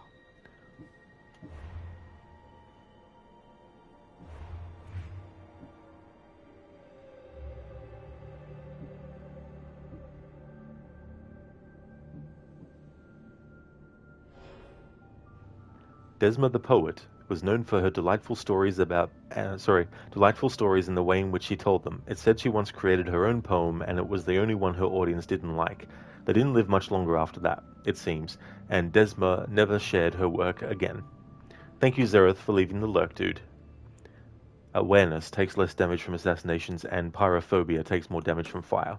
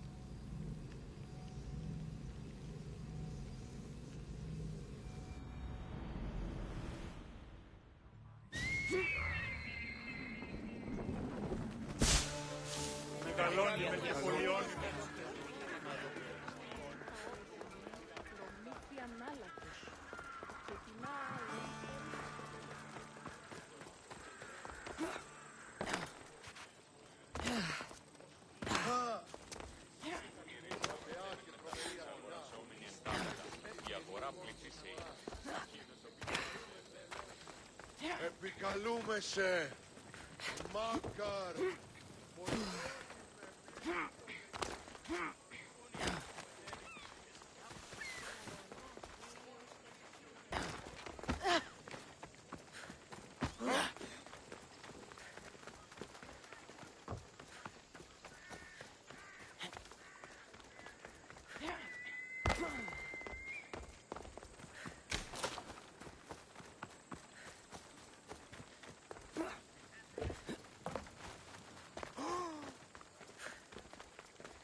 Αποκτήνει Καστίνα.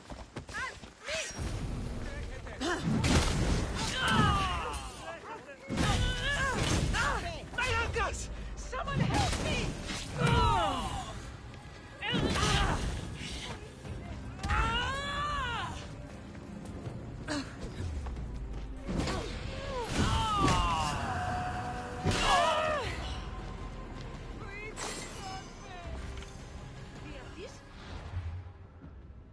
Desma the Poet is now defeated. Hecate the Agile was once an Olympic athlete until a bitter rival injured her on purpose during practice. From that day on, she dedicated herself to becoming a skilled combatant. Brawler takes less damage from melee attacks, and Feng's Chewer travels the world with a Link's companion.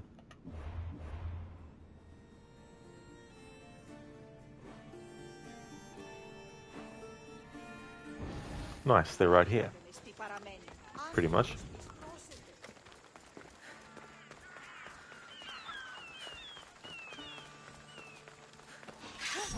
Someone wants your head, and they're paying well!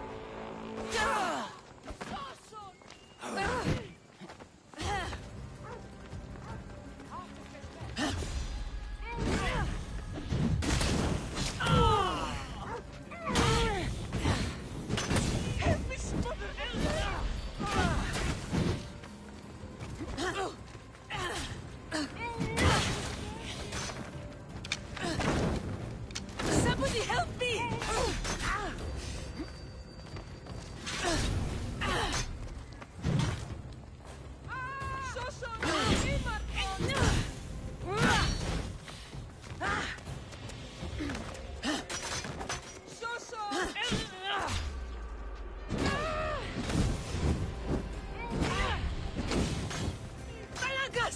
Someone help me!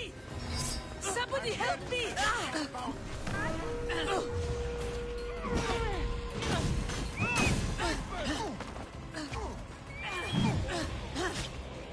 Help me smother the flames!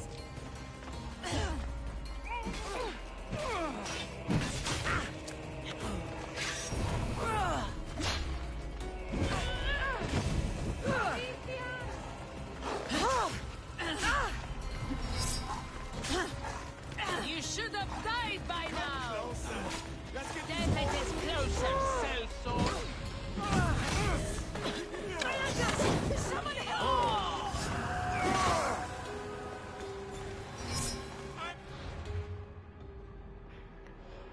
Hecate the Agile is now defeated.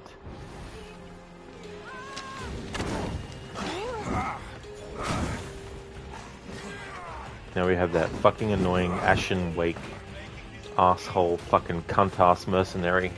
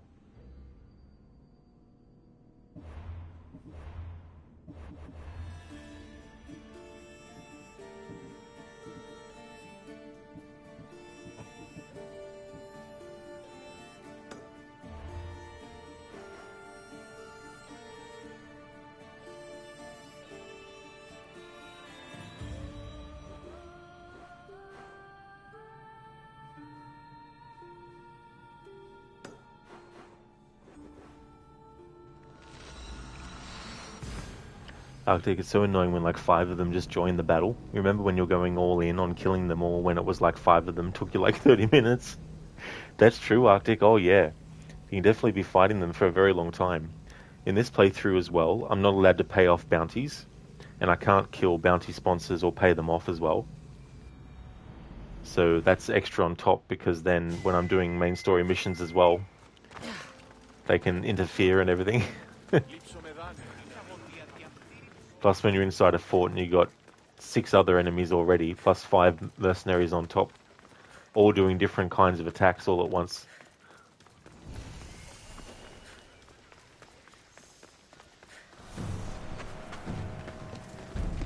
Better stay here. Step. I have now. Stay close.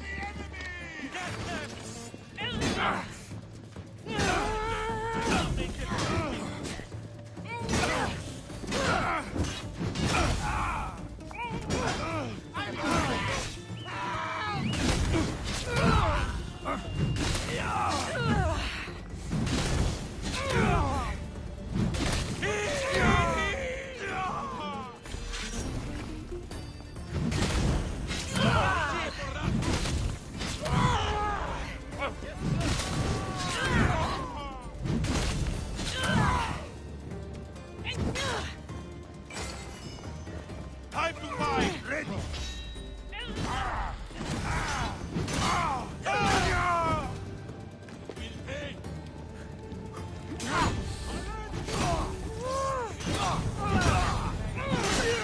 You should lie down. You're mine now!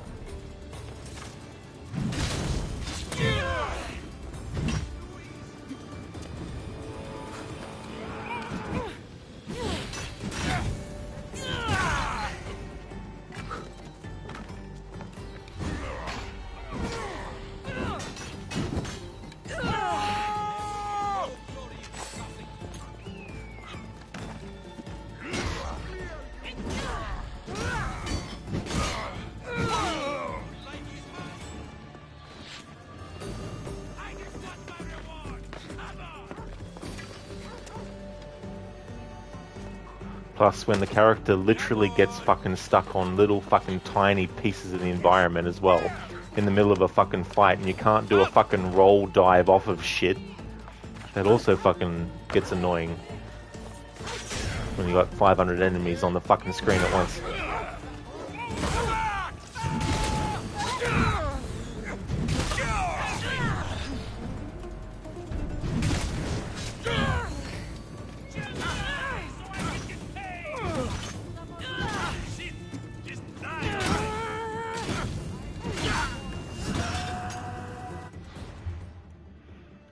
Theremenes, the ferryman, was said to be an almost indomitable giant. He appeared one day, but nobody knew from where. Little more is known about him than his nickname was well deserved, for shortly after meeting him, most were in need of the ferryman's services. Canine trainer, travels the world with a dog companion, and death from above. Takes more damage from ranged attacks.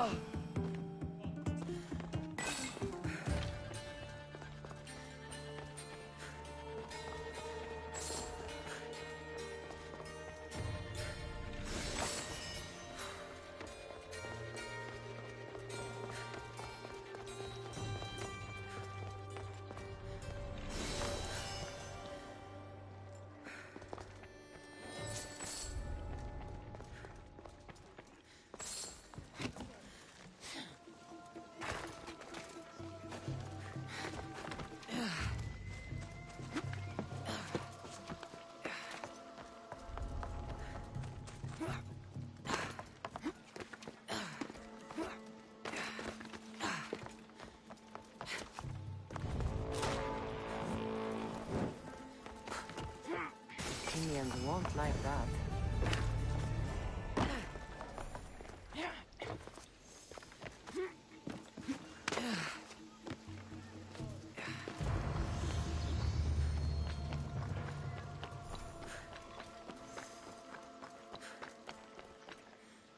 Octavius, yeah.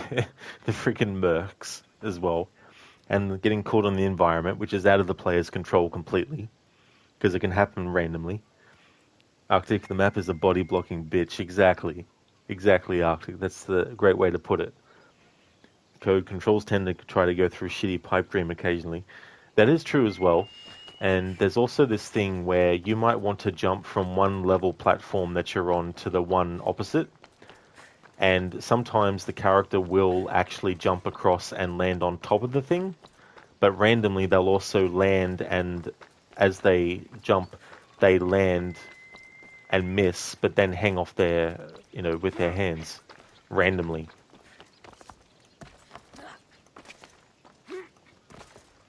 Instead of always being like that, where it's guaranteed that they'll jump on top of the thing. Even if it's level with one another, sometimes on certain ones the game will automatically make the character miss and then grab and hang.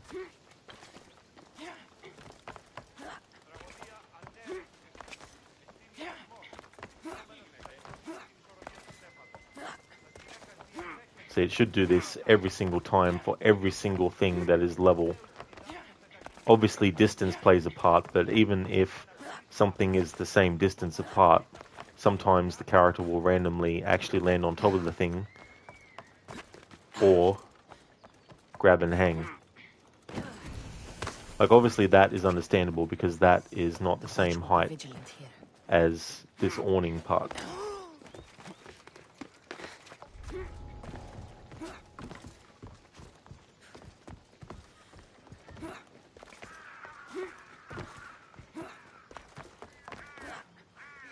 See, there's no reason why the character should have randomly dropped down when the distance is enough for them to actually make the jump.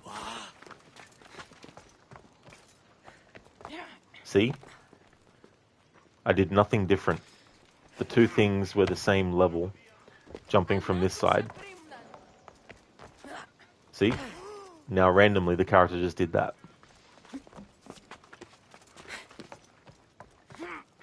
Now it didn't.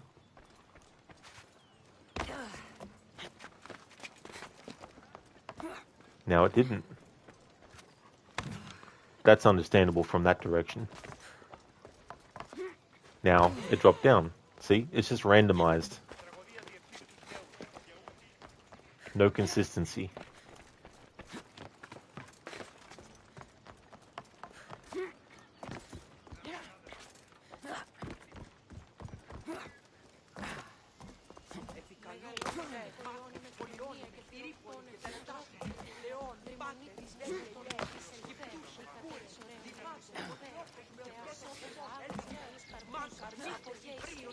See, that time jumped on top of it.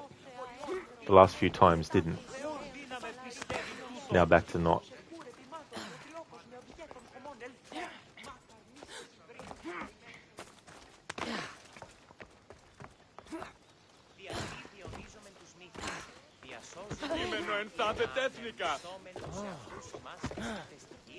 Ενοχλείς με τα μάλα. Μην αφήσεις με χρήση. Τι, στην ιδέα της φύσεως και ορώμεν τας ενδείξεις των αοράτων πλημμάτων. Ποιος εμέφερδες. So you two get bored being an assassin and jump back and forth over the rooftops. You to get bored. Not me though. It's fun.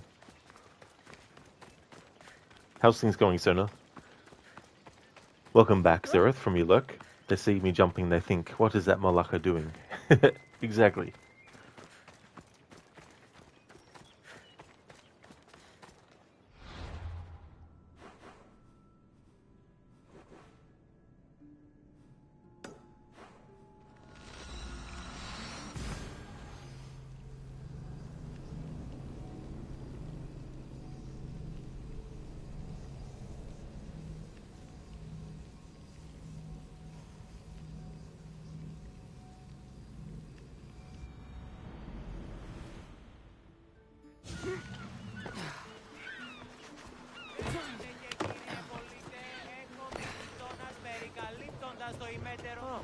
Πού καλυθές τούτο εστί. Και άφαντες βυσκλίστε τη γη ανάπασαν. Πάσον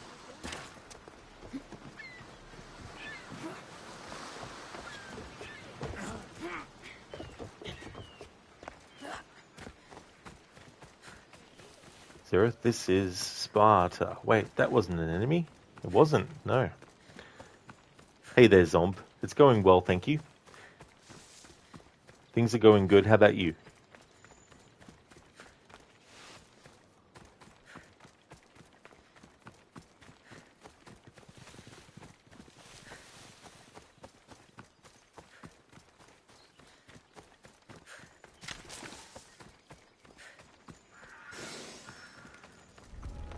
This area will be well defended.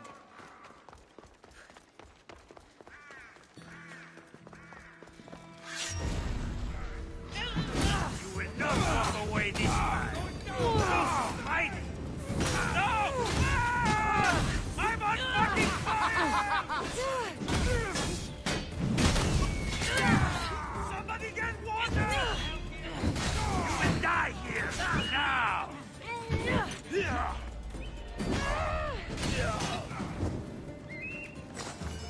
No! Can't escape!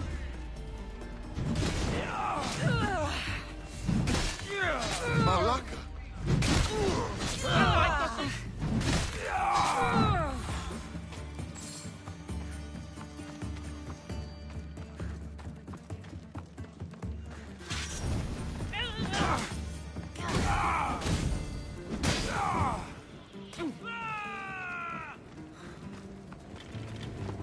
Get back here, coward!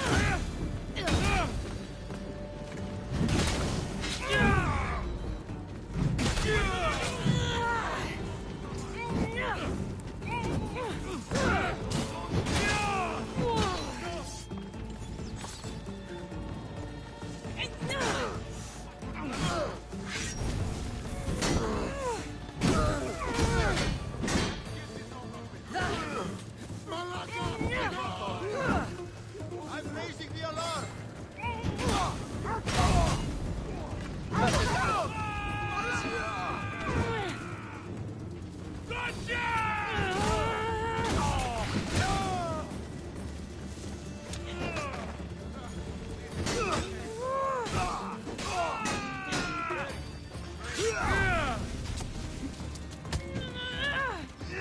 Time to set the station alight!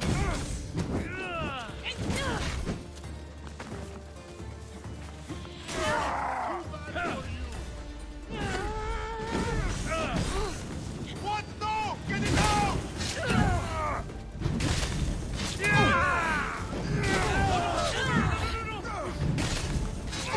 Die before you feel it!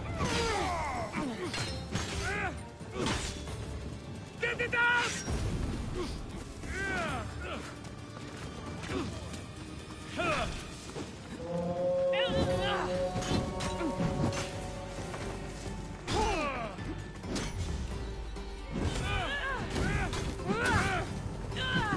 What should I do? Get it out!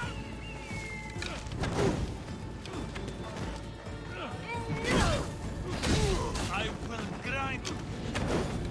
What should I do?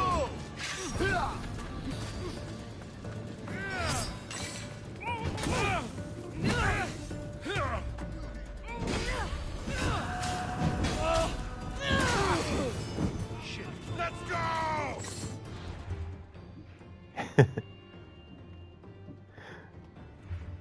Already read about that mercenary that we just killed earlier. Protheus of the Woods. Give me an opportunity to catch up on chat.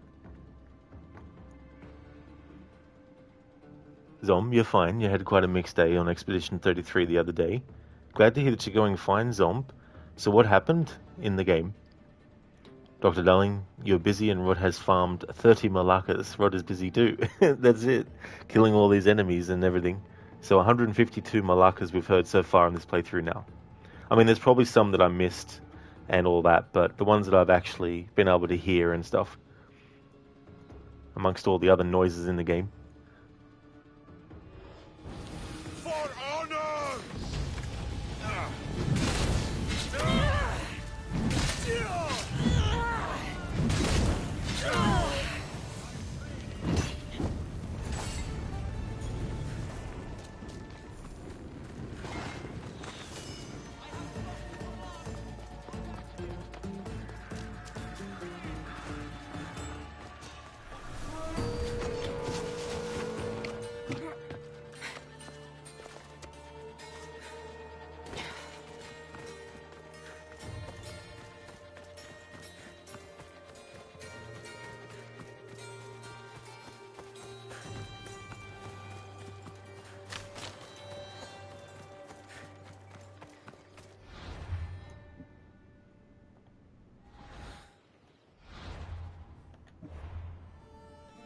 Be right back.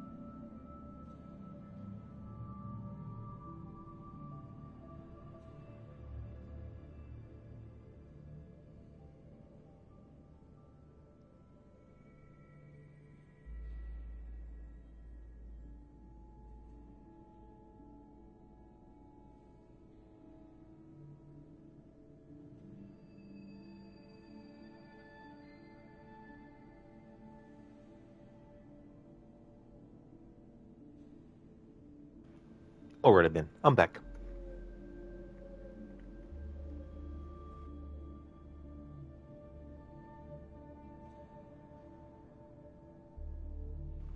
Dr. Darling, there was a nickname that you liked and was thinking about it. Today is no longer available. Guybrush Threepwood was available. Damn it, Dr. Darling. That's annoying. When was the last time you had checked? But that's a shame though.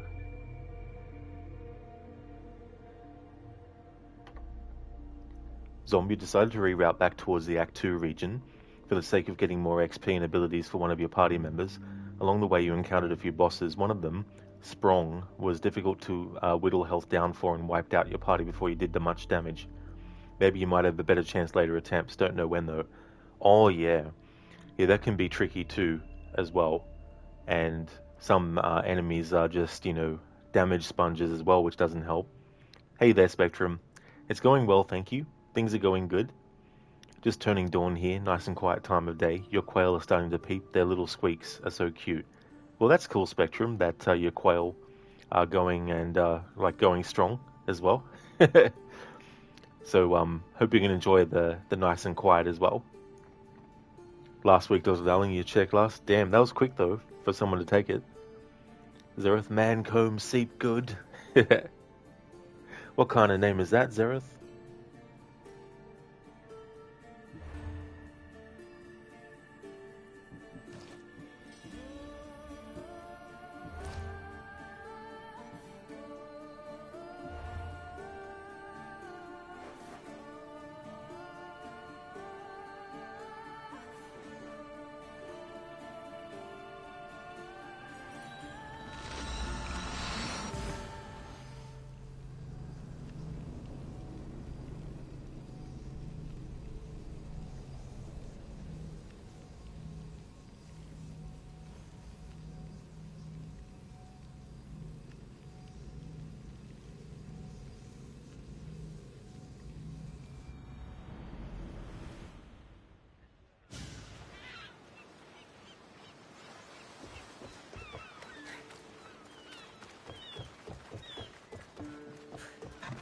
Zomb on the far worst side are a couple of bosses, both with the title of being chromatic in their name.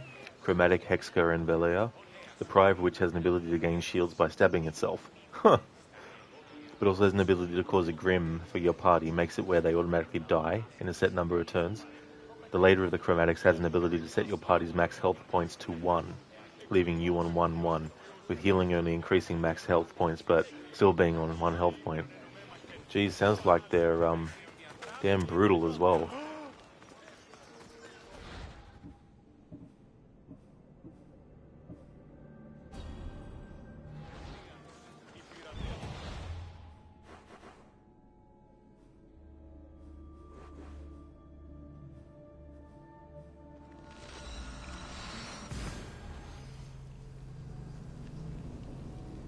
And Dr. Darling, multiple bounties accepted.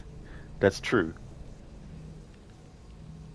Although I've been focusing on contracts mainly. It's a good way to level up quicker.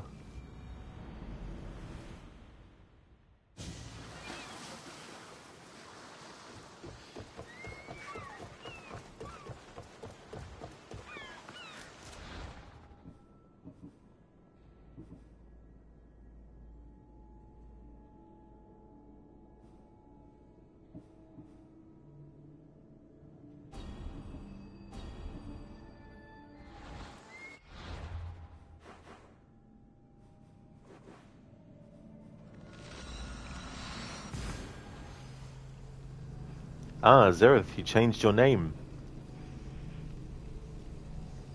So now you are Mancomb Seep Good Zereth Play. So what would you prefer me call you then, from now on? Mancomb, or Seep Good, Zereth, or Play?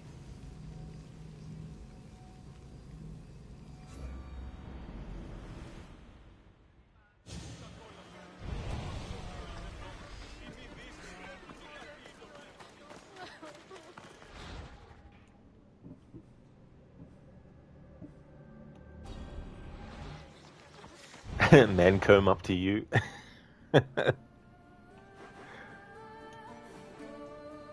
Mancomb. Sounds like a product.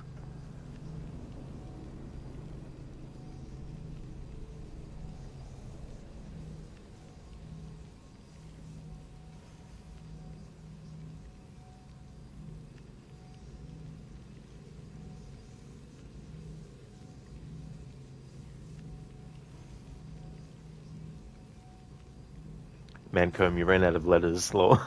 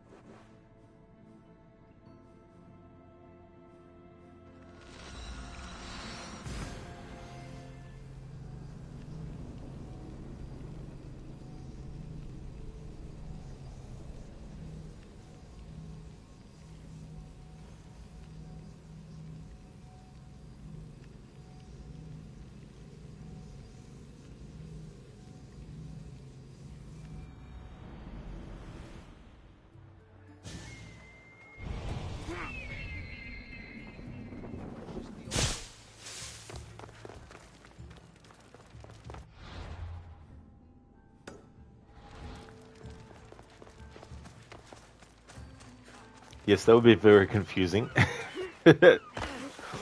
Mancomb, Seep, Good, Zereth play, and then and then Zereth take Zereth's old name.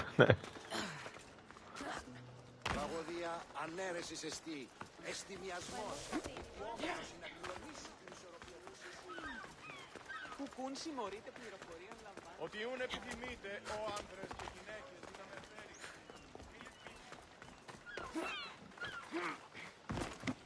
Κινηθείτε ευθέως εκεί σε.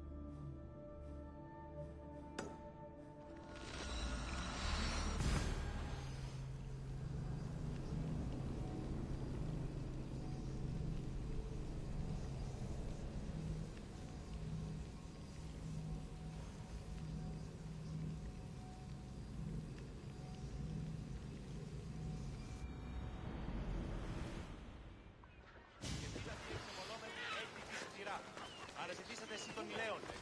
Τα δικαστήρια συνεργασία είναι ωραία. Μηδενός αληθινούς σχεδόν. Πολύ συντάφταση το αμαξοστασία. Έμπορες άπαντες, πολλούς υπαρεμπορεύματα. Και άπαντες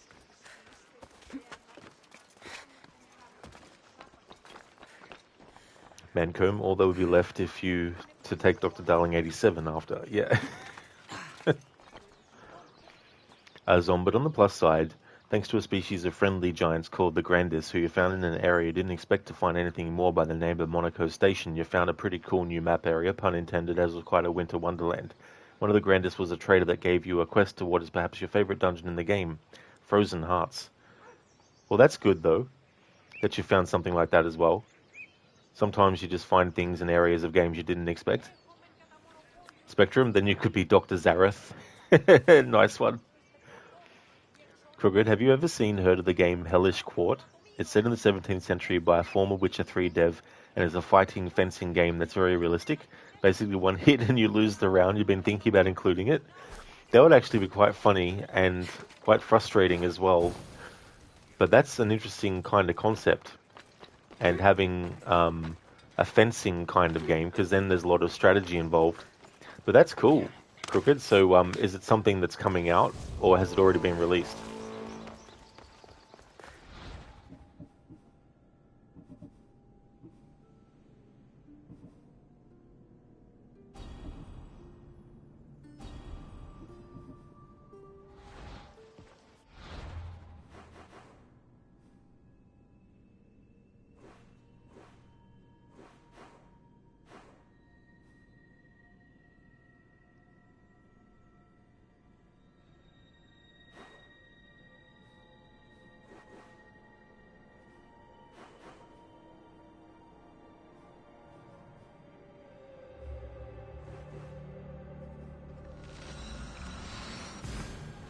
Mancomb, your name is longer. It goes on to a second line, lol.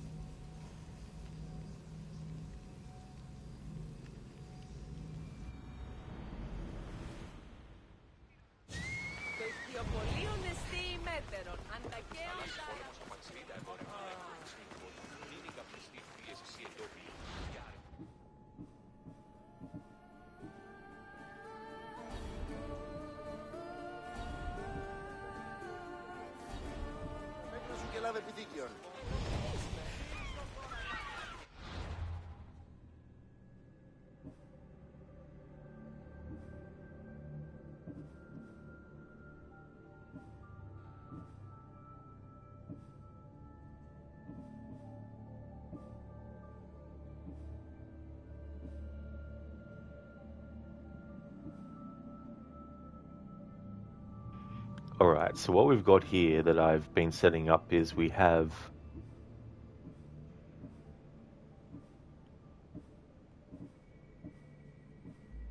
Raging War, win battles for the Athenians, obviously meaning we're fighting Spartans, which then means as I do that conquest battle, we can potentially kill quite a few Spartan brutes, and also Spartan soldiers as well.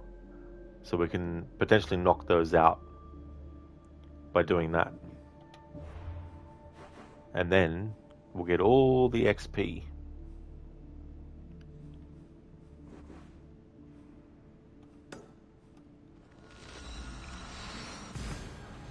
Crooked, it's currently in early access. You've done a few test rounds yesterday and it's really satisfying but also punishing. Approved by actual fencers and studies of historical European martial arts as well. They added a short story mode about a year ago, so thinking about playing that. That's cool that you're able to test it and give it a test run to see what it was like and how it would feel to play as well. That's really cool too. It's good when they get experts in the field related to what the game is about. Mancomb, you also have this name for 60 days. That is true. That's the thing about changing a name on Twitch, is that whatever you choose, you can't change it again until the 60 days have passed by.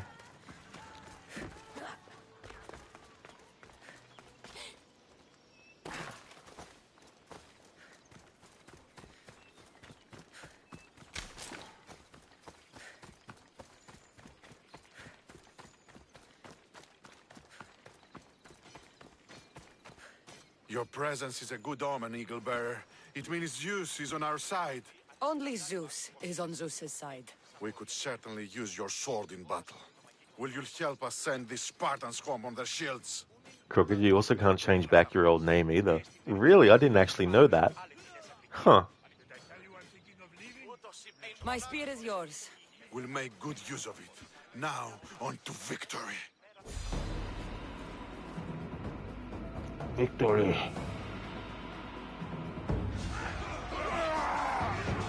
We're Sharp swords in their blood!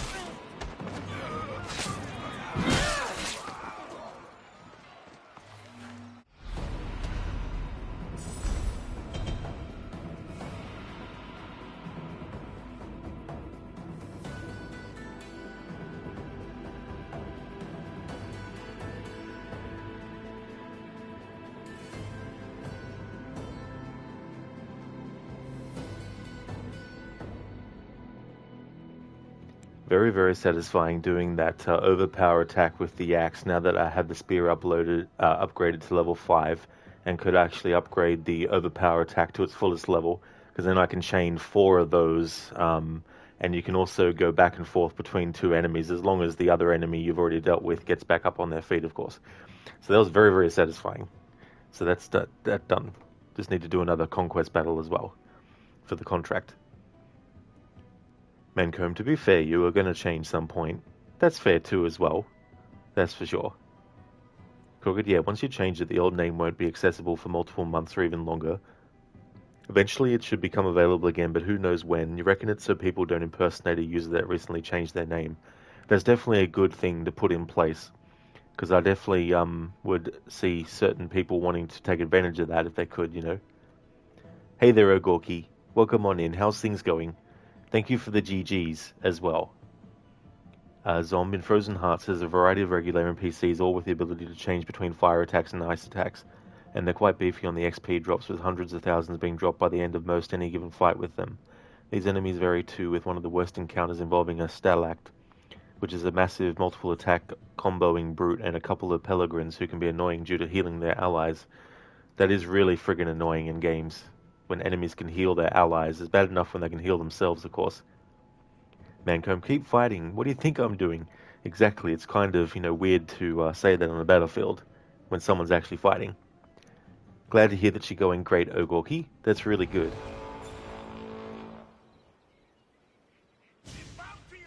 Let's see what contracts we might have done. Okay, Red Harvest completed. 57,600 XP, thank you very much. Any more? No. Not yet, anyway. Now we need to do another conquest battle to finish off the contract, related to doing 2 conquest battles and winning for Athens. Thank you, Not Fry. It was a good battle. Very, very fun.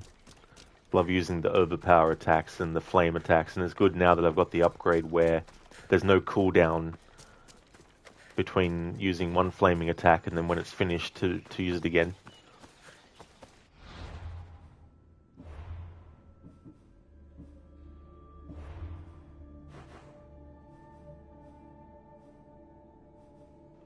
That one in Achaia will be too high leveled.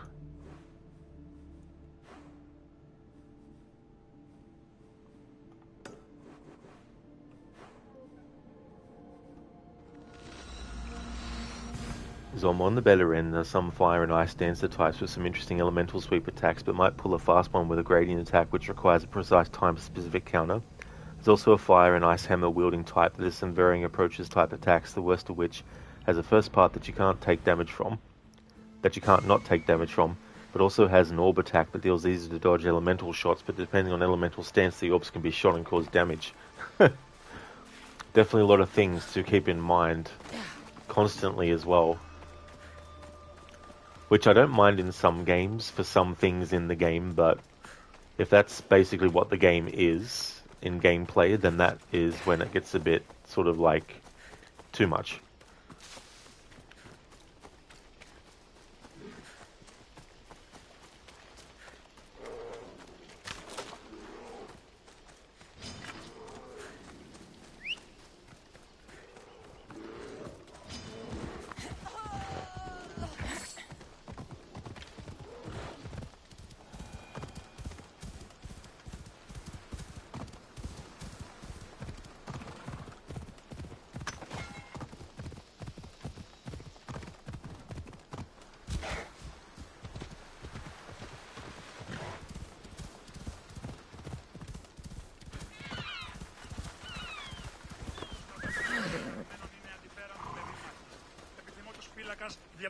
Eagle Bear, you're just in time.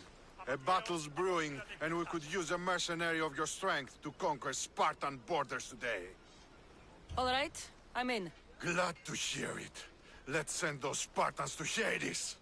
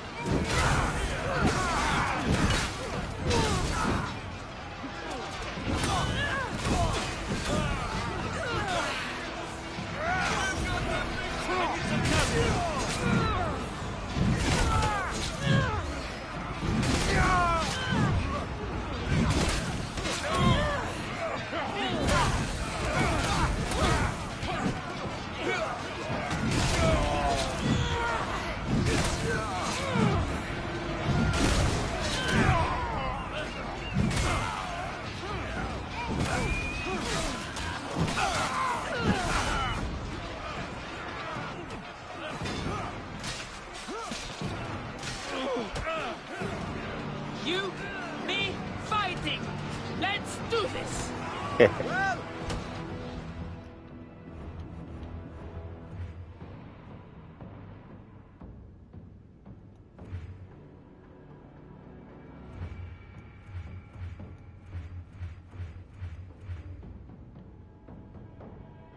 What game? Oh, I guess I haven't waited long enough for it to recognize the fact. There we go, okay. That's fair enough, game. I was too quick for you. Lycopus, the scorned muse, said to be a 10th muse fallen from the grace of Zeus. Lycopus, the scorned muse's face was almost always contorted with a latent rage. Anyone who dared to cross her saw it unleashed. Rage enters a rage state when close to death. Mithridatism takes less damage from poison. Mancomb, just imagine, as the game said at the end, now conquer everywhere for Sparta Athens. Yeah, it would have been good at some point if the game let you do that, but it doesn't. By the time you get around to almost getting one side, the game starts to make the previous regions go to the opposite side automatically. But any given encounter with 3 of any of these random encounter enemies, once beaten, gives quite a massive amount of XP, in the hundreds of thousands in fact, so by the end of the dungeon boss you would gain nearly 10 levels for your primary party. Holy shit, that's a great big increase in levels. Damn. Mancomb, that's musing. It really, really is.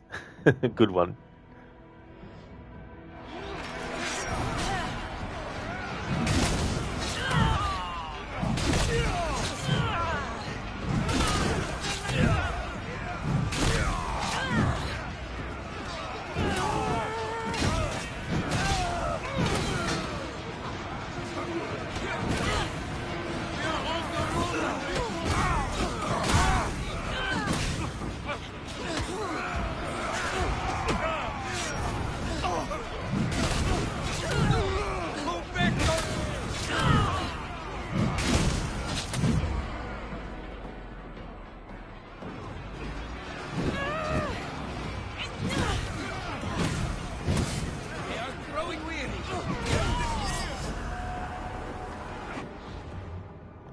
Lycopus, the scorned mouse, is dead.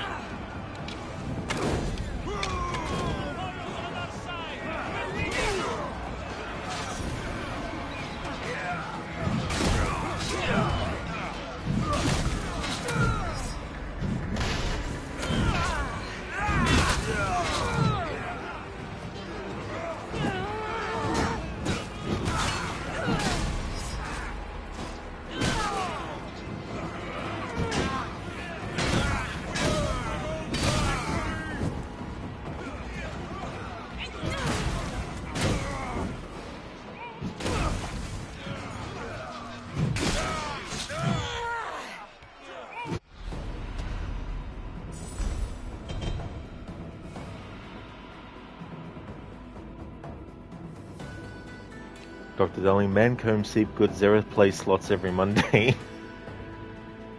Bloody hell, man. You'll leave the redemptions for the pirates since you're at work. That's definitely no worries.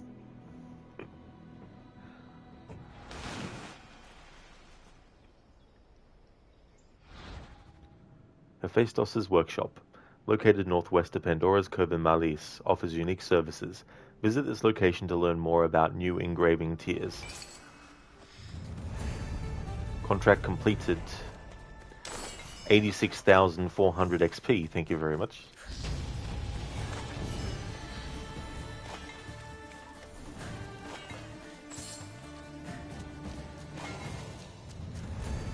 Another contract completed on top. 60,240 XP, thank you very much. Glorious.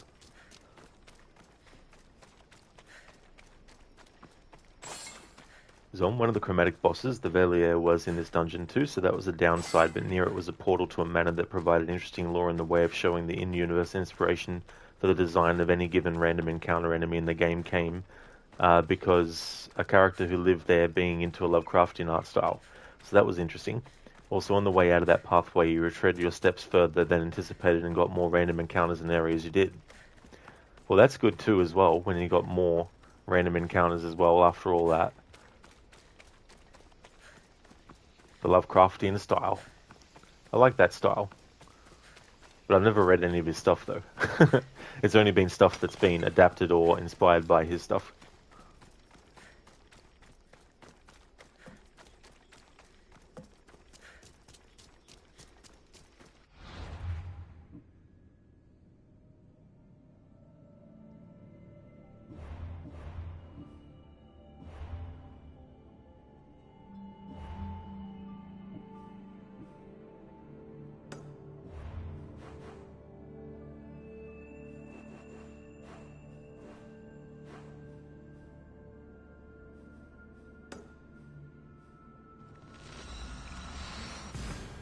Men comb, fall, asleep good.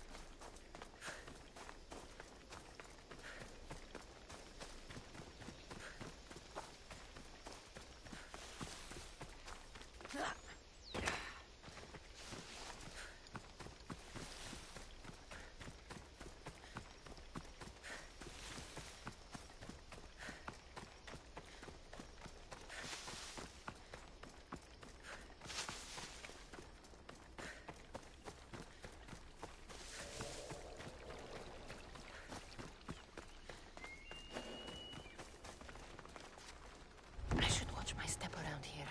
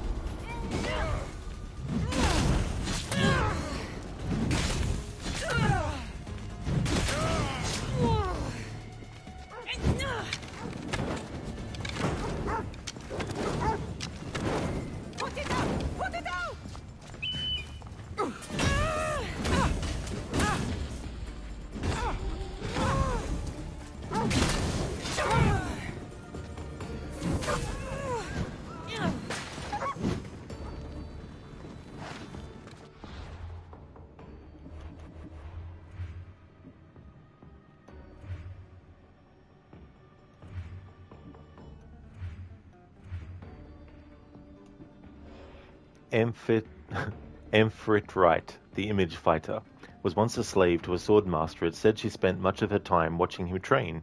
Even though she wasn't allowed to wield a weapon, she constantly envisioned it.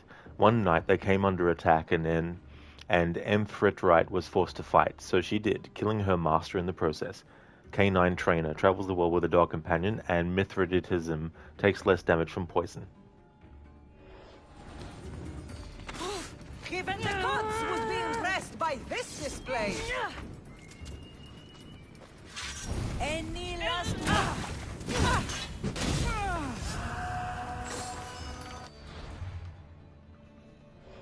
Amphitrite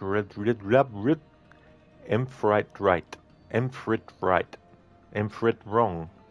Thank you, Zereth, for redeeming the clip. Redeeming. Thank you for clipping the clip that you clipped. I'm burning. Fuck you. You gotta love the NPC dialogue. Dr. Darling Rod.exe has stopped working. Absolutely.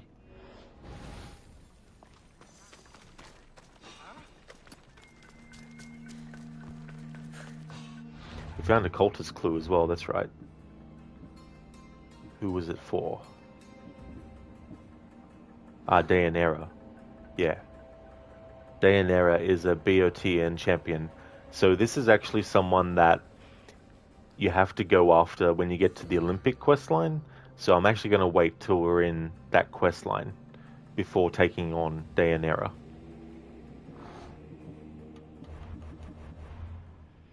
So interestingly enough, the final boss of the dungeon was perhaps one of the biggest highlights from what she did in the game the other day. Garganta's a unique blend of being on the easier side, but also challenging in the way of windows for dodging his attacks. The worst of which, if not dodged in time, leads to a party member being frozen in place and unable to defend against other damage until unfrozen. But most of the attacks aren't all that bad. Well, that would definitely help if they're not all bad and maybe, you know, extremely powerful as well. It will be a while recovering from this. Don't worry, this won't take long. Just feed me for a year! Victory!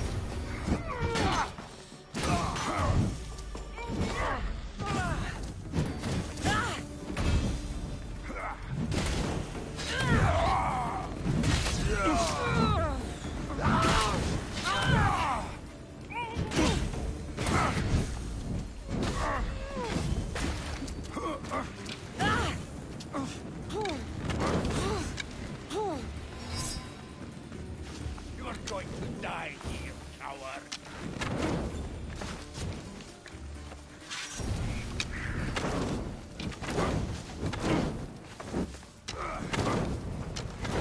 I'm burning! Help!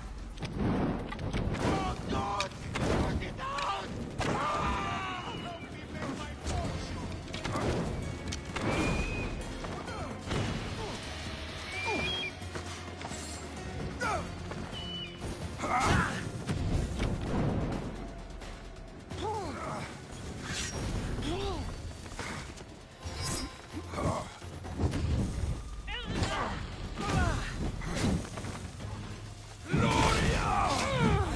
Finally got rid of that fucking mercenary, the Ashen Wake prick.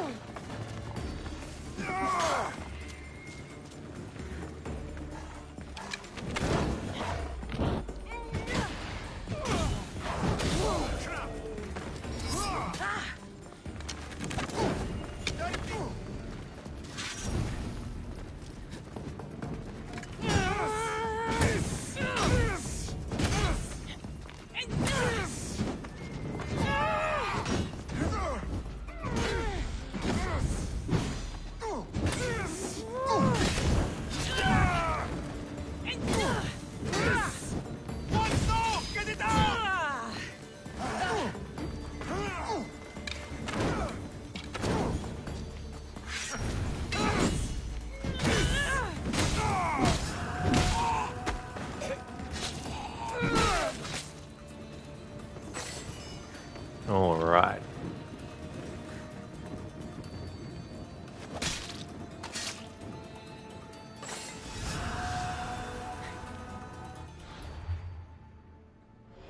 Erebus of the Ashen Wake.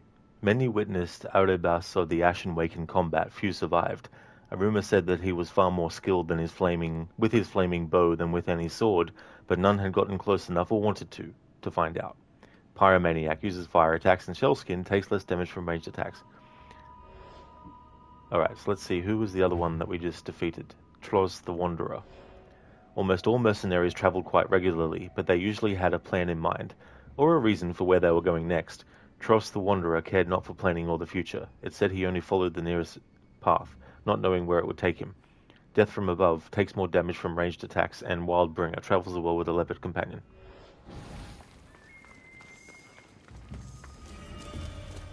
New engraving unlocked. Basic arrows become fire arrows. Hey there, Lidus, welcome. Turn him to the Human Torch, that bully. We certainly did for sure, Lidus, that's for sure. How's things going, dude? As for me, Lidus, I'm going really well. I started the stream, I think, with Kassandra at level 35 or 36, I can't remember now. But I've now got it to level 42, so that's really good progress in that respect. And in Mercenary rankings, we're in Tier 3. So getting closer to Tier 1, and then eventually the S tiers will unlock. So things are going well, thanks, dude. Very satisfying making enemies go on fire in this game.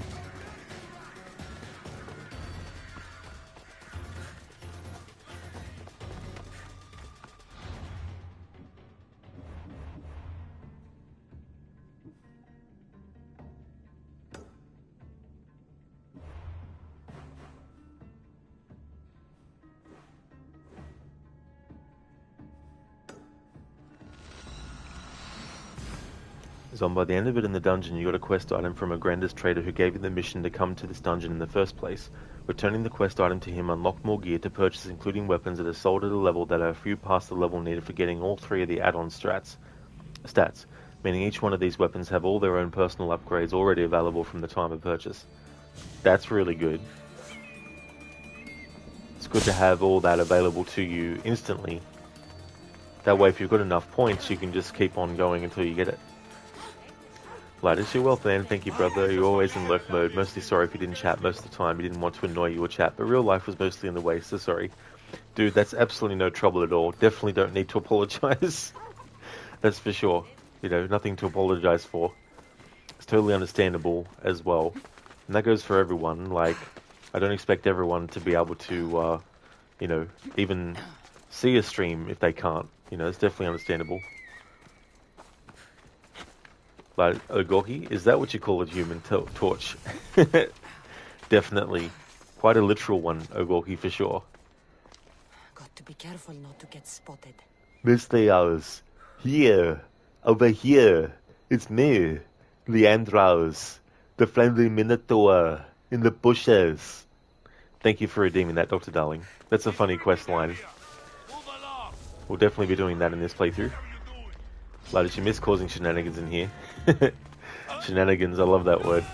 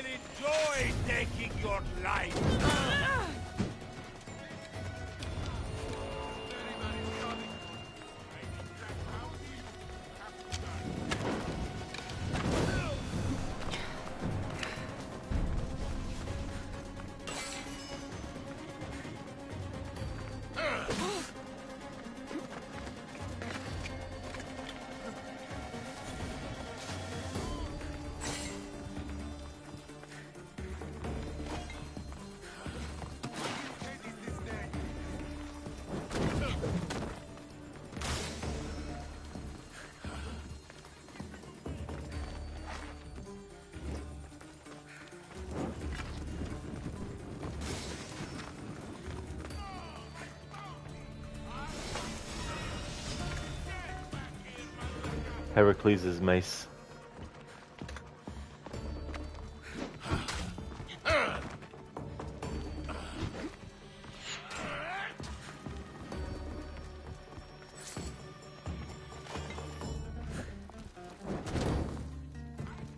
This will hurt the Athenians' war effort.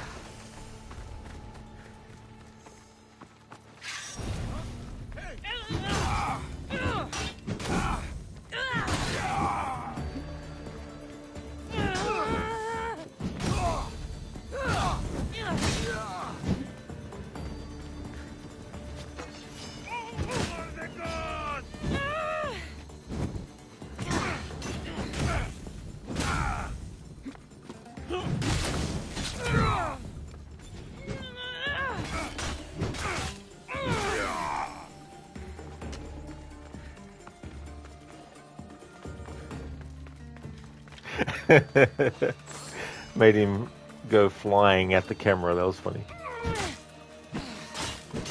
Imagine if this was a game that was in 3D.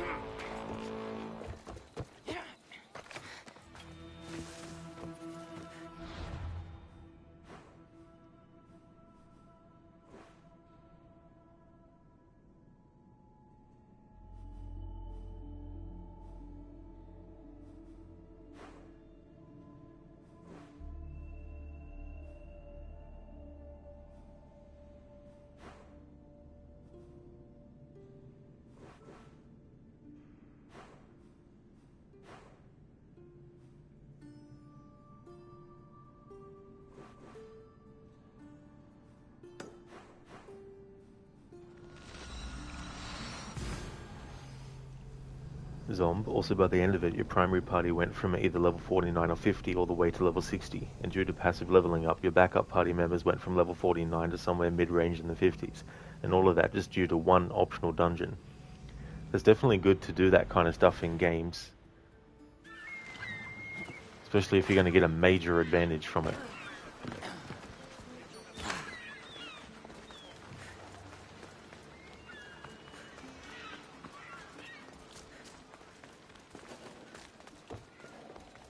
I should try to stay out of sight.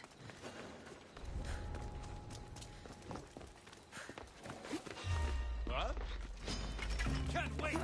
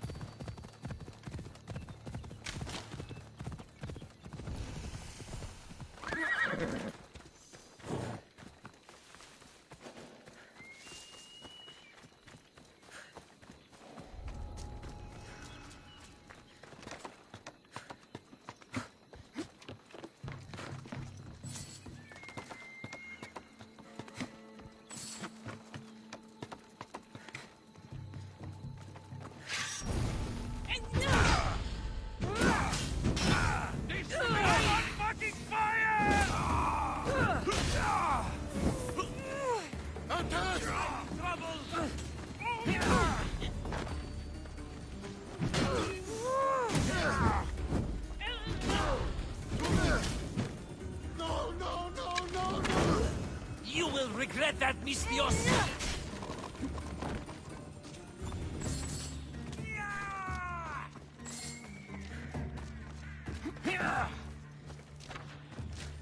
Your form is buried.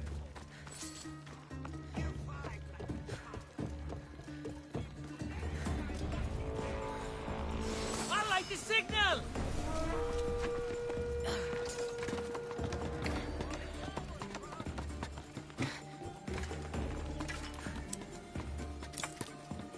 There she is.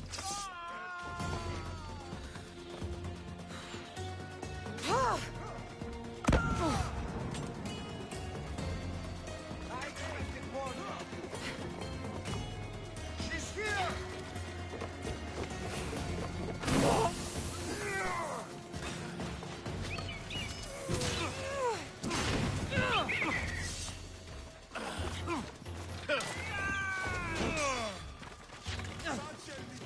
You won't get out of here alive!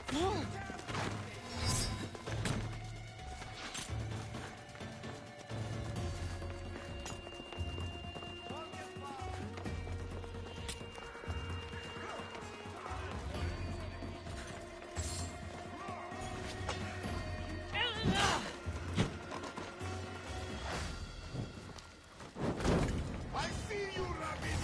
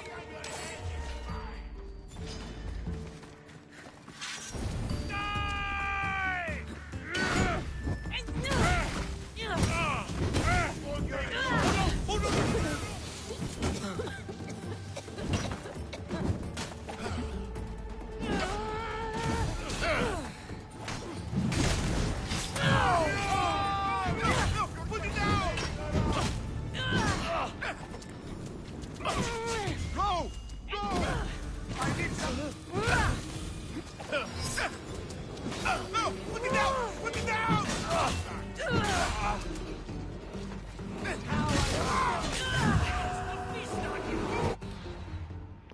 Christos, the teeth. For each of Christos's victims, he removed a tooth and kept it in a pouch at his side. It said he planned a bargain with Hades when he died in the hopes his own soul would be released for sending Hades so many. A preposterous thought, of course. Hades would never agree to such a bargain. Worldbringer travels the world with a leopard companion. Soft flesh takes more damage from melee attacks.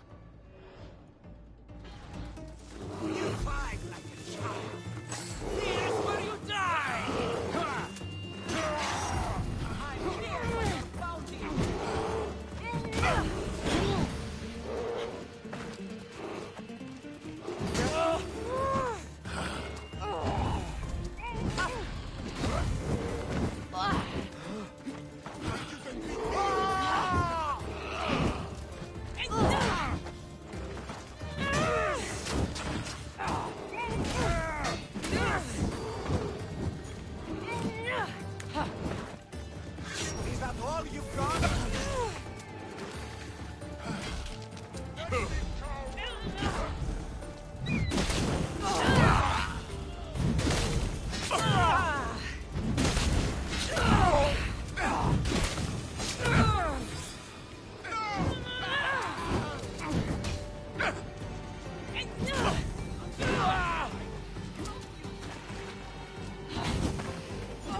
Your life ends now.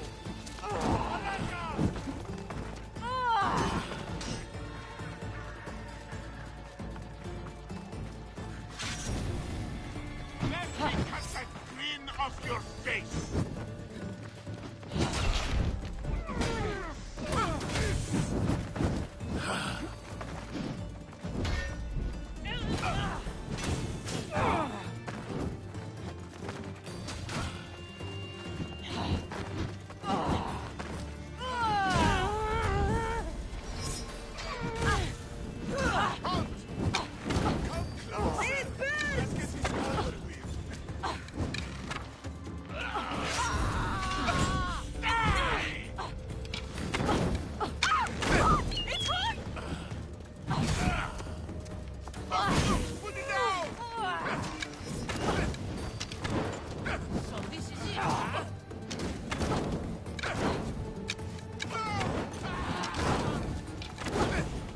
We dine with Hades tonight.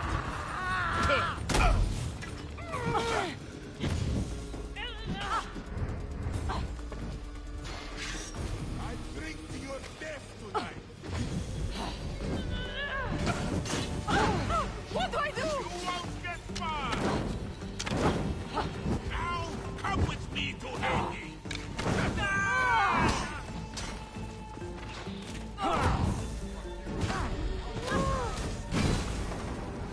Prick.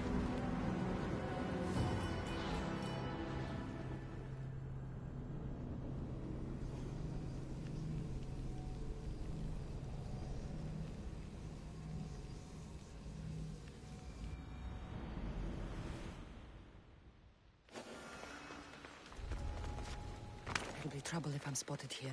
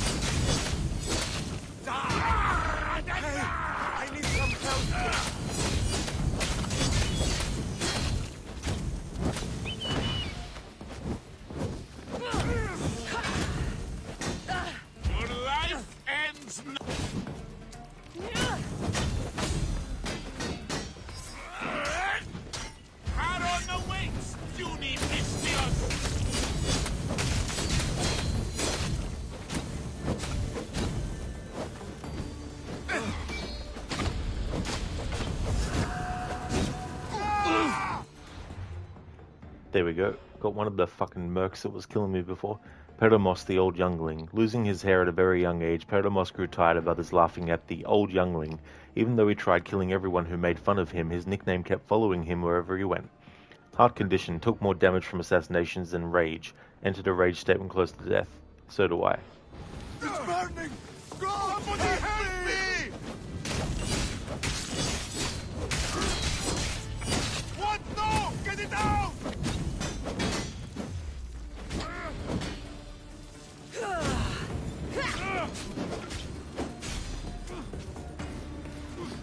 Malaka!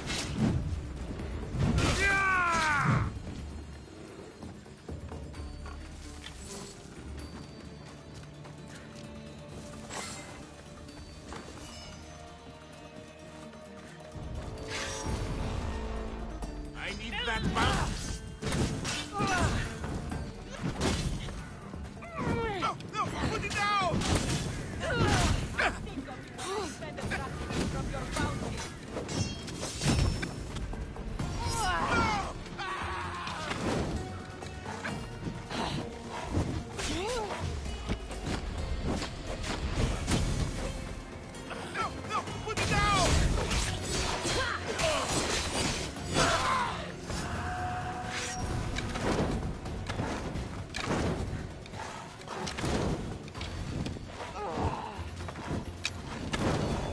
I will end your miserable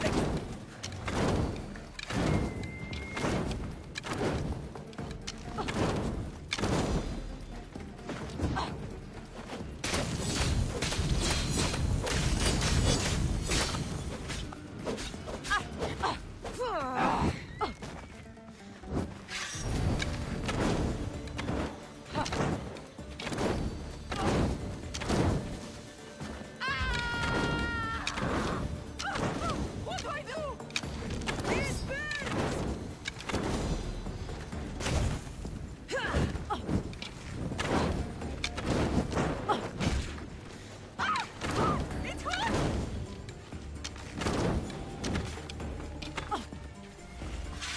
hot!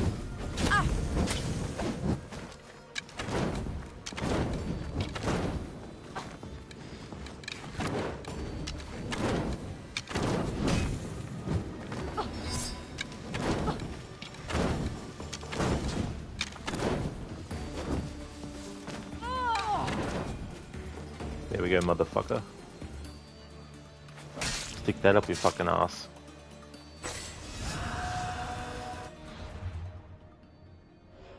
Pistos the Smouldering. Pisto the Smouldering was known for the hammer she kept. People said it was ever burning, that its flame was fed by her victims, or that she pulled it bare-knuckled from the heart of a volcano. Many scoffed. She turned them into believers, one burning strike at a time. Fireproof, took less damage from fire, and Pyromaniac used fire attacks. There we go, got our revenge on them as well.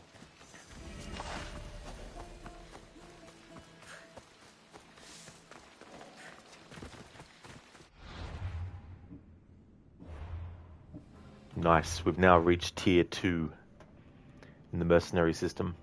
A talented Misthios will have 10% better luck at finding great items in the world. Dr. Darling, fire attacks? Not anymore. That is true, her fire attacks were forever extinguished.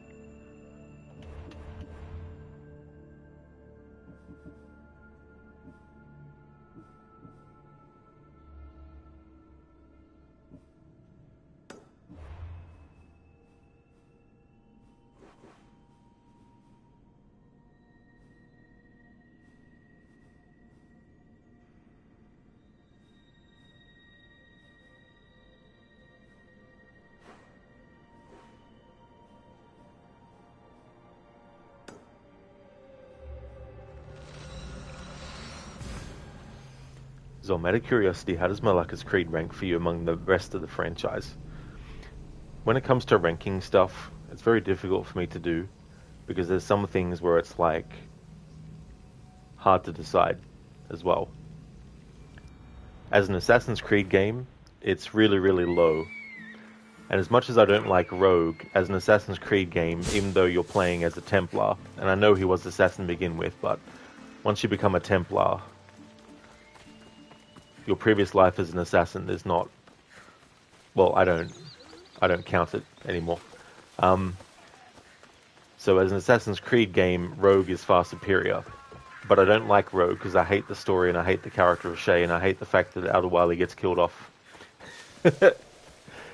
So it ranks above Rogue as a game where there's things in it that I do like, but as an Assassin's Creed game, it's below Rogue.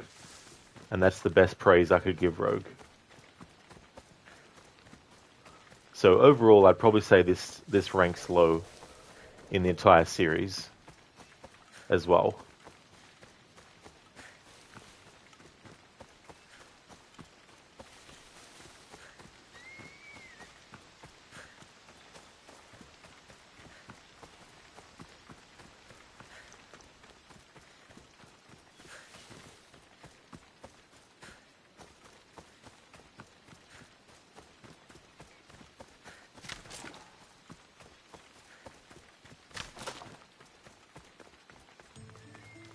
They'll be on high alert here.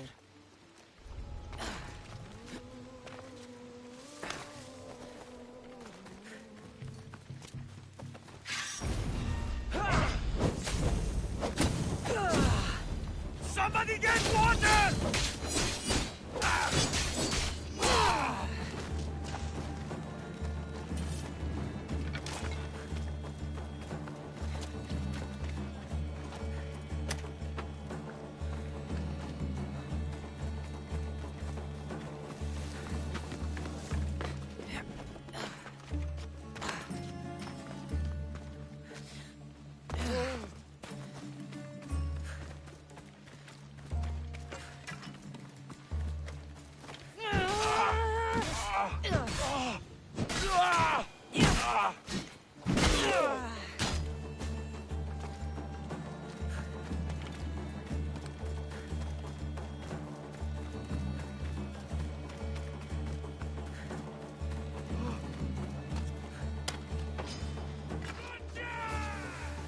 I see him.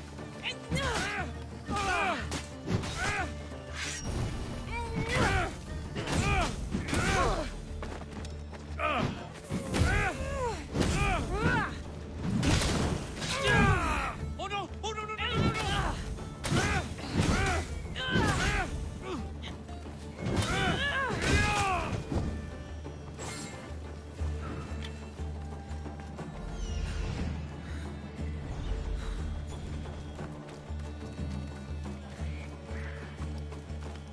Oh, that's okay, Nofry. No worries at all. I hope you enjoy your food. Hey there, Beavers. How's things been?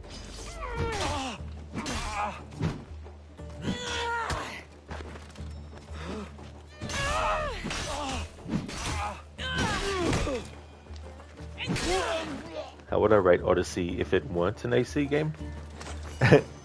Well, I actually already consider it not an actual Assassin's Creed game. But, the things it tries to do to tie itself to not only the pieces of Eden and how they work, as well as the bloodline of Aya and all that kind of stuff. The things they do with that is very, very contrived with the whole Kassandra is related to Aya thing. It also flies in the face of the marketing for the main game, where they said that anyone can tailor their character's sexual preference to whatever they want. Yet the DLC, The Legacy of the First Blade, completely ignores all of them except for one, which is if you like to have Kassandra romance male characters by having her have a child, or because they wanted to make her related to one of the founders of the Hidden Ones, aka the Assassins, and all that kind of stuff. So they try to latch it on in a way, and completely misunderstands that the pieces of Eden are actual pieces of technology. They're not magical, superpowered tools that give people the ability to transform into monsters or cigarette packs or whatever other nonsense Ubisoft Quebec might want to try and put into the series. They do adhere to it for a little bit in the main game, but then the Fate of Atlantis DLC overrides all that stuff and makes it that they actually can be turned into monsters by using the Piece of Eden or having it in their possession, when all it really did was made the people around the person think that the person with the apple was actually a minotaur, but they actually weren't, not literally. They just made the people think they were. So they adhere to it for a little bit as well. And yeah, so it should have been its own thing, or if they did want to have it as part of the AC universe, completely isolate anything in the story from the wider narrative of the Assassins, for example, and have Darius be a character that was in his own DLC that was separate from Odyssey, or even do a full game of his as well.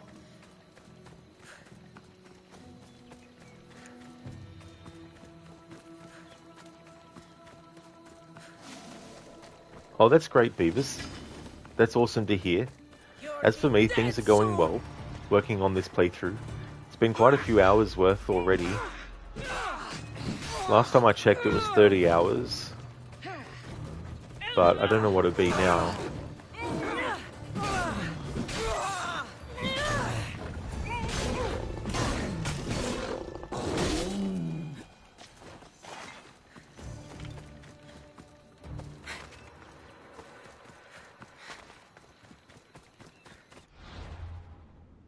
If I have a look, the last time I saved it, 34 hours and 20 minutes.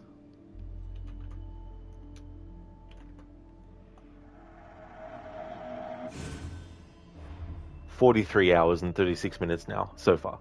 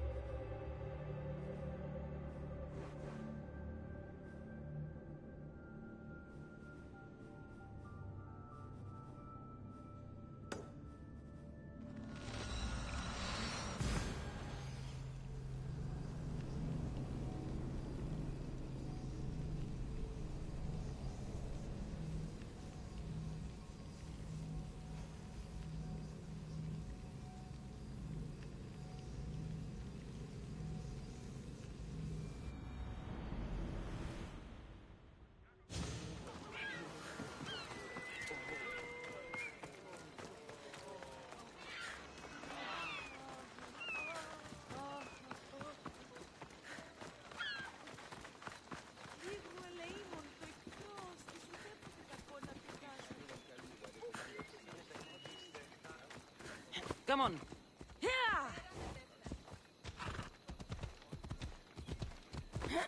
Too slow.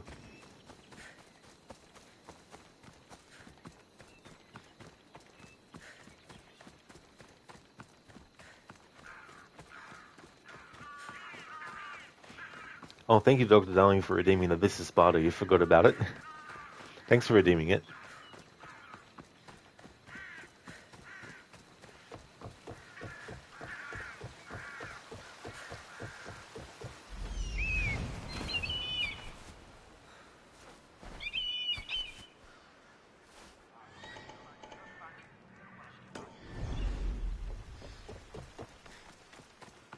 You looking for trouble?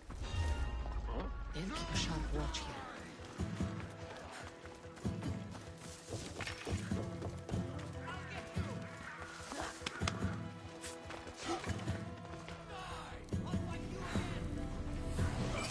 She's there!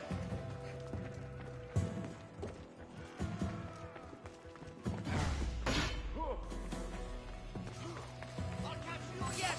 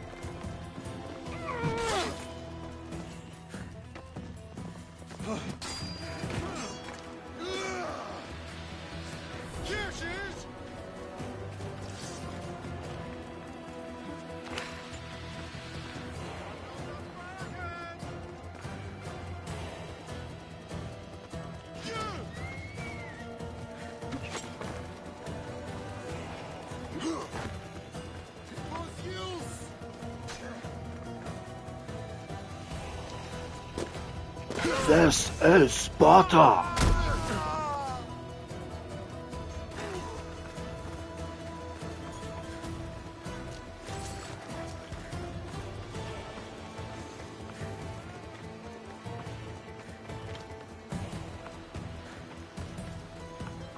There we go, Dr. Darling. Thanks for redeeming that.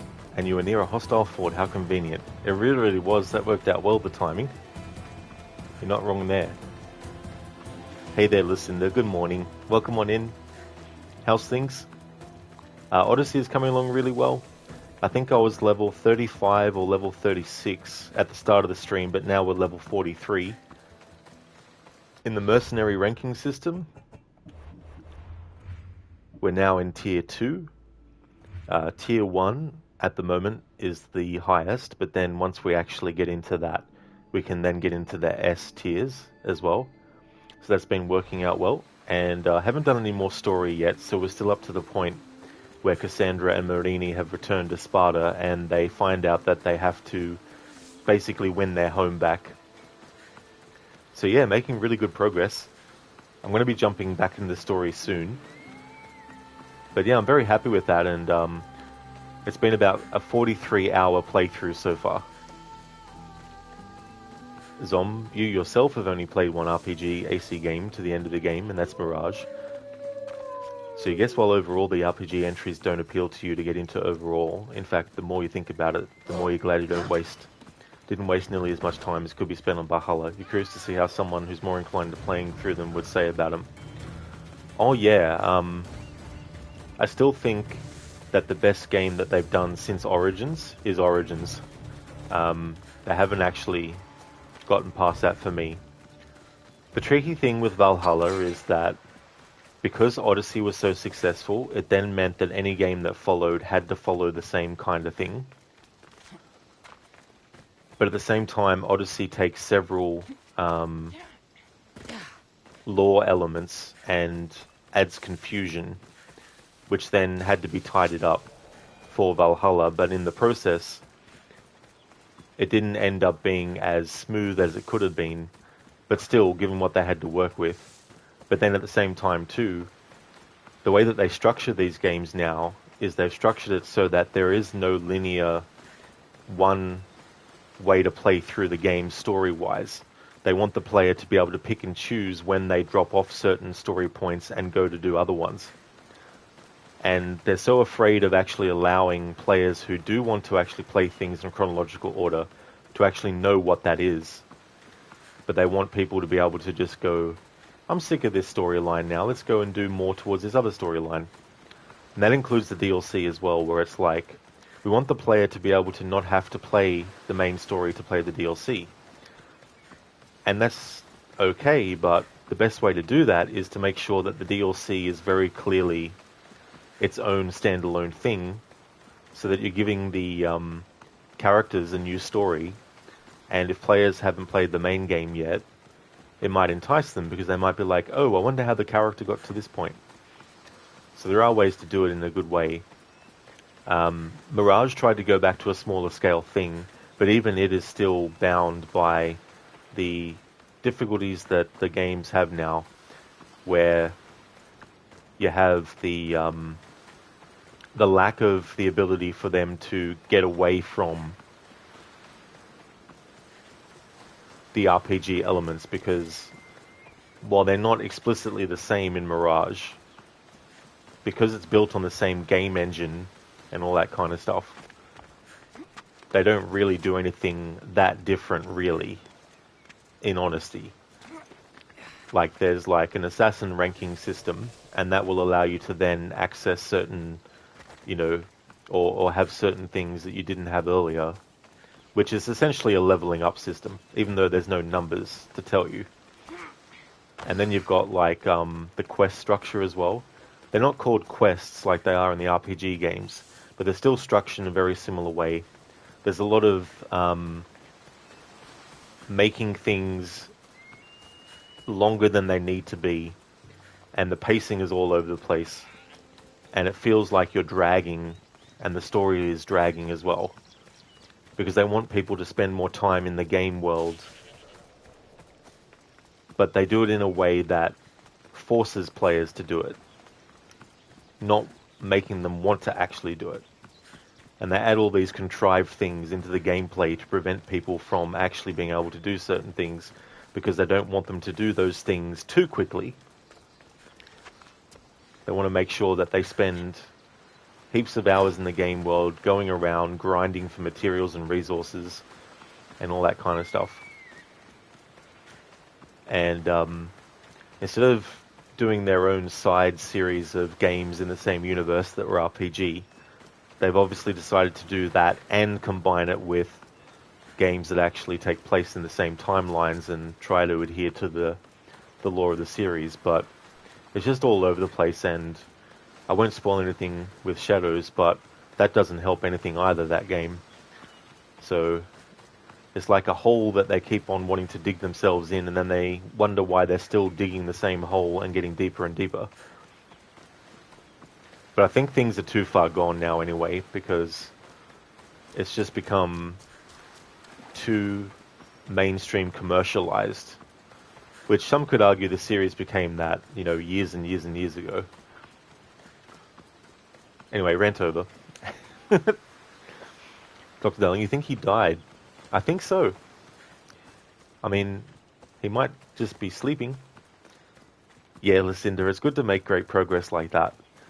Very, very happy with it. And I upgraded the spear to level 5, so when I do my adrenaline overpower attack with the axe, I can actually do 4 chains of that really powerful attack, so that's been really fun too. Yes, with this game, at the start, if you actually jump from a great height, the character will only have 1 hit left, but they'll be fine. And then when you reach level 20, you don't even take any damage anymore at all. Cindy, you're doing okay. You took a sick day from work today, but you're not sick, mentally struggling a bit, but it'll all work out. You're considering making a serious change and announcing something about it soon to hold yourself accountable. Totally understand, Lucinda, it's definitely good to reassess things when you need, and taking a day off to allow you to do that is definitely a good thing, because at the end of the day, you got to look after number one, and so you need to do the things that are going to help as well. Like, there's nothing wrong with doing that either. Like, some might call it selfish, but it's not selfish if it's a positive thing in terms of, like, you need to make a change of things if you're not happy with how things might be going, and you need to come up with something solution, and you might need, a little bit of you time, or you might need a bit of time where you don't have to worry so much about, hey, you need to start work at this time, you need to get this work done in this amount of time as well. How satisfying. It really is, Lucinda, doing that move. Plus, with the enemies catching on fire, I've now reached the point where, with the spear level 5, my flaming attack, I don't have to wait now to redo it. Once it's finished, I can then just start it up again.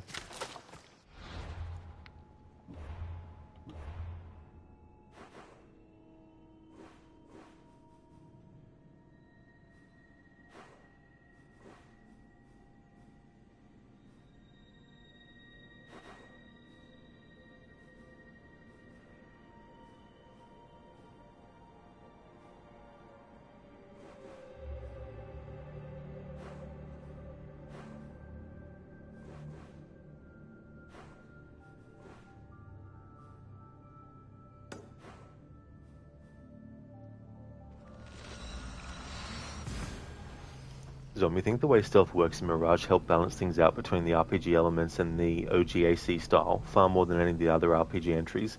Remember, there's a point in time with some upgrades where you felt quite OP with stealth. Having gear builds such as smoke bombs that set enemies on fire and throwing knives that can deal damage to all enemy types, brutes included, poisons the enemy's target and can be picked back up, ensuring ammo doesn't run low. Oh yeah, definitely. It definitely does a good job at scaling things down so it's not as time spongy to get certain things done as well. And it is satisfying doing that kind of gameplay, Let's keep out of sight. because it then allows you to try other tactics on top of things to see what combos will work best. Where you might drop a smoke bomb, then you might do a throwing knife, but then you might do an air assassination landing in amongst the rest of the enemies, and then while the smoke bomb's doing its effects, you know, you can go up and assassinate other enemies and stuff.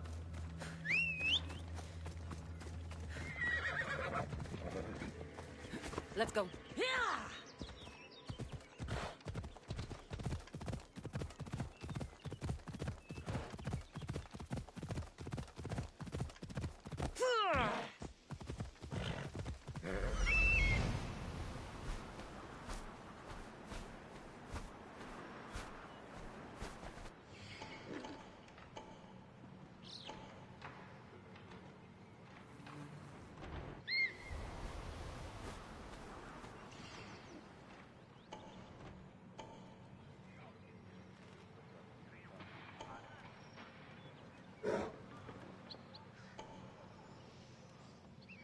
Off we go now.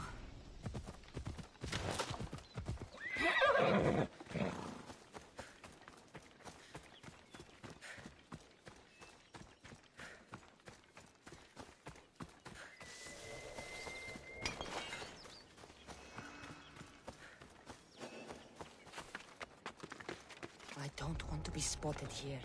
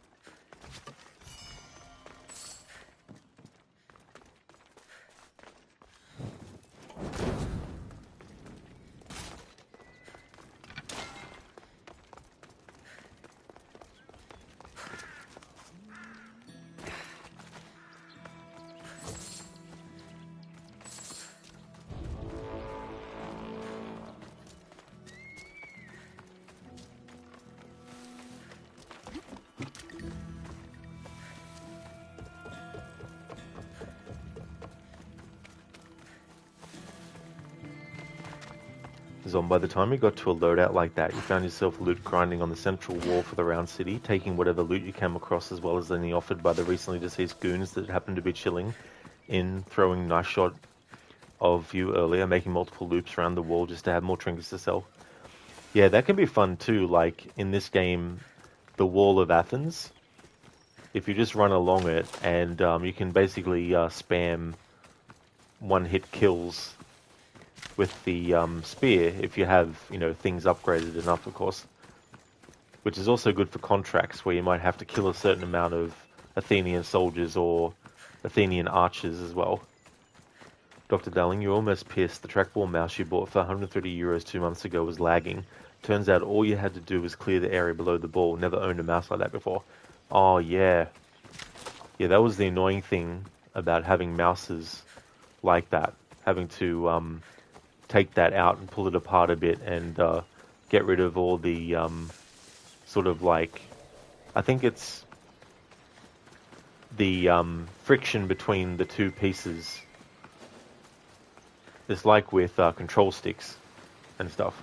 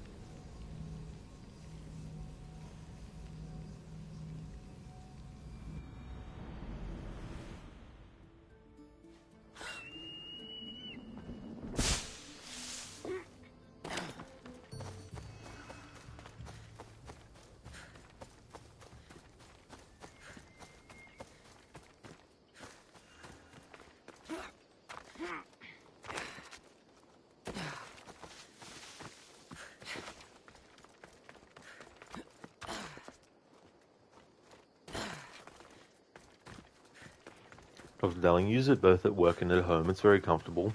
That's really good too as well.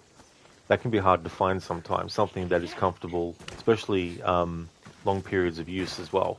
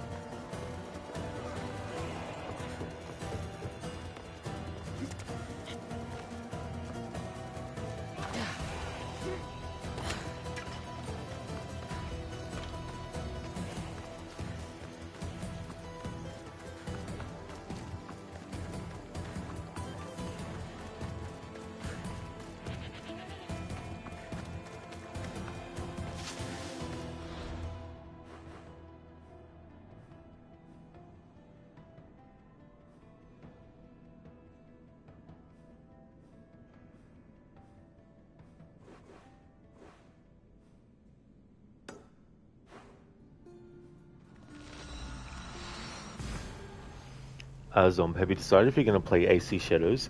I will eventually, when it becomes available on PlayStation Plus.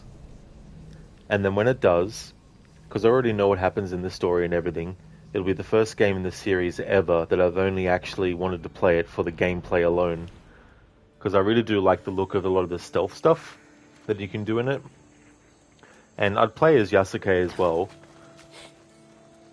But I wouldn't take the story seriously, so most likely I'll choose the most dumbest dialogue choices and not really care about what outcome I get. I might even do a stealth challenge with the game as well.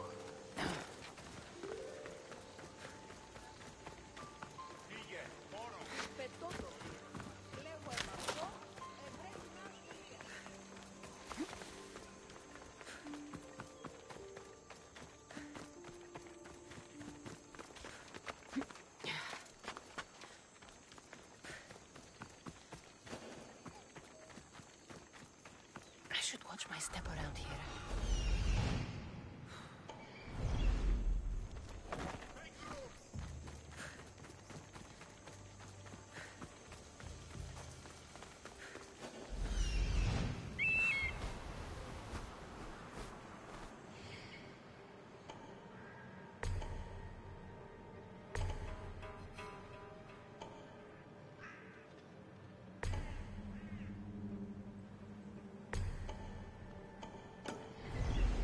There we go. Another nation chest. Then that'll do this. That'll finish this contract off then.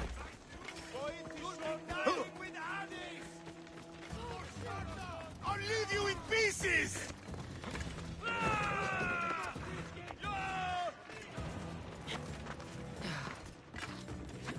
You'll die quickly! For the two gods! You're no match for a Spartan! I forgot that!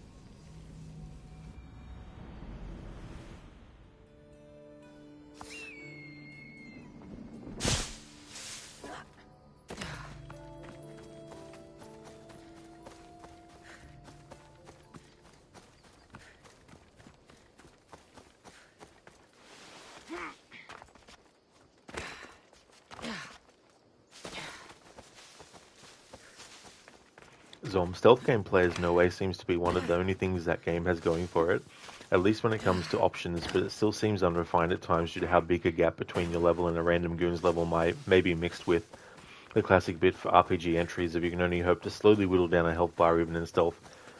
Yeah, that's one of the things that ever since Origins, I don't mind it so much in Origins because you can actually upgrade the Hidden Blade to a level that isn't restricted to your own level, meaning you don't have to wait until Bayek reaches level 5 to be able to access things that can upgrade your... Well, I mean, that's not a good example in the game itself, because you could be level 5 and not even get the Hidden Blade yet.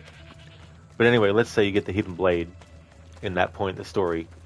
You don't have to wait until you reach like level 20 before you can upgrade it next. You know, it's not like the spear in this game where you have to get all these cultists killed to increase the spear. So if you want to, up until a certain point, of course, because when you get to a certain level of upgrade with the Hidden Blade, you need to start doing, you know, other things like there's the carbon crystals, which you either buy from Redder with the in-game currency, or you go to like forts and stuff and loot it. But yeah, Syndicate was the last game in the series where, as long as you were undetected, you could one-shot an enemy with your Hidden Blade, regardless of the level. Like you could be level 1 Jacob or Evie and sneak up on a target, and when you press the button to assassinate them, they're dead, even if they're like level 9 area. And I wish they went back to that. Because it should be more about how skilled are you at getting close to your target without being detected, to then be able to get the payoff of, oh, you know, you managed to do it. Here's your reward. The enemy gets killed in one hit. But instead of just going back to what it was, they decided to do the thing where it's like, oh, you know, now it's an option. Or go into guaranteed assassinations and all this kind of stuff. It's like, you could just make it guaranteed automatic by default as long as you're not detected before you press the button to do the assassination, you know. Shouldn't matter what level you are or they are. Welcome back, Not Fry. I hope things are going well. I'm in a bear suit. Welcome on in, dude. You enabled the one-hit stealth kill in Valhalla since that is how you like to play too. That is good though, bear suit, that you wanted it to be like that too, as well. I just wish it was just standardized, where you didn't even have to do that at least, you know. And you took off the little minigame thing they added too. Oh yeah. Yeah, I don't blame you. I played it without it, and I actually prefer it with it, but it's not one of those things where I feel like it should be forced.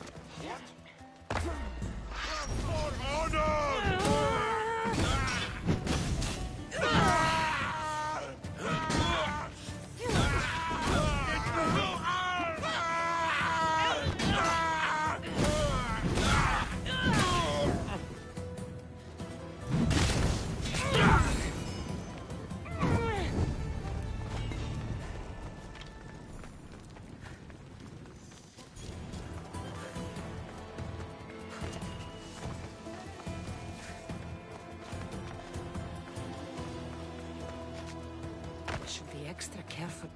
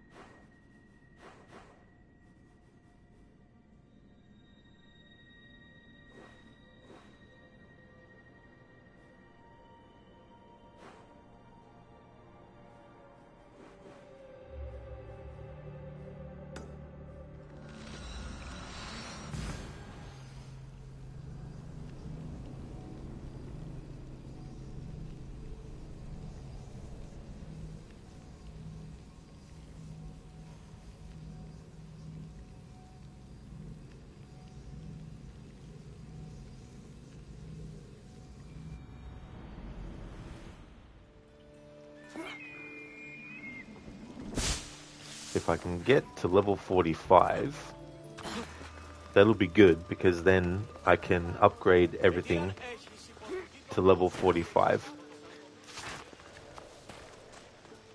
And then I can jump back into the story.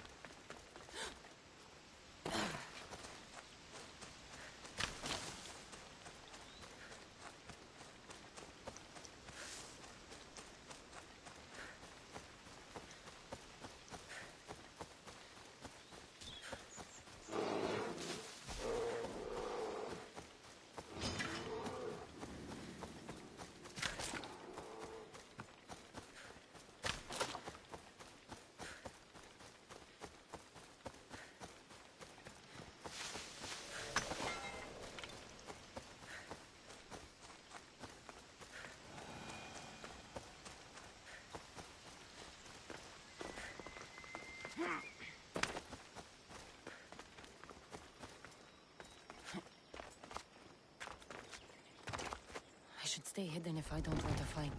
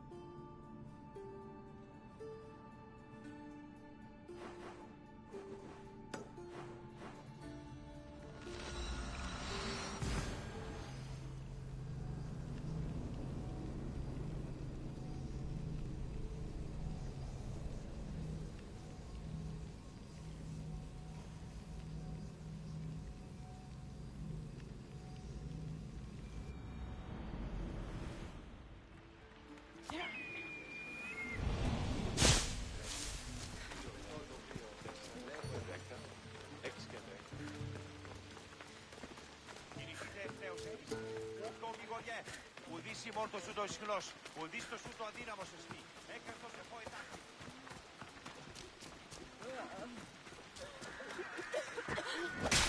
Oh, fuck. Whoops. I thought I could still talk to this guy. But ended up assassinating the guy. I've got no punishment for that, but that's now the second time in the playthrough I've accidentally assassinated it. Yeah, Lucinda, I was just like, I'll just press the button to talk to this guy as we run past him. But nope.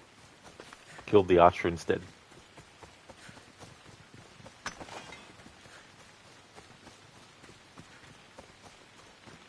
Because that's the quest where you go and you, you go to the area where this white bull is supposed to be, and you need to bring the whole bull back, because it needs to be sacrificed, but it needs to be respectfully done, and it needs to not be killed, like, unwillingly. So you turn up, and they've already killed the bull, and all you can salvage is the heart. So you go back, and then you're like, oh, sorry, there's just the heart, and the priest's like, oh, it's not enough. And then some farmer comes along and is like, Misthios, the bull you killed. And I'm like, fuck you. The bull was dead before we even got there. Fucking Misthios killed the bull. Fuck you. And then the priest is like, you did this. Now you have to choose. And I was like, bitch, we didn't fucking do nothing. We just did what you told us to do, which was to go to where the white bull was. It's not our fault that some other prick killed the friggin' thing. Jeez. Go out and get the fucking bull next time, you piece of shit. They'll be on high alert here. Dr. Darling, accidentally Assassin's Creed. That's right.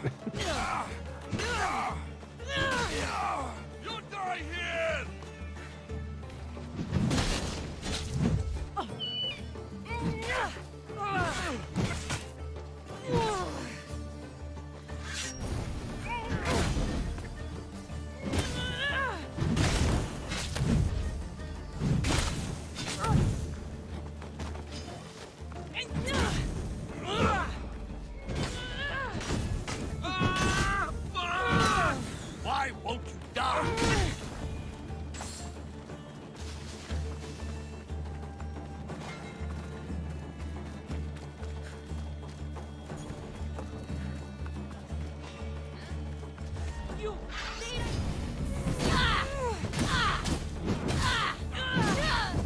Now you die!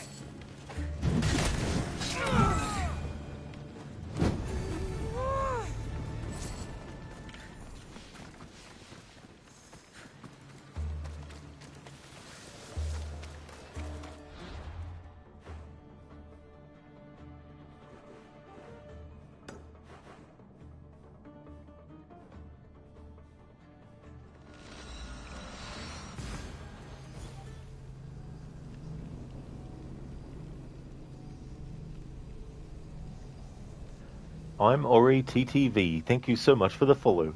Thank you. Zomb, in contrast to how the stealth is in AC Shadows, the stealth in Ghost of Yotai looks to be quite varied in options too. In fact, some enemy types make it where one has to strategize what types of gear to use to take them out, but takes after Tsushima with the way it's executed. None of the RPG leveling issues or whittling pieces off a health bar, even in stealth, but rather the power fantasy of being able to clean house with just yourself and a variety of gear and weapons.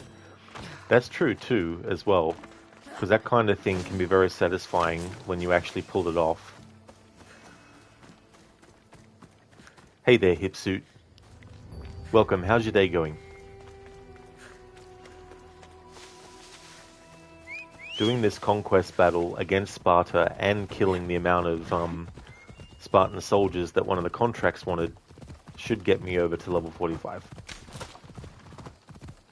Oh, nice, Hipsuit, that's great. I'm glad to hear that things are all good.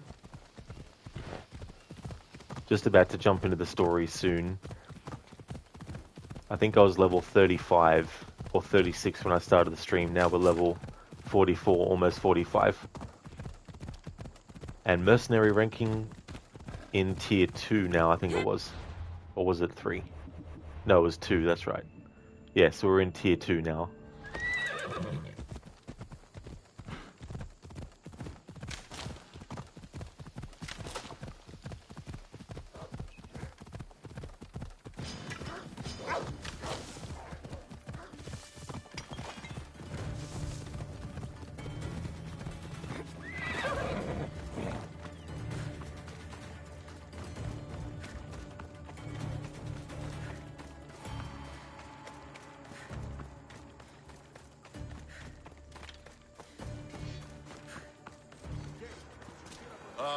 The mighty warrior with a broken spear.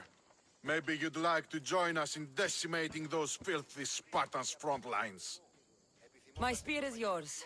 We'll make good use of it. Now, on to victory.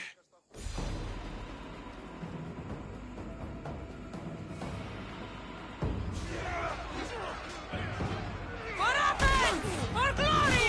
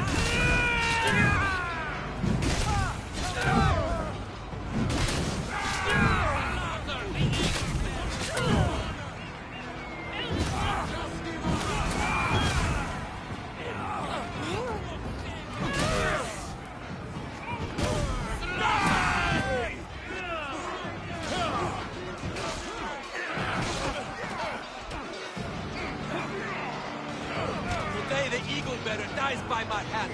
Ready? Now! I'll make your death swift, Theseus!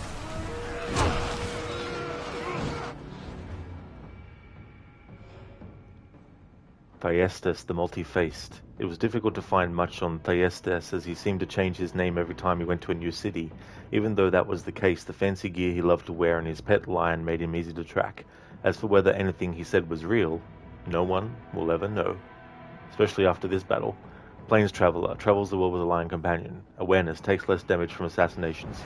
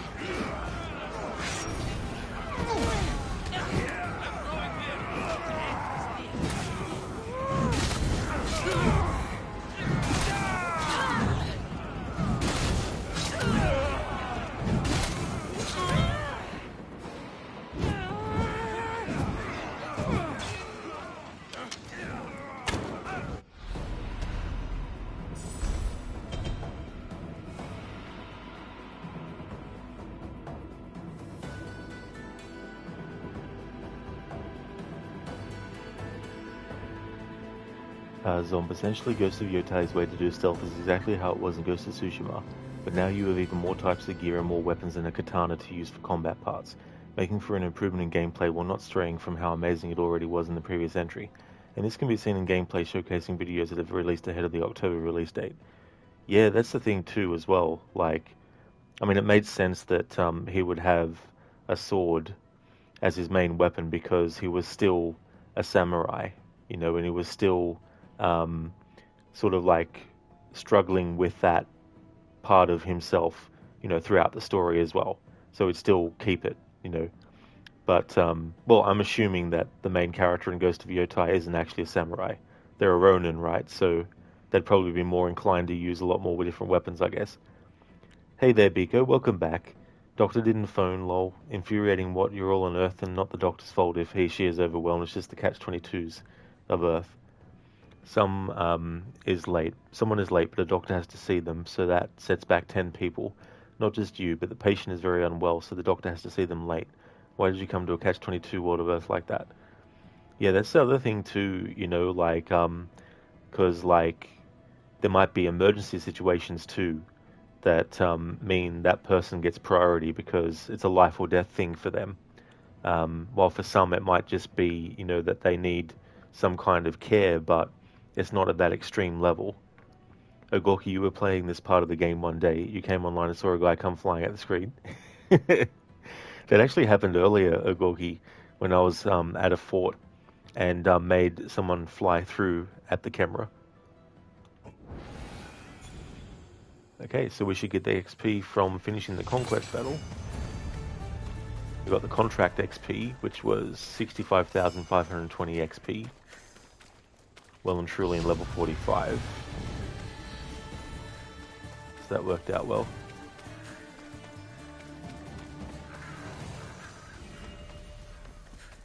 There we go. Alright, so let us go and upgrade our gear and weapons to level 45 and then jump back into the main story.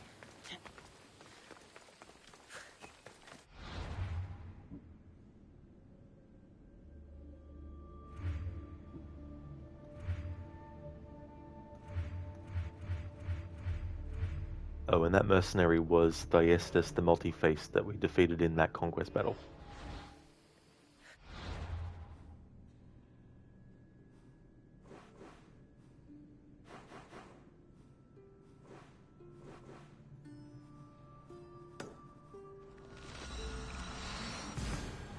Hey there, Bombo. Welcome back.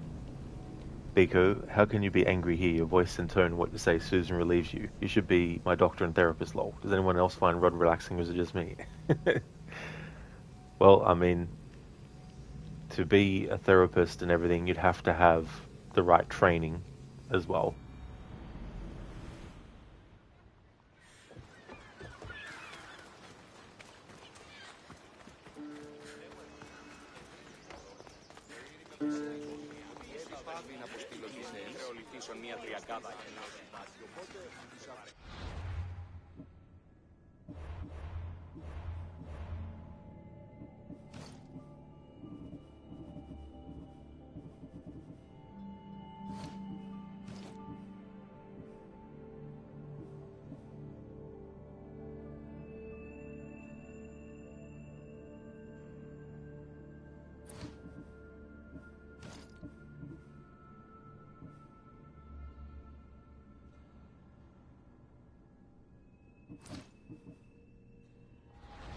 What would you like?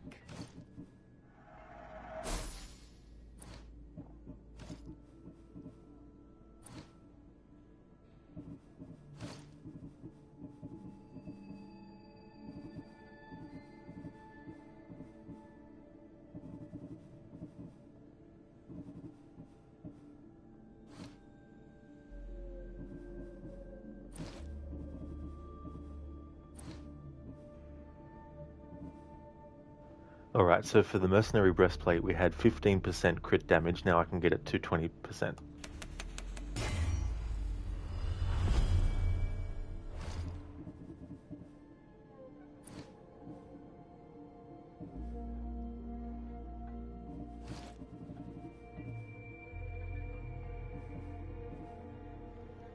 Based on World Legion's count, you guess that it'd be too easy to be a good idea for making a drinking game out of how many times Valakas is said.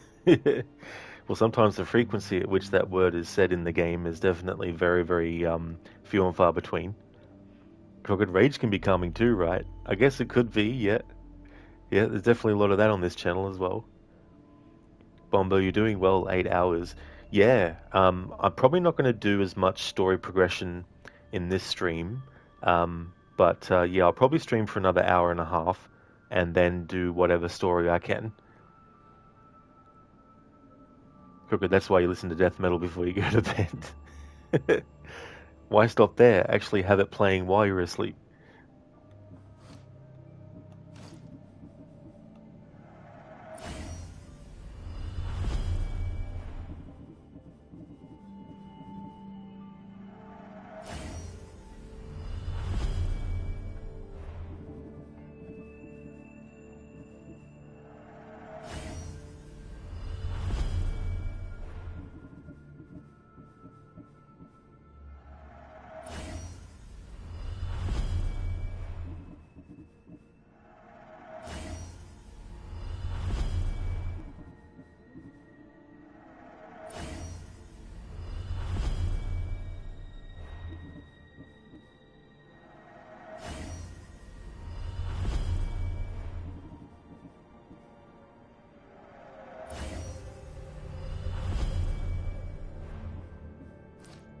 Please ask for anything you need.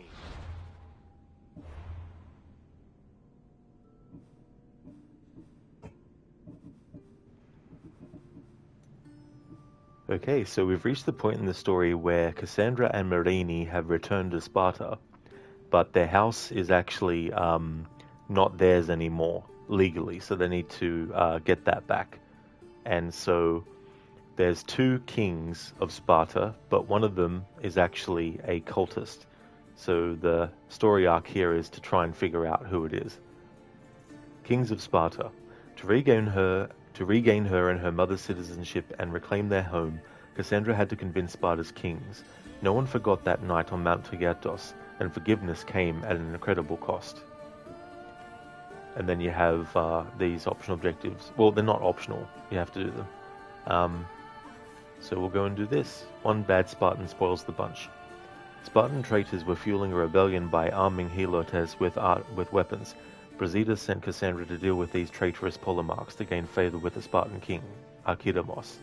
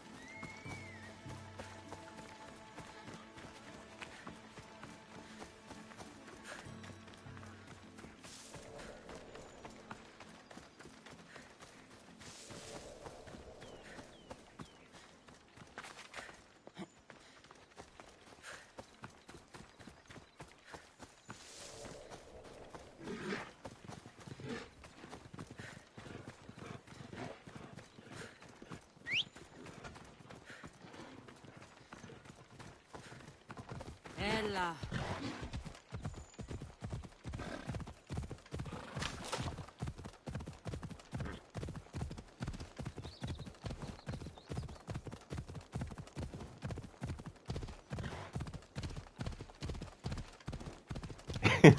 Crooked, that emote of yours that you made from Origins always cracks me up.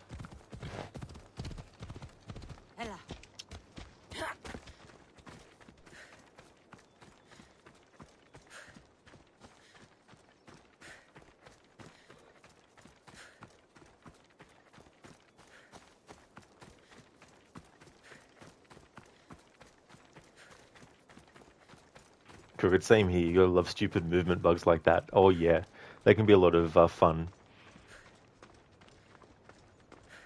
Like, I think it was, when was it? Yeah, it was in yesterday's stream of this. I was getting things sorted with the blacksmith, and this dog just randomly came into view and kept on running on the spot into a wall while looking at the camera. So as soon as I noticed it, I made sure to exit out of the menus as much as I could to just show more of the dog, because some of the other stuff was obscuring the image, and that was just so funny to see. I was there for a good 5 minutes or so, and the dog just kept on running on a loop.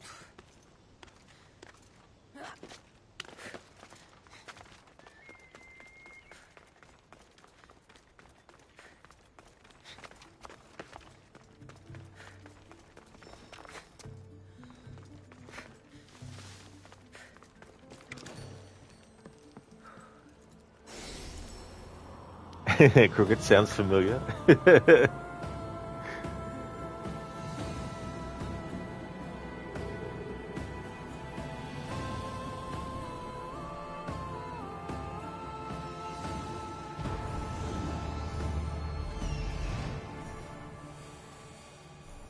Found them.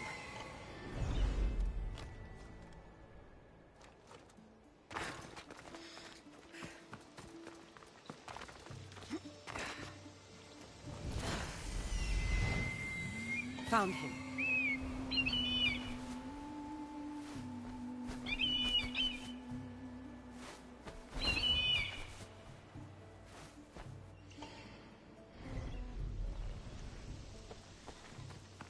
This is the marble quarry Brasidas mentioned. The Hag of Hackett's Quarry. The weapons have to be here somewhere. There's only one Spartan here that I need to kill. It'll be easier if I don't alert the others. Yes, but Kassandra, in this playthrough, we just run in. We just run in and fight. No sneaking around and then assassinating.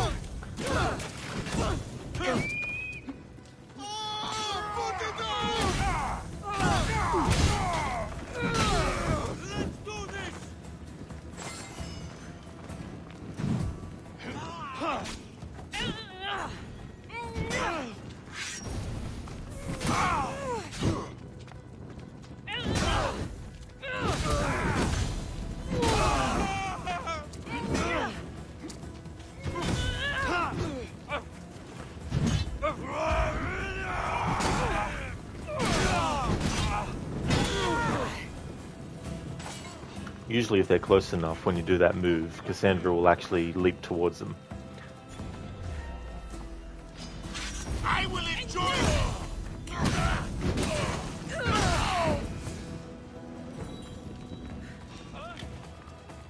Who is that? I'm going to rip you apart!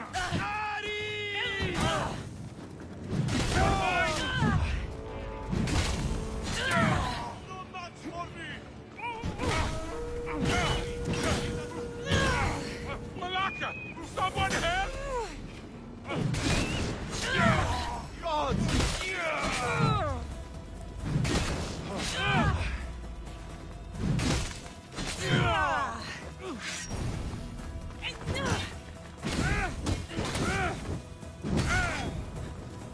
I'm not dead yet! What should I do?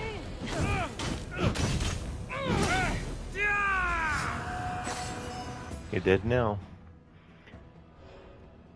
Leotkritos the Renegade. It said Leotkritos once fought for Sparta but left when he was asked to do something he didn't feel comfortable with. In choosing to disobey orders, he lost the respect of his friends and family. As he travelled, he hid his past from those he came across, but it was clearly never truly buried. Pyrophobia takes more damage from fire and rage, and enters a rage state when close to death.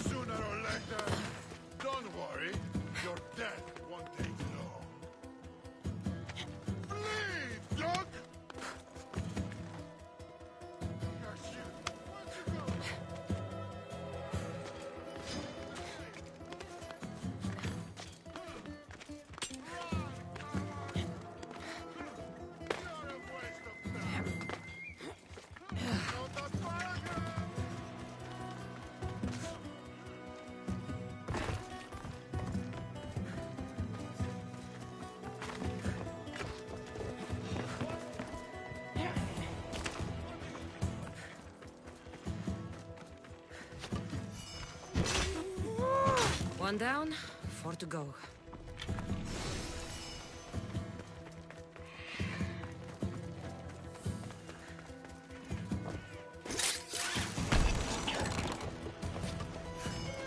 That's 2. Time to find the others.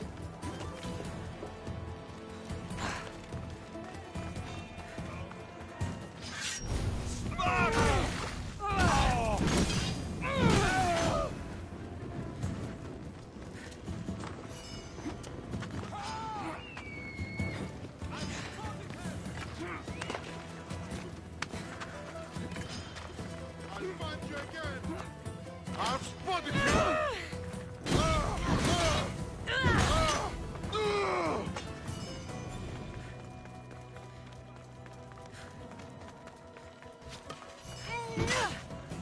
3 weapon racks destroyed. Won't take much longer.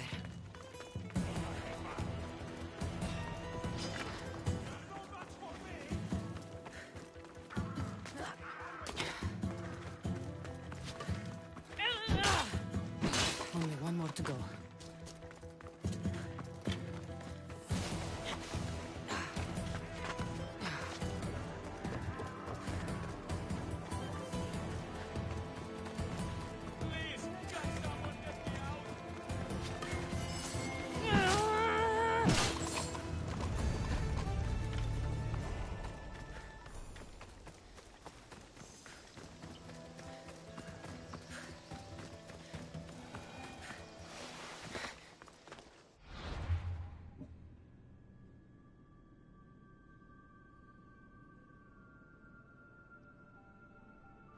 Zomb, another day, another gazillion malakas. Pretty sure that's how the saying goes. That'll be very fitting, Zomb, for sure. So that's 162 malakas we've heard in this playthrough so far now. Cool. Bully the Bullies. Kassandra met with Merlini at the tomb of Leonidas, where she learned more about her family history and her destiny, and came face to face with Spartan kings both old and new.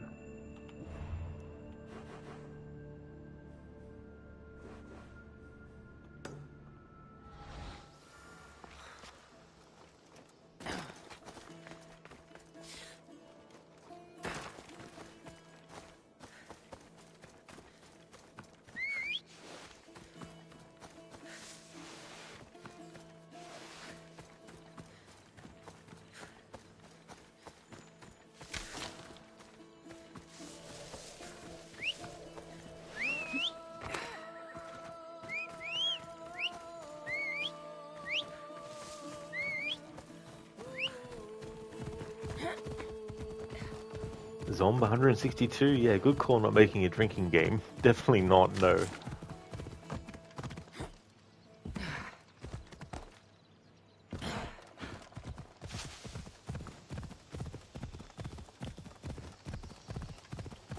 I mean, I use fire attacks a lot, so that also helps with the malaka count.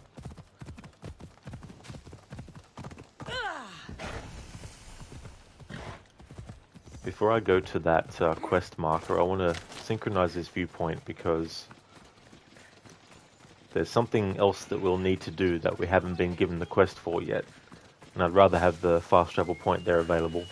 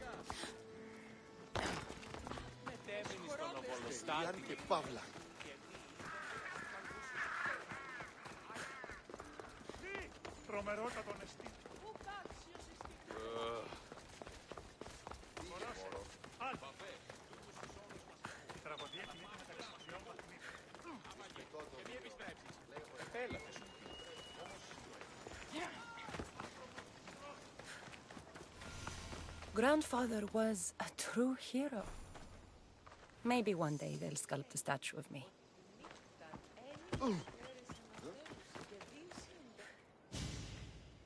Leonidas. He was Sparta's last true hero. We'd all be under the yoke of the Persian Empire if it wasn't for his courage. The same blood courses through your veins. I'm proud of my lineage, but I carve my own path. You carry the blood of heroes. You can carve much more than the path of a mercenary. Hold out your spear.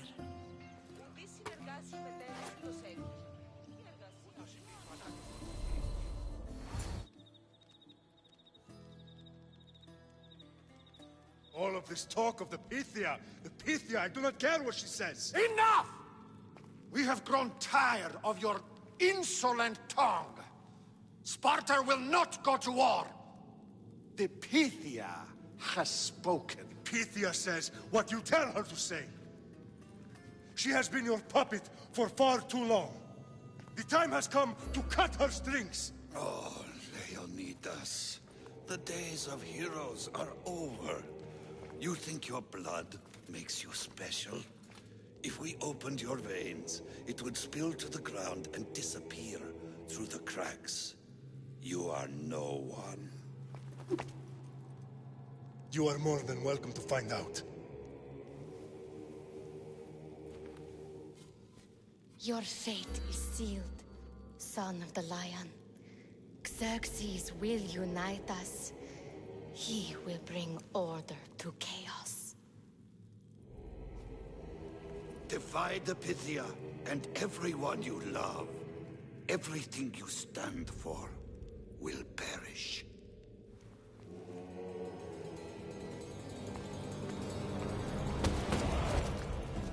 Gather the men. My king? Xerxes wants Sparta. He'll have to go through me.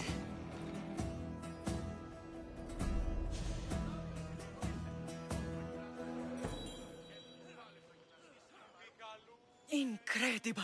Now, do you understand? What must I do? It's time we embrace our destiny. Both of us. If we don't stop the cult before it's too late, then all Leonidas fought and died for was for nothing. Our bloodline has risen to those who would enslave us. It's time we rise again. Well, well, well. Mother and daughter united in Sparta at last. And look at you. Goddesses among mortals. King Pausanias, we're honored. I was sorry to hear about your father. Yes. Our fathers would have been proud to see us here today. You remember Kassandra, my king? Who could forget? The girl who died to save her brother. Such a tragedy. An innocent child put to death because of an ancient, merciless law. Ancient merciless law from the Old Kingdom. Crooked, thank you so very much for leaving the lurk, dude. Listen to I make my own luck. Crooked, I carve my own path. Would like to highly recommend people check out Crocodile's channel if you haven't before. He's doing his first ever playthrough of Claire Obscure Expedition 33. He's also a massive fan of Assassin's Creed. Most recently he finished his first playthrough of Assassin's Creed Shadows. He did that as part of a historical order run with all these different games, including Assassin's Creed games, but also other games from different franchises. And he's playing all these different games in timeline order. Looked at all the years in which they took place in and decided to do them in that order. So he's doing games that started in the BC era all the way up until games that are set in the 1940s. Also has some really cool channel point rewards, especially audio sound bites. Different categories too, so there's an insult category, and if you redeem it, then it'll randomly choose from a large number of different sound bites where insults from video games or movies or shows will actually play. So some fun stuff there with channel point rewards as well. A great streamer, so definitely recommend. That's all good, Senny, for the shout out. No worries at all, dude. Thank you for being here. I really appreciate it. And thank you. Yeah. Hope the rest of Odyssey goes well. Thank you, dude. Yeah, once we do... normally I do the Olympics first when we get those quests, but I'm going to do the other because I think I could probably get that in this stream before ending. Thank you very much, Crooked. I hope you have a good one, dude.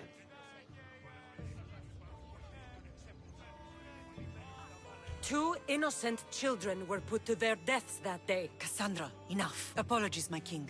She's been away from Sparta for a long time. You both have. This one has fired like her mother. In any case, Sparta was weakened by losing you both. We're examples of why these laws must change. Oh, I agree. But King Archidamos, if he could carve Spartan law across the chests of every citizen, he would. Spartan laws destroyed my family. Spartan laws had me claw my way through the streets. We're here today because he defied those laws. He did, and he lost his head for it.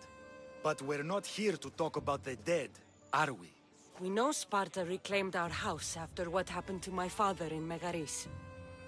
We want it back. Mind your tongue, child. You may not live in Sparta anymore, but I'm still your king. We graciously request an audience with you and King Archidamos to discuss reinstating our citizenship and reclaiming our home. Of course. There's nothing I'd want more. Archidamos, however, still hasn't forgiven you for the whole nose incident. What can we do to sway him? There's rumor of a Illot rebellion, and the Kreptia are stalking the flames. Savagely killing Ilots, stealing livestock, and leaving corpses to rot in the streets.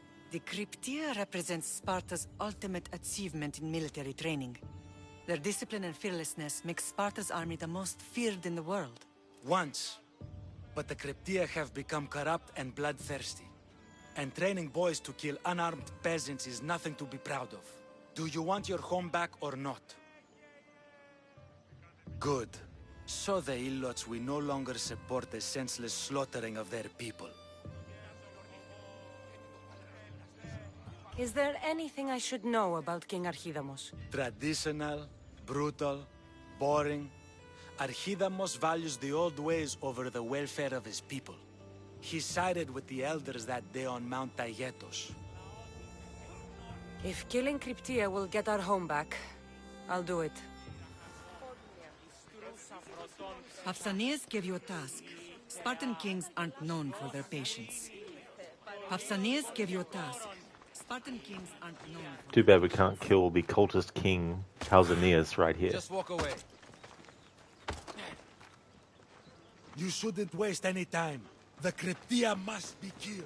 If Archidamos believes in the old ways, won't killing his Kriptia create conflict between him and Pausanias? I miss Kefalonia sometimes. Life was simple, even if Marcos was a bumbling idiot. Φαφέ.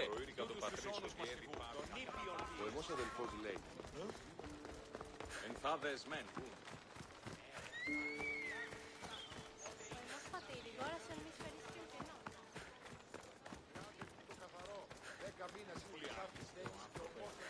Επέλαθες μου τι.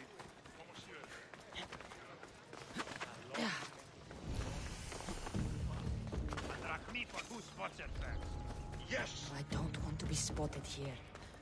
Yes, we do. In this playthrough, we go in and slice and slice and slice.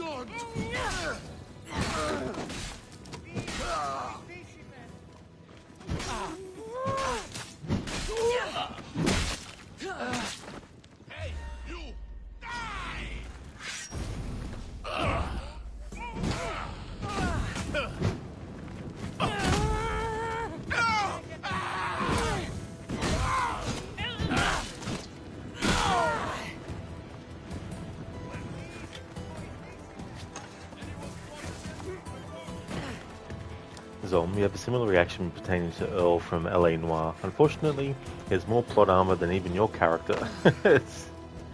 Yeah, that's true too. Characters in games that you wish you could kill earlier than the game might actually let you.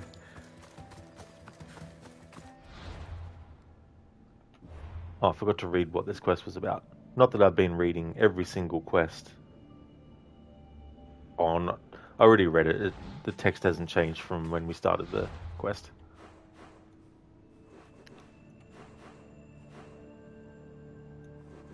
That's where I didn't have the fast travel point. Down that way. Damn it.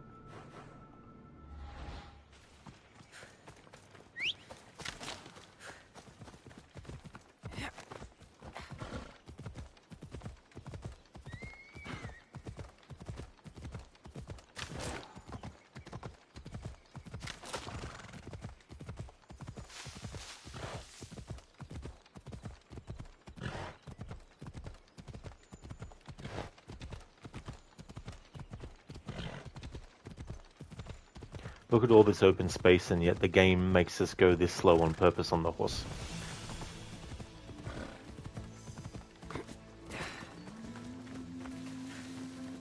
Pico, have you ever streamed LA Noire? Such an amazing game. Hope Rockstar does another investigation game, but it's modern day, so we can use technology. Oh yeah. Yeah, that would be interesting, actually. I've played it and streamed it years and years and years ago. But I wasn't really, I didn't enjoy the actual interrogating parts because sometimes it felt like I had the right clue, but then when I used it, it wasn't the right clue. And sometimes it wouldn't let me choose things that felt like more the right thing. So I just got sick of that after a while and used a guide for the investigations. But I liked everything else.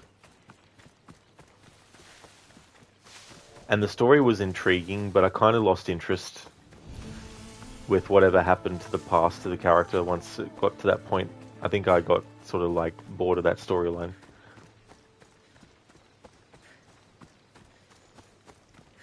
So I don't know if I'd play it again, because it'd probably be a bit of time commitment to play a game that I didn't fully think was that great.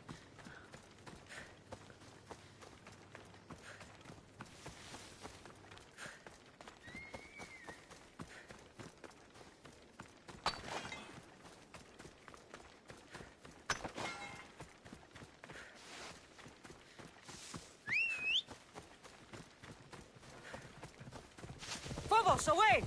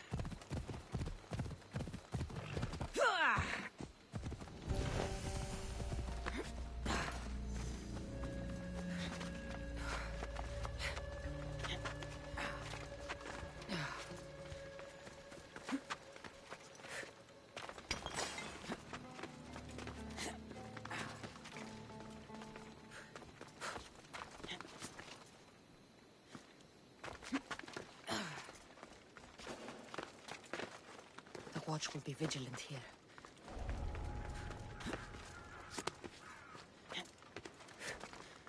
What the fuck? Who are you? Die!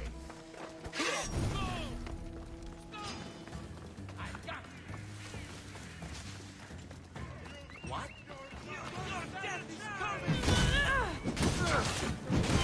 No, no!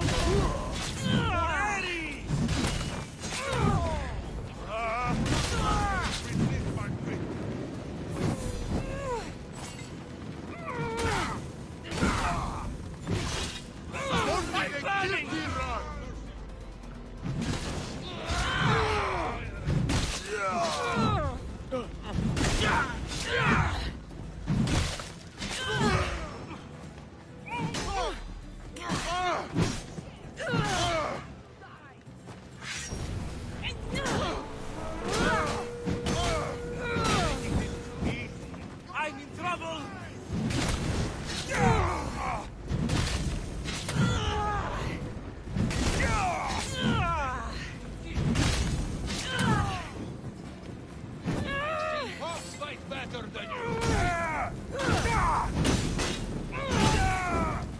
I will slaughter you!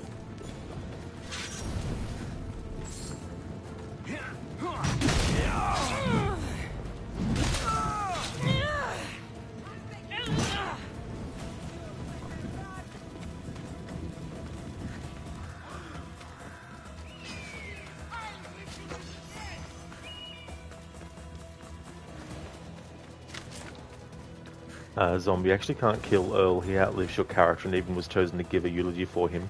Not because he was close, but because the syndicate he worked with decided to pull a cover their butts move while giving credit to your character by disowning a couple of their members who failed post-mortem. Oh, okay, yeah, because I didn't actually remember any of that part of the story ending. I just remembered what happens to Phelps in terms of, like, his fate.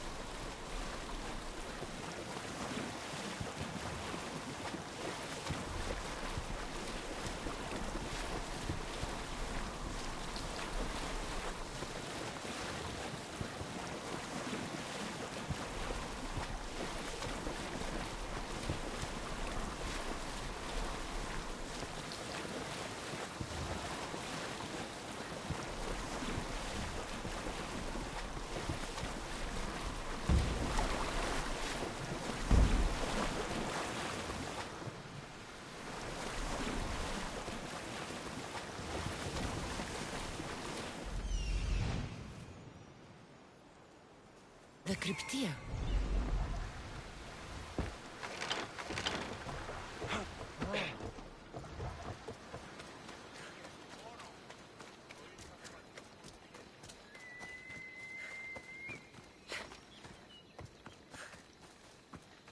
Listen up! I'm only going to say this once. Ugh. This village stinks like a pig's asshole. Everyone shut up, or you'll eat steel! I'd be more than happy to bash your teeth in if you don't settle down! Night and day we slave for Sparta! They take everything from us! They treat us worse than dogs! They kill us without reason! We can't live like this! God, we pray to you! We beg your mercy! We beg for justice!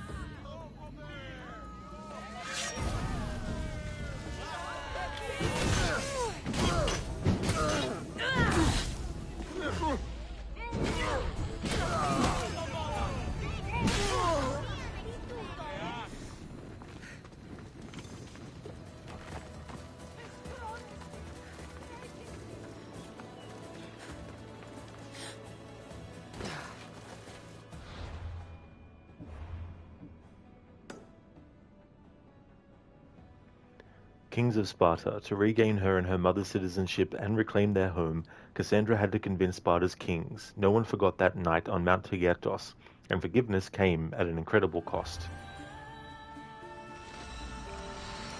So there's definitely some issues with L.A. Noire, particularly in pacing the main story, and there's the what could have beens pertaining to the Syndicate storyline, which is done better in Person of Interest, with the HR storyline in that masterpiece of a TV show that, if I remember correctly, is streaming on Prime. But you consider it to be quite an underrated game, and it's actually a personal favourite of Rockstar's catalogue. That's cool, Zomb, that you enjoy it. But yeah, the whole thing with the Syndicate and stuff, like, I get that it needs to have some kind of, like, antagonistic thing. It can't just be all, cases that you investigate with a culprit that's not, connected to any other culprit and all that kind of stuff, and that they need some overarching kind of like, you know, thing. But I mean, I've only played through it once, so I don't know the ins and outs of it, like you might if you've played it multiple times. You catch the latest gossip? We're being sent to guard the shipment of spearheads. Like, it's a game I don't mind watching people play and all that, but yeah, I don't think I'd play it again.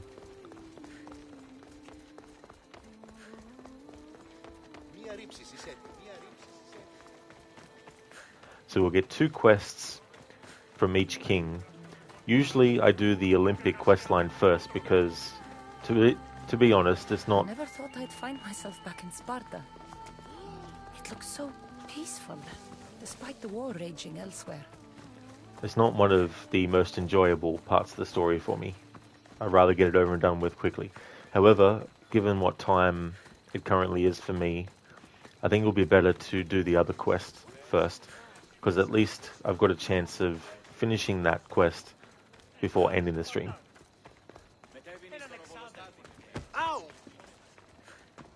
And I'd rather end the stream having completed a segment of the story. There you are. I can take you in to see the kings when you're ready. Waiting won't make this easier. Then let's go. Your mother's already inside.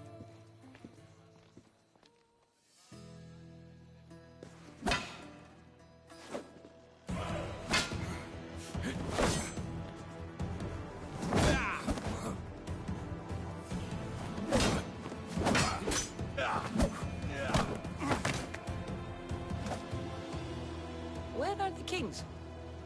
There. What do you say now? You've made your point, Archidamos. I yield.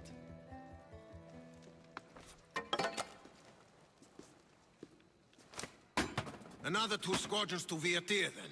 As I said.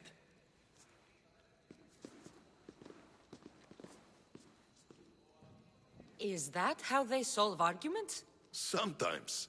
Archidamos' guard has improved. He should thank me. Brasidas, you've come with news. Let's hear it. My kings, may I present Marini, descendant of Leonidas, and her daughter Kassandra. How dare you show your face in Sparta? Kassandra helped me secure Corinthia, my king. She helped with the Ilotes rebellion. They want what's best for Sparta. I beg you to listen. Let's hear what they have to say before we bloody the palace floor. Speak, Marini.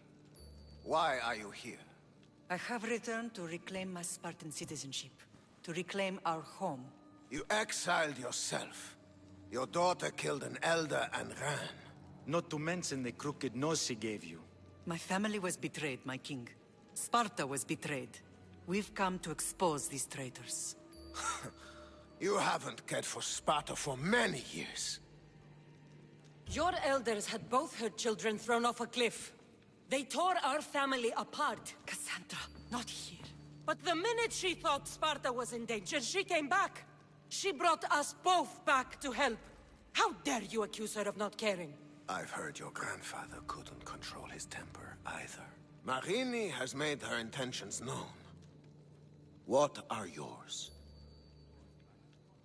My intentions are to hunt down those who betrayed my family and Sparta, and kill them. And who exactly do you think betrayed Sparta? That's what I'm here to find out. First, prove yourself loyal. Bring glory to Sparta, and redeem yourself in the eyes of the gods. Until then, neither you nor your mother have a right to your lands. Tell me what I must do, and it will be done. The Spartan army fights the Athenians in Viotia. Join the commandos there. Come back victorious, or do not return. Consider the battle won. Spoken with the confidence of a child who hasn't seen real war. You will find my commander out of Mount Helicon. Give him this and tell him I sent you. Not so fast. 2 kings, 2 tasks. Heracles completed 12. 2 shouldn't be a problem. First Spartan thing you've said all day. The Olympics will be starting soon in Elise, and our fighting champion requires an escort. You want me to be an escort? I want you to make sure the Spartans return with a wreath. That's how she'll bring glory to Sparta? By winning an event in the Olympics? Not an event, my king. By making sure Sparta wins the entire Olympics. Perfect. You have your orders. We'll see you when your tasks are completed. If they're completed. I'll get them done. And you'll give us back our home. There's some Spartan left in you after all. Brasidas. Show them out. Next.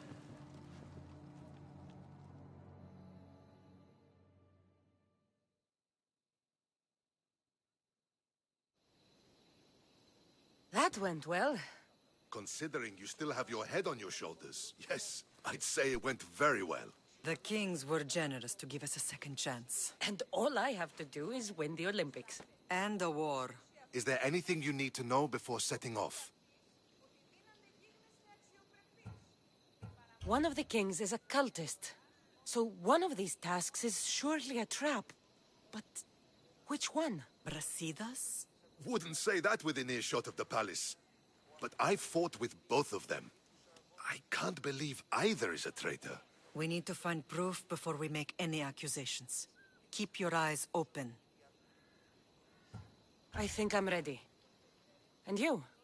What will you do while I'm gone? I received a message just before we went in. What kind of message? A clue to the whereabouts of another cultist. I'm going to Arcadia. Alone? The fates are smiling on us. I was ordered there. We can travel together. That would be helpful. My thanks. I'll meet you both in Arcadia then. Safe journeys. Sparta has missed you. Sparta has missed you. I know you do what's right in your heart, but you have to put your family first, love.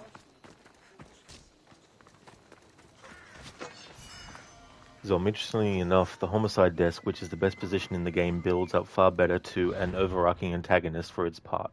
With the cases investigated being a part of the Black Dahlia case and the final case of homicide, the Quarter Moon murders, has you chasing down clues across the city that show that they're connected by showing you got the wrong guy before, as the Dahlia was the one that killed them. Then has you catch up, and catch up with and take on this game's version of the Black Dahlia killer. Oh yeah, that's right, yeah, because that's like, that's based on like a real murder, isn't it, that happened. Hey Octavius, welcome back. Hope you enjoy Odyssey. So far you started doing the house chores, something that must be done. Started from your anti-blue light gaming glasses. Definitely Octavius, for sure. And then once it's done, you can do other things then, that's for sure. But yeah, it's going well. We just got the quests from the two kings, one of which is to win the Olympics, and the other one is to go and help who ends up being Stentor, of course, but Kassandra doesn't know that yet.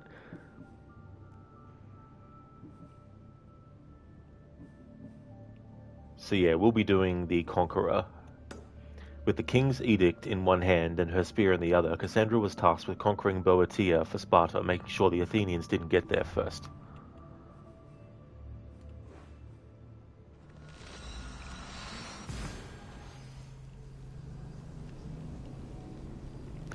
And we're going to make Stentor become a mercenary.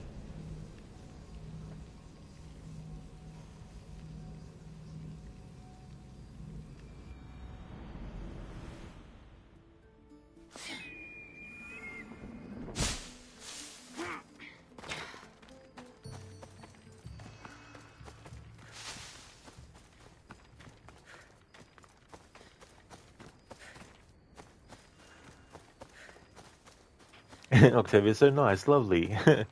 Yeah, we killed Nikolaus, so Nikolaus won't be there to spare Stentor or save him from getting killed. But after you fight Stentor, you get the option to just walk away or kill him. And if you just walk away, he becomes a mercenary. So with this mercenary focus, I thought it would be funny to make him a mercenary and then kill him as part of the playthrough. In that regard. Because obviously you can kill him right there and then when you defeat him in that fight, but it'll be interesting to see what dialogue he says. I think I've done it once before years ago, but I can't remember what was said by Stentor when he's a mercenary. Not yet Octavius, no. We're in tier 2 at the moment.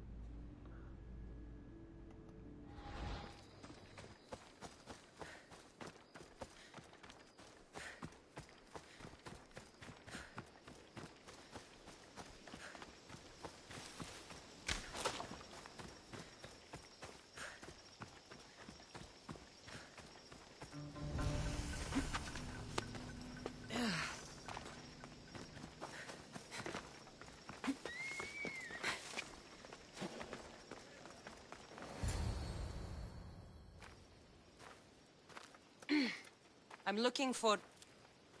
You! Stentor?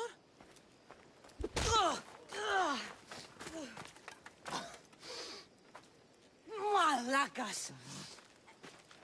I'm here to help, you idiot. Not after Megaris. Not after what you did. King Archidamos of Sparta sent me to aid you in securing the region. This is how much he trusts me. He put his faith in a fucking mercenary!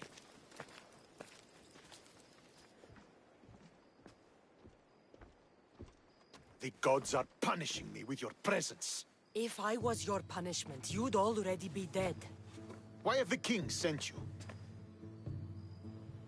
When you kill Nikolaos, or even if you don't kill Nikolaos, actually I can't remember. Yeah, Stentor, does he? I can't remember now. Anyway, if you choose what you need to choose to make Stentor attack you, if you decide to quote-unquote kill him, obviously when you get to this point in the story, you realize he didn't actually die. But if you just let him be, when you see him at this point, his face won't have any scarring. But if you do actually fight him and quote-unquote kill him earlier in the story, then when you meet him now, he'll have a scarring on his face. It is Octavius, yeah. This is the first of the AC series to choose your endings. That's right, yeah. King Archidamos sent me to conquer the Viotians, since you clearly can't. And yet he sent me a single traitorous mercenary. You should thank the gods that I've come to help you. The only reason you're still alive is that writ you carry. You're not an ally, just a weapon. Then put me to work. You're not up to the challenge. Try me. There are 4 Viodian champions fighting for the Athenians. Aristeos, Yanira, Nesea, and Veragon. Think you can kill them? I'd like to see you try. I told you we could work this out.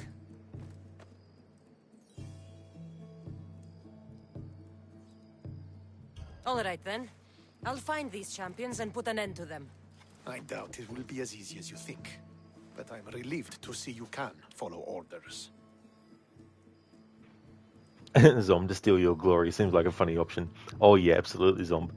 And in this playthrough too, I'm trying to choose the most mercenary kinds of dialogue where possible as well.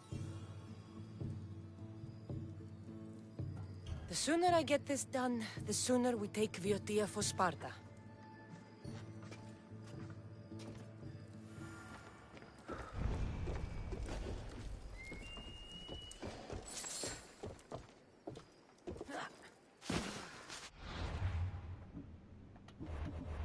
Alright. So we have all of these to kill. The end of Drakon. The Boeotian people used to say that Drakon was the descendant of Heracles. He would be a challenge worthy of a true mercenary. Heracles. Which of course is the Greek version of the Roman Hercules. Which is funny because in a lot of stuff they use the Roman Hercules in place of the actual Greek hero. There was a Super Mario Brothers cartoon that was the Super Mario Super Show, and there was actually an episode. What was I going to say now? I forgot. I hate when that happens.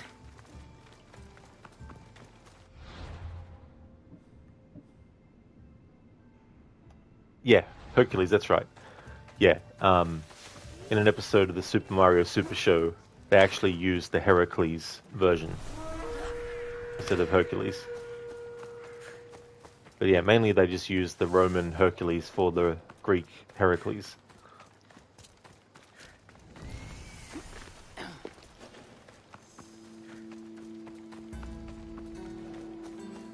It says assassinate Drakon. Well, we definitely won't be assassinating them.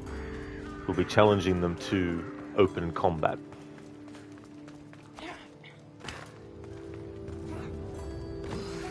Thebians.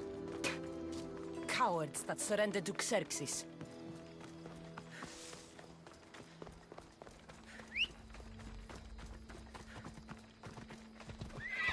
Let's go.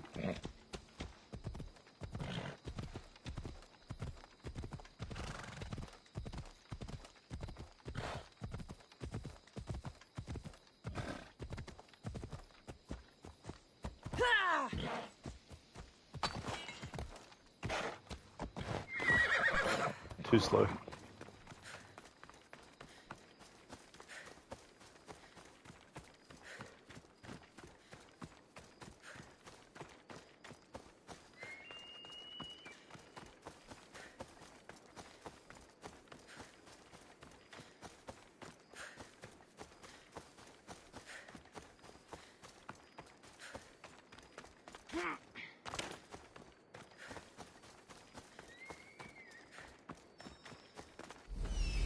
There he is.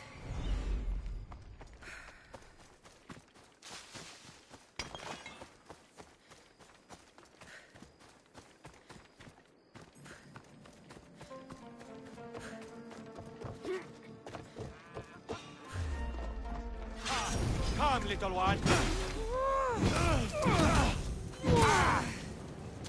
I'm on fire! Put it out!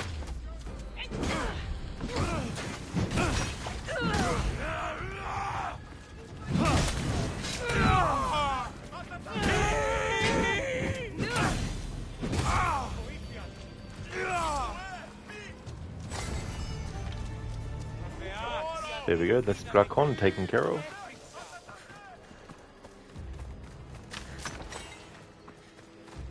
Hey, Twisted Clouds, thank you so very much for the raid. Welcome to you, and your raiders as well. How's things? How was your stream of WWE 2025? Hope you had a great time. Welcome on in. Twisted, what's going on? Going around now and taking care of some so-called champions. We've reached a point in the story where we have to do 2 tasks by 2 different kings, and one of them is to help them win their battle against Boeotia for Sparta, and then the other one is to go into the Olympics. So we're doing the one where we have to actually defeat Boeotia first. Hey there, Barnes. Good day to you as well. Welcome, how's things?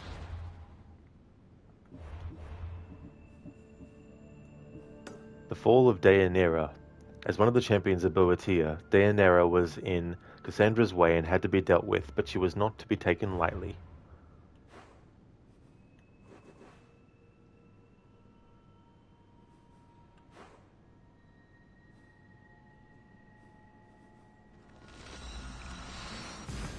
Oh, nice, Twisted. That's good. I'm glad to hear that you had a great stream. That's awesome. For those who haven't come across my channel before, welcome on in. My current game schedule for what games are on what days is Saturday through to Tuesdays at the moment is Assassin's Creed, doing my annual playthroughs. I've only got 2 more games in the series left that I'll be doing. And then Wednesday and Thursday is my Tomb Raider annual series playthrough. I'm resuming that. I've already done the first 3 games. I think it was like a couple of months ago. So now I'm jumping into the 4th one, The Last Revelation. And then on Friday, I'm doing a Dead Rising 2 15th anniversary playthrough. But I'll be finishing that fingers crossed at least, on Wednesday. And then it'll become a different game. But yeah, they're the games that are currently on the schedule. Hey, Mr. Epic. Good afternoon to you, dude. That's true, yeah, just past the 9-hour mark. I'm going to be doing as much as I can. Well, I want to do this whole quest line thing with the champions. And we're going to turn Stentor into a mercenary so that we can kill him later. But I'm going to kill him in a different stream.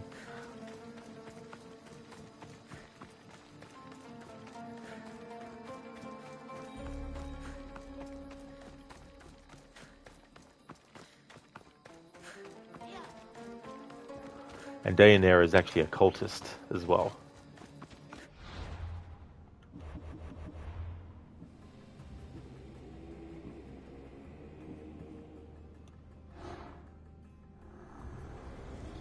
One half without the other is nothing at all. I have nothing left to lose. Daenerys, heroes of the cult. In their time, the champions Boeotia inspired people across the nation. Songs were sung in their name. Now the champions were abominations who frightened and terrorized any who opposed them, even Boeotia's own people. At the center of that terror stood Daenerys, the fiercest fighter Cosmos had ever known. So long as she fought, Boeotia would stand. Letter to Okitos. Okitos, where did you find this idiot? The leader of Boeotia is a coward. I'm a fighter, not a doll. I'm here to battle, to kill, to fuck. A good life, a good death, and nothing more. Time to break out my baby. Got a mace, just like our sage. Not as good as breaking heads, but sure does make them squirm. When all fall, we stand. D. Letters note from Daenerys. You weakling, you coward. I was born a champion of Boeotia. I don't need to prove it by dressing up like one. I don't parade through the streets. I don't wear feather hats. I kill. That's all I do. And if you send me another piece of armor to wear that makes me look like an idiot, the next person I kill is you, Daenerys. Mr. Epic, wait, Stentor could become a mercenary. Didn't know that. So does he drop good loot? Now that's actually a good question. I don't really know. I've only made him a mercenary in one other playthrough, but I can't remember those sorts of details. But if you kill Nikolaos, it then prevents Nikolaos from coming in and stopping you and Stentor from killing each other.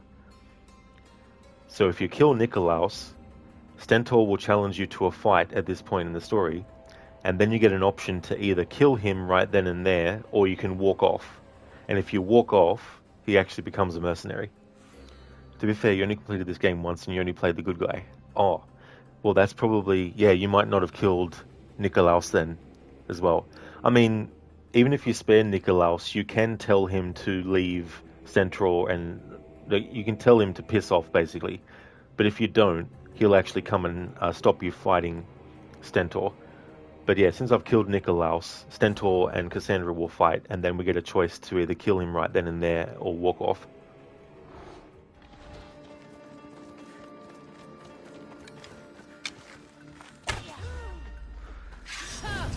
So you've come to face me. That's It burns!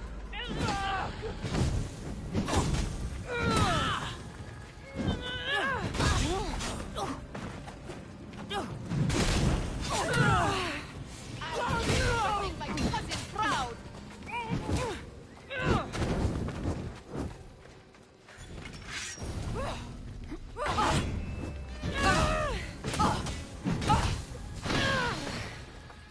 can run away anytime now.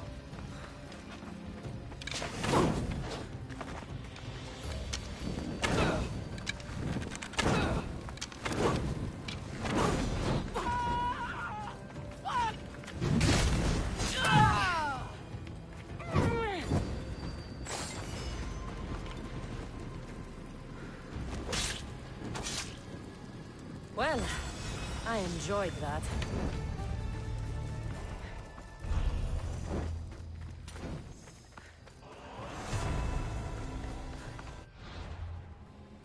Daenerys defeated.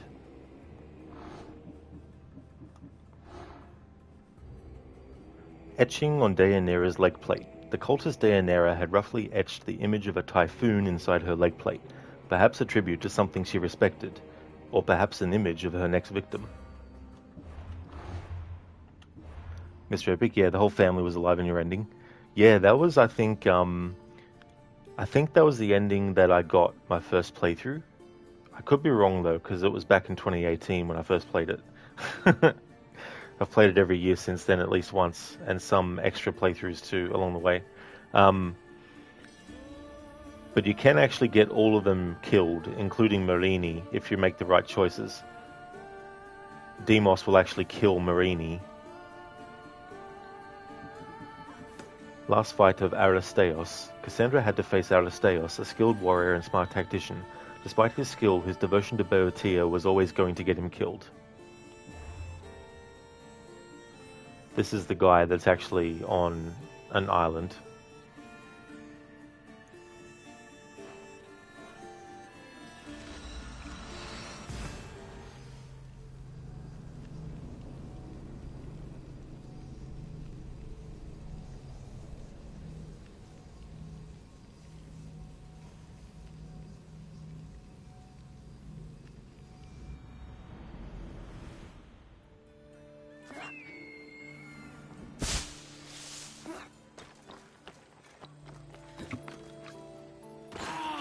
Αδύνατον εστί.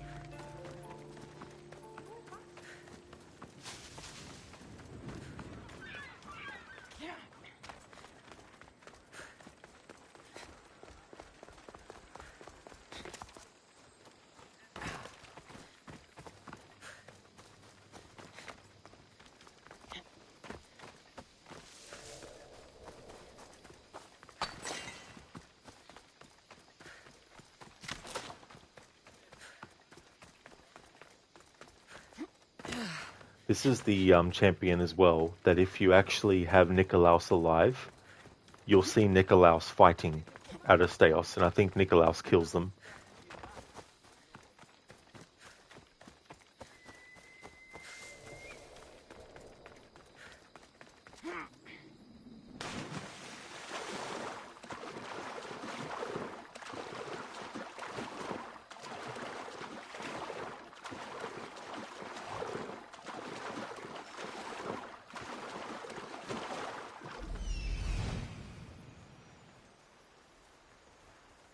Aristeos found you.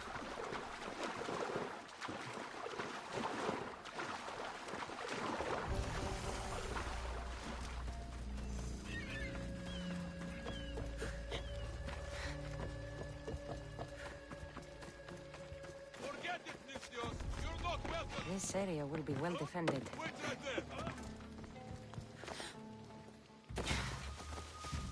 This cave looks like it might lead inside the walls. You don't worry. I'll end this quickly.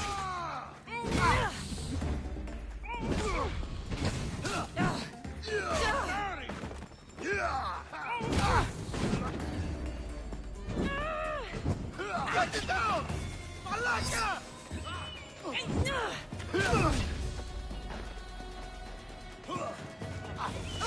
Die!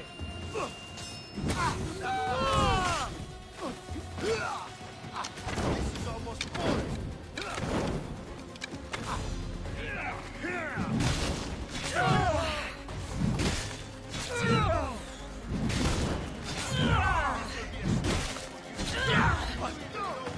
Actually, I've got to be careful here because there's a sponsor that if we kill...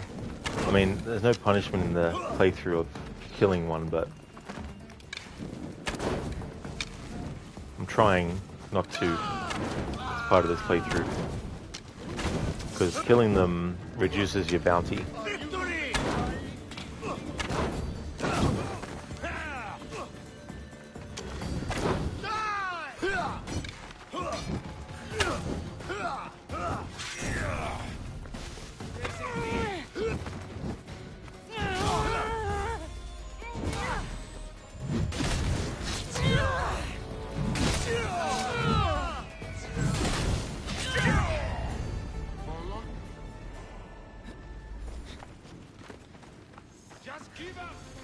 There we go.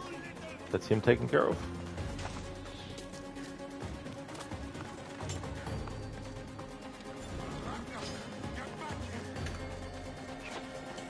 Quite a few Malakas close together.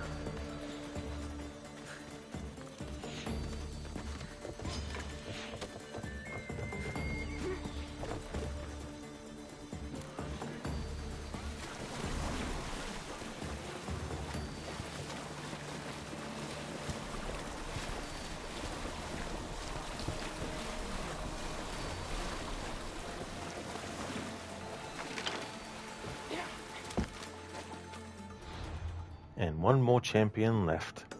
The last hunt of Nasaya. Nasaya, the legendary huntress of Boeotia, was marked by Kassandra. For the first time in her life, the hunter had become the hunted.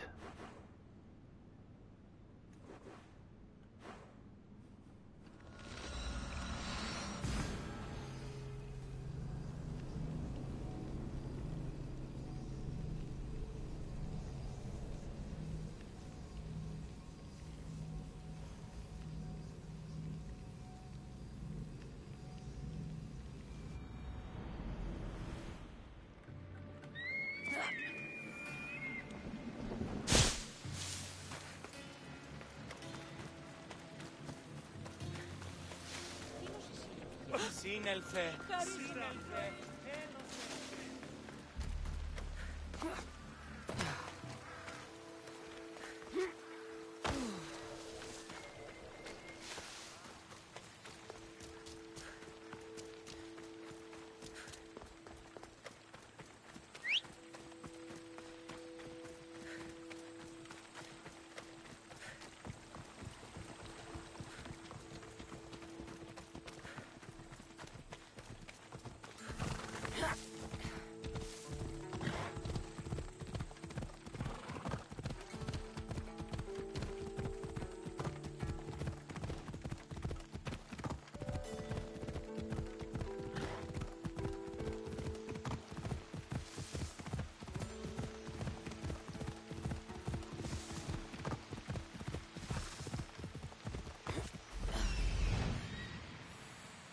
This is it. Mr. Vic, you tried to start a new game plus playthrough with Alexios instead of Kassandra, but you just didn't feel that preferred Kassandra as the main character. But you felt the same with Kassandra as Demos. You didn't like that either. Alexios was better for that role. Yeah, I think, like performance-wise, I think Milisanthi Mahud, who plays Kassandra, did a great job as Demos as well. But yeah, I definitely think Alexios is better suited to be Demos.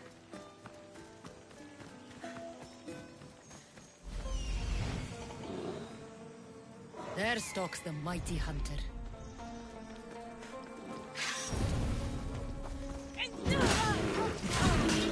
Here's where you die! Shoot! Get away!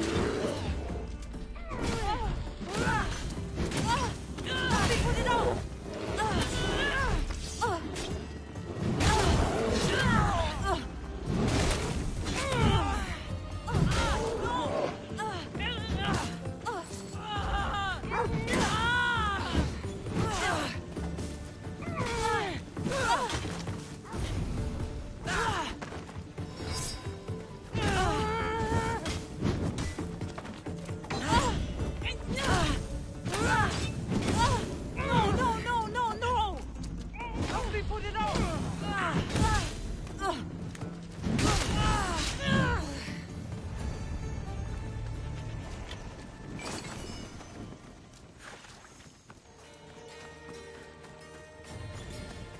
Dr. Darling, Rod ending the stream within the next 15 minutes. That is true, yeah. Yeah, we're now at the point where we go back to Stentor. Dr. Darling, you're betting 466,000 points for that?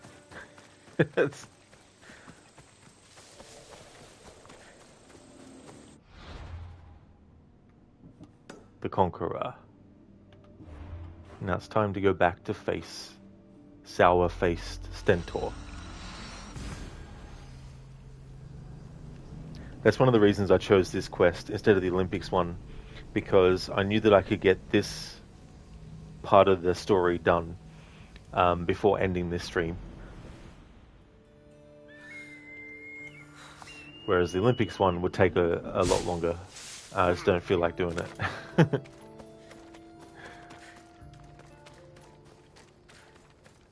Mr. Epic, enemies become suspicious seeing a dead body. Unless they're drunk, they might not notice. They might just think, oh yeah, it's just someone sleeping.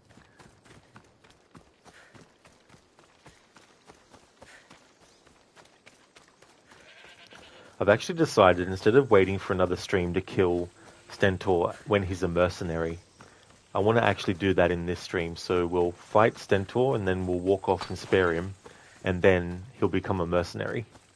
And then we'll kill him when he's a mercenary.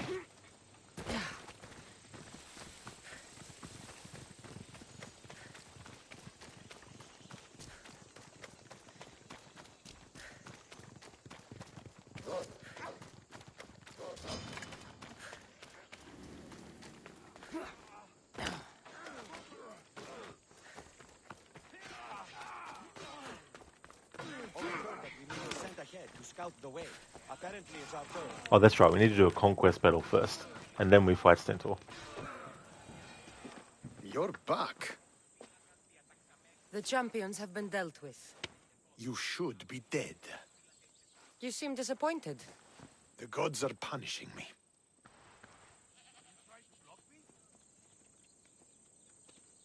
I'm a mercenary. Killing is what I do. There's nothing godly about it. Modest, but mortal. And Hades will have you too. We'll cross that river when we get to it. I don't have time for this. Sparta must take this region now, while we have the chance.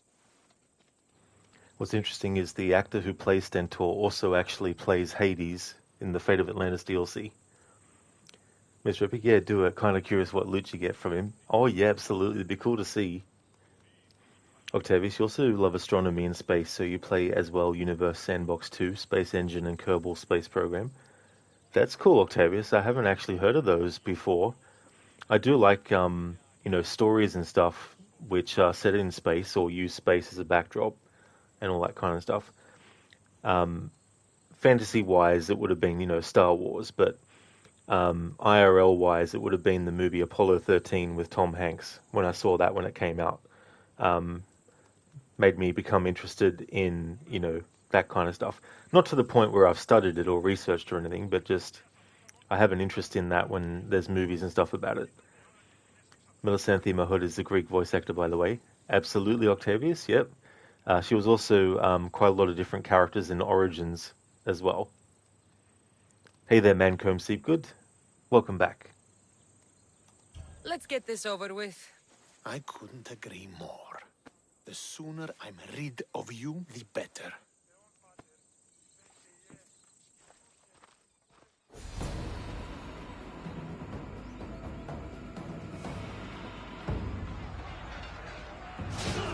Send these Athenians to Hades!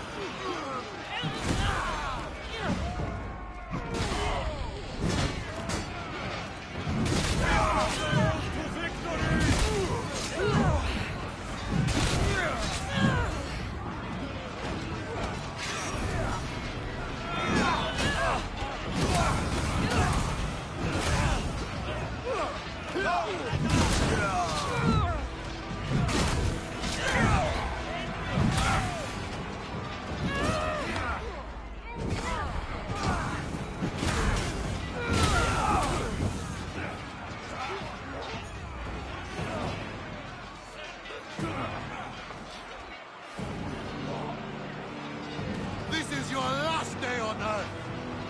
I want your hand for a throat. Agenor the Tainted. When Agenor grew sick alongside his mother, the villagers feared it was a plague and discarded them in the nearby woods. Stories say an herbalist found the boy, his mother dead nearby, and realized the pair had been poisoned. It became Agenor's life goal to find out who was responsible.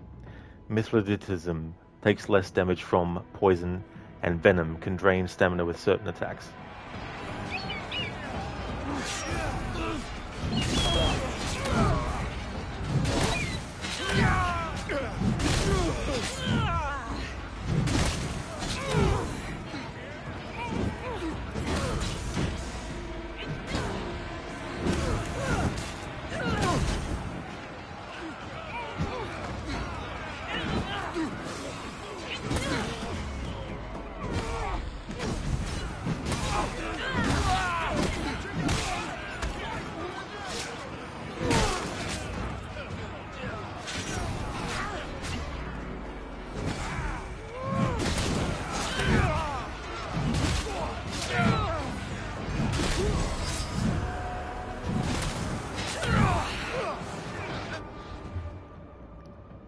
Agenor the Tainted is now dead.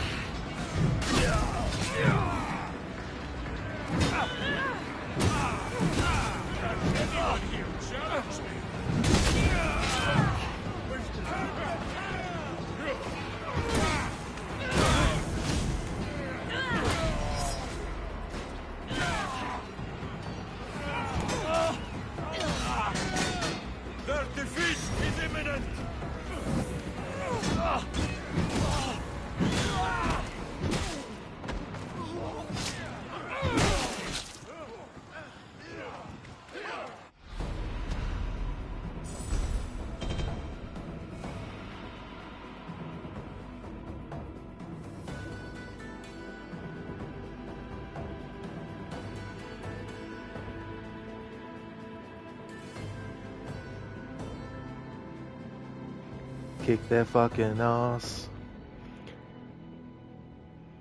Mr. Epic, you know, you would love a game that's set in the time of Troy where you play as Achilles. Doesn't need to be an AC game necessarily. That would actually be interesting, Mr. Epic. Sometimes you see lower budget games being made in certain time periods, but sometimes they tend to go with genres like, you know, den defense or, you know, very light kind of like RPG stuff as well. But, I mean, you never know. Might get something like that one time. Thank you, Lucinda, for the GGs. Thank you very much. It's funny because I know there's a little bit of a delay, Octavius, so sometimes when I say stuff on stream, when something happens, I don't know sometimes how long it will take for it to actually be said on stream.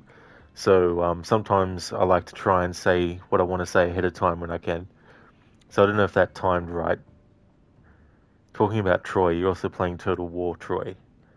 I've heard of the Total War games. I didn't realize there were some that were very sort of like specific to one particular like events in history, but I've never actually played them before. So thank you for the GGs, Ogorki.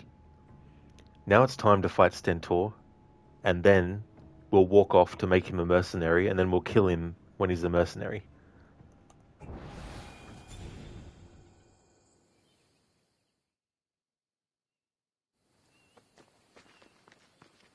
Victory is ours! If I hadn't been here, you'd never have survived. My father would have ensured a more decisive victory, but he's not here. Oh, we have you to thank for that, if I recall. Don't start. Don't you dare tell me what to do. I am in command here. You needed my help. By the gods, how are you so arrogant? No wonder my father discarded you. And yet I'm here, and he isn't. You fucking murderer! Believe me, he had it coming. You will pay for what you've done. I've already paid more than enough for one lifetime. We'll see about that. What do you mean? Now that we've driven the Athenians from the field, it's time I dealt with my true enemy. Stentor, Your job is done, mercenary. Now I will kill you for what you stole from me in Megaris. Mr. Epic, something like Rise, Son of Rome. Yeah, something like that might get done as well. Dr. Darling, Stentor, you survived the fall. He definitely did. Yeah, he survived the fall. We did a, for those that didn't see it, we did a Sparta kick off the cliff on Stentor to kill him, to quote-unquote kill him, earlier in the story. You don't have to do this, Stentor. Oh, but I do. There is nothing you can say to convince me otherwise. This isn't what Nikolaos would have wanted. Oh, you fucking know. Traitor. I am not a traitor. You betrayed Sparta. You betrayed your family. You killed my father and stole my chance at a normal life. You deserve nothing but the cold of my blade buried in your heart.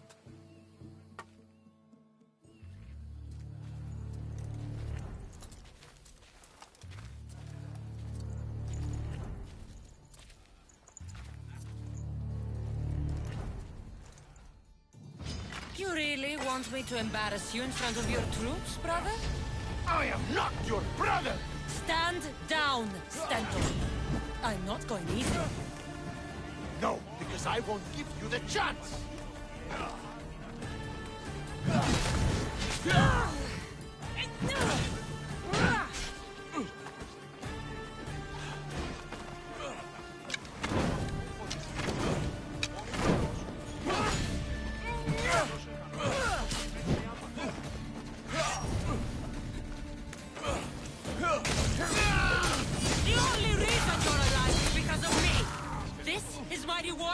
We were fine before you came.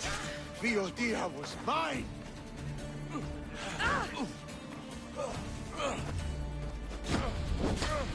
I will kill you, and your filthy bloodline will stop here! No, Stentor. Not this time.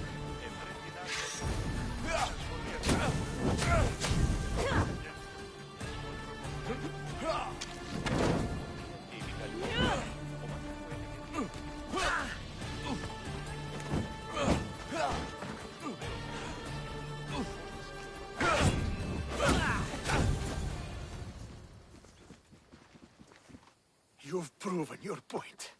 Now finish this. I welcome death, if it means I don't have to see you again.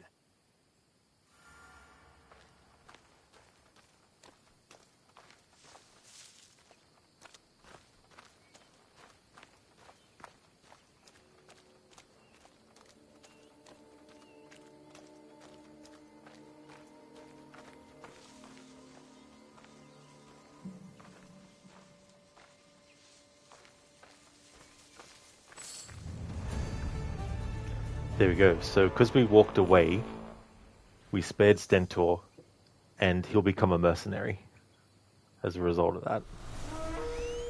Stentor the Fallen. Here he is. That's how you make Stentor a mercenary. make sure that Nikolaus is dead, and then when you fight him later in the story, then you just walk away. Ogoki, that guy got angry problems. He definitely does. Stentor definitely does. Stentor the Fallen. The adopted son of Nikolaus, Stentor always tried to impress his father and make him proud. After he tried to kill his sibling and failed, he left the Spartan army in disgrace. His life ruined, he pursued a life as a mercenary so he could one day seek his revenge. Awareness, he takes less damage from assassinations. And rage, he enters a rage state when close to death. And you get from him the reinforced javelin. So I'll just leave it on the screen here so people who are interested in what you get from him can see what you get and what the stats are for it. Nofri, in your playthrough you spared Nikolaus and he interfered and stopped the fight with Stentor before you could kill him. That's right, Nofri, yeah. Yeah, that's what happens if you spare Nikolaus. He'll stop the fight, and then you don't get the option to choose, to kill or not kill Stentor.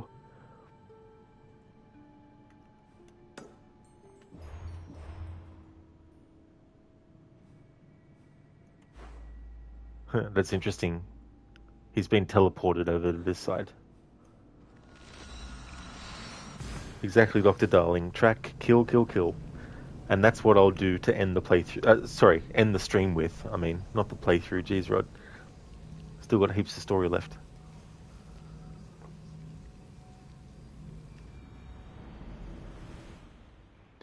Mr. Epic, the crit damage is nice. The adrenaline not, though. Oh, yeah. To be honest, I didn't even look at the stats of it.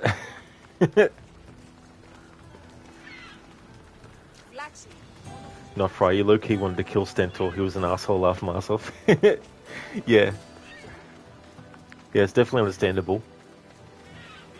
Be interesting to see what he says to us as a mercenary.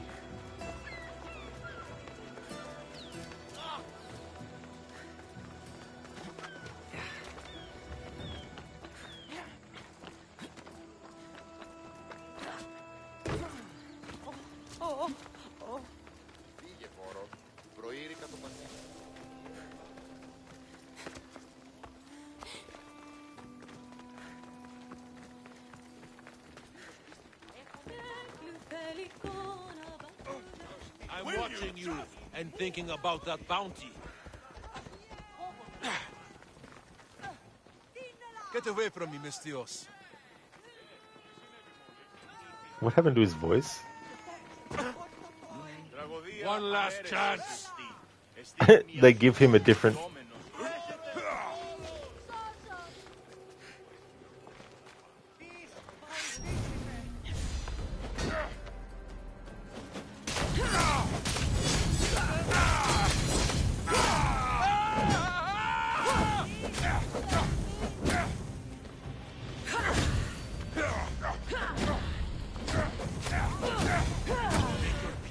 See the gods today.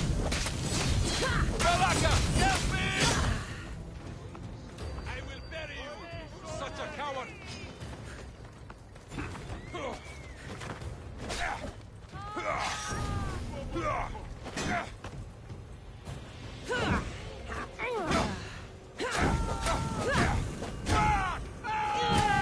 Let me put an end to.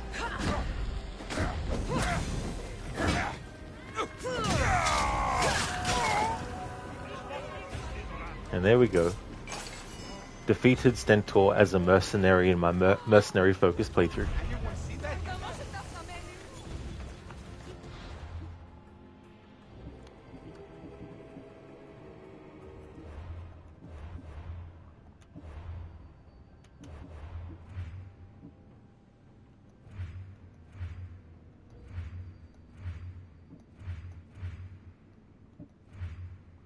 Stentor the Fallen.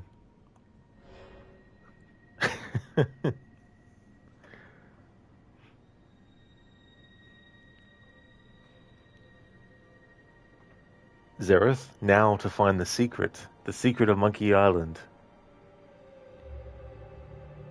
Mr. Epic, can't use that for your 100% crit build, man. No, that is true.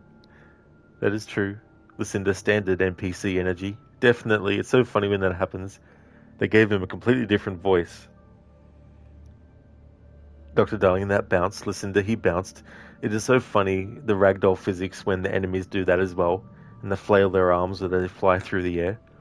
Nofry's got some balls to try to fight you again after losing so horribly, though.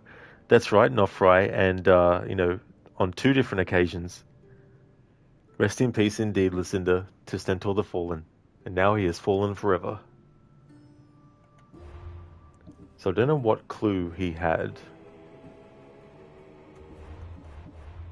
with the cultists. Spartan Royal Edict. The mortal who carries this edict acts on behalf of King Archidamos of Sparta. May their shield defend Sparta's interests, and may their blade run through her enemies.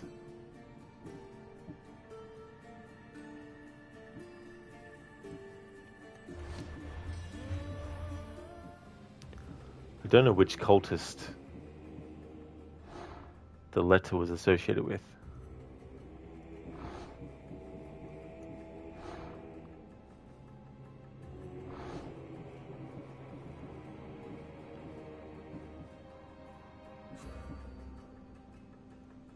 Not sure. Anyway. Okay, so we're up to the part of the story where we need to do tasks for the king. So we've done one task. In the next stream, after I do... Yeah, so tomorrow, Tuesday, it'll be my split stream day. So what I might do in the first stream that's early that day, I might actually just do leveling up and all that kind of stuff. And then the second stream on my Tuesday will be purely story as well. That'll be the best way to do it. So make a save.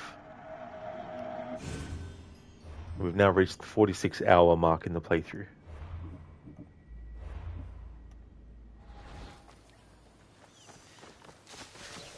And this is where I'm going to call it a stream. I want to thank everyone so much for watching. I really appreciate it. I hope that everyone has a great rest of your day. Before I end, though, there's some shout-outs I'd like to give to some other streamers I'd like to recommend.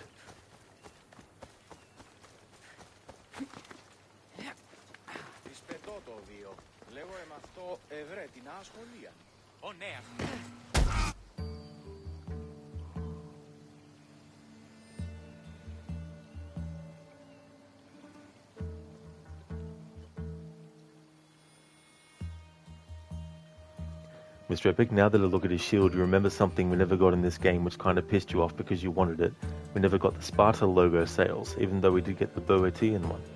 That is weird, though. You would have thought that they would have. Like, that would have been really good if they did. Mancomb Sleep Good Zereth play. This is... Sparta!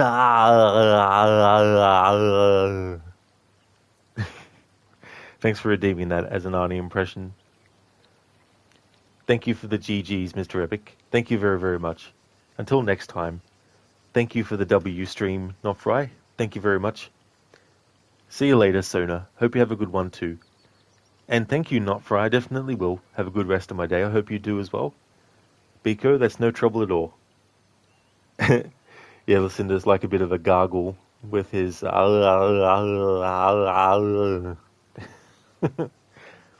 Biko, that photo with the guy that looks like he's sitting down. Yeah, I was sort of hoping that I'd be able to time it so that Kassandra's leg was still finishing the animation for the actual kick. Yeah, Mita, thank you for the stream, Rod. You've been mostly lurking because of work. Have a great one. That's definitely no worries at all, Mita. Thank you for all the lurking, and I hope that work is going well. Mancomb, lol, thank you for the merc. No worries at all.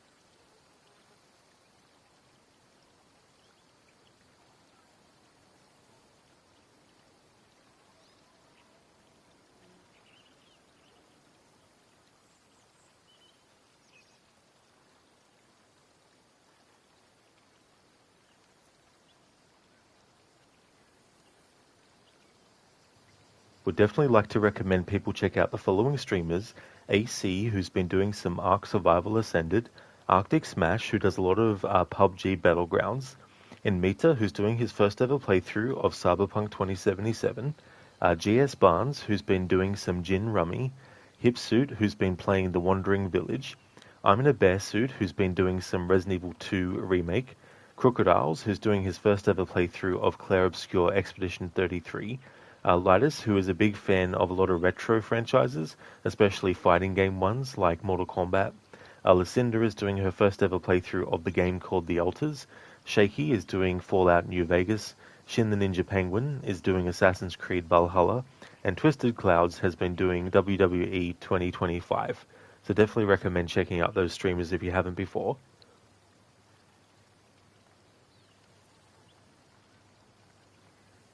Imitra, it has been a bit busy, but not bad. Thanks for the shout out. That's all good, Imitra, for the shout out, dude. And that's good it hasn't been bad busy. That's really good. That's right, Biko. Yeah, I'm in a bear suit, lol. It is a great name. It really, really is. Some people do have some hilarious names. Oh, absolutely, for sure. It's, very creative as well. Lucinda, that's no problem at all for the shout out. Absolutely no worries at all. And Ogorki, that's no worries for the stream. Biko, you think, oh yeah, Comb is Zereth in disguise, Zereth slots. That's true, yeah, he changed his username earlier to that really, really long one, which is actually a reference to a character in Secret of Monkey Island. There's a pirate, you're playing a character named Guybrush Threepwood, is the main character. And in the first game, he wants to become a pirate.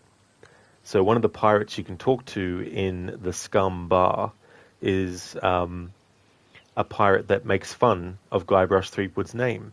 And if you actually ask him what his name is in return, he says his name is Mancomb Seepgood. In Black Flag, there's actually a target that you assassinate in the assassination contracts who calls himself Mancomb Seepgood as well. That's one of 3 references to Secret of Monkey Island in Assassin's Creed Black Flag that I've come across so far.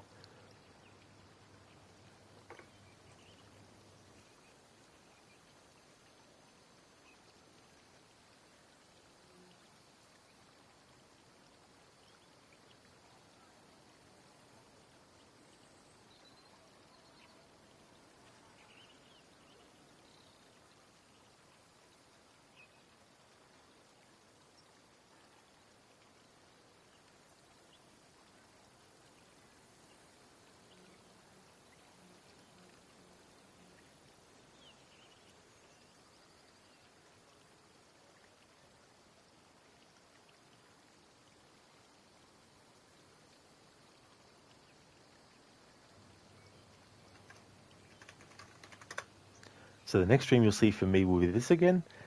Tuesdays is my split stream day. The first stream of Tuesday for this game will just be going around doing mercenary stuff, getting contracts and leveling up. And then the second stream, my Tuesday, will actually be completely doing more story. And then on Wednesday, I'll be starting my playthrough of Tomb Raider: The Last Revelation as part of my annual playthrough of the Tomb Raider series. Then on Friday, I'll be getting back to Dead Rising 2, looking to finish that playthrough off as well. I anticipate it'll still take quite a few streams of this game before I get the playthrough finished as well. So we're probably looking at definitely next Saturday through to Tuesday again as well. Because I'm not just doing the family quest line, I'm also doing the storyline with the cultists, as well as doing the mythological creature kind of stuff as well. So that's what I'll be doing for the playthrough. I'm going to raid out to Queen of Skeletons. She's doing a playthrough of Warhammer 40,000 Darktide. She just recently actually achieved Twitch partner status. So we'll go and raid out to Queen of Skeletons and see how she's doing with that. Thank you everyone for watching. I really appreciate it.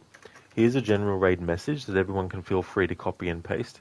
And I've also got a raid message for subscribers as well.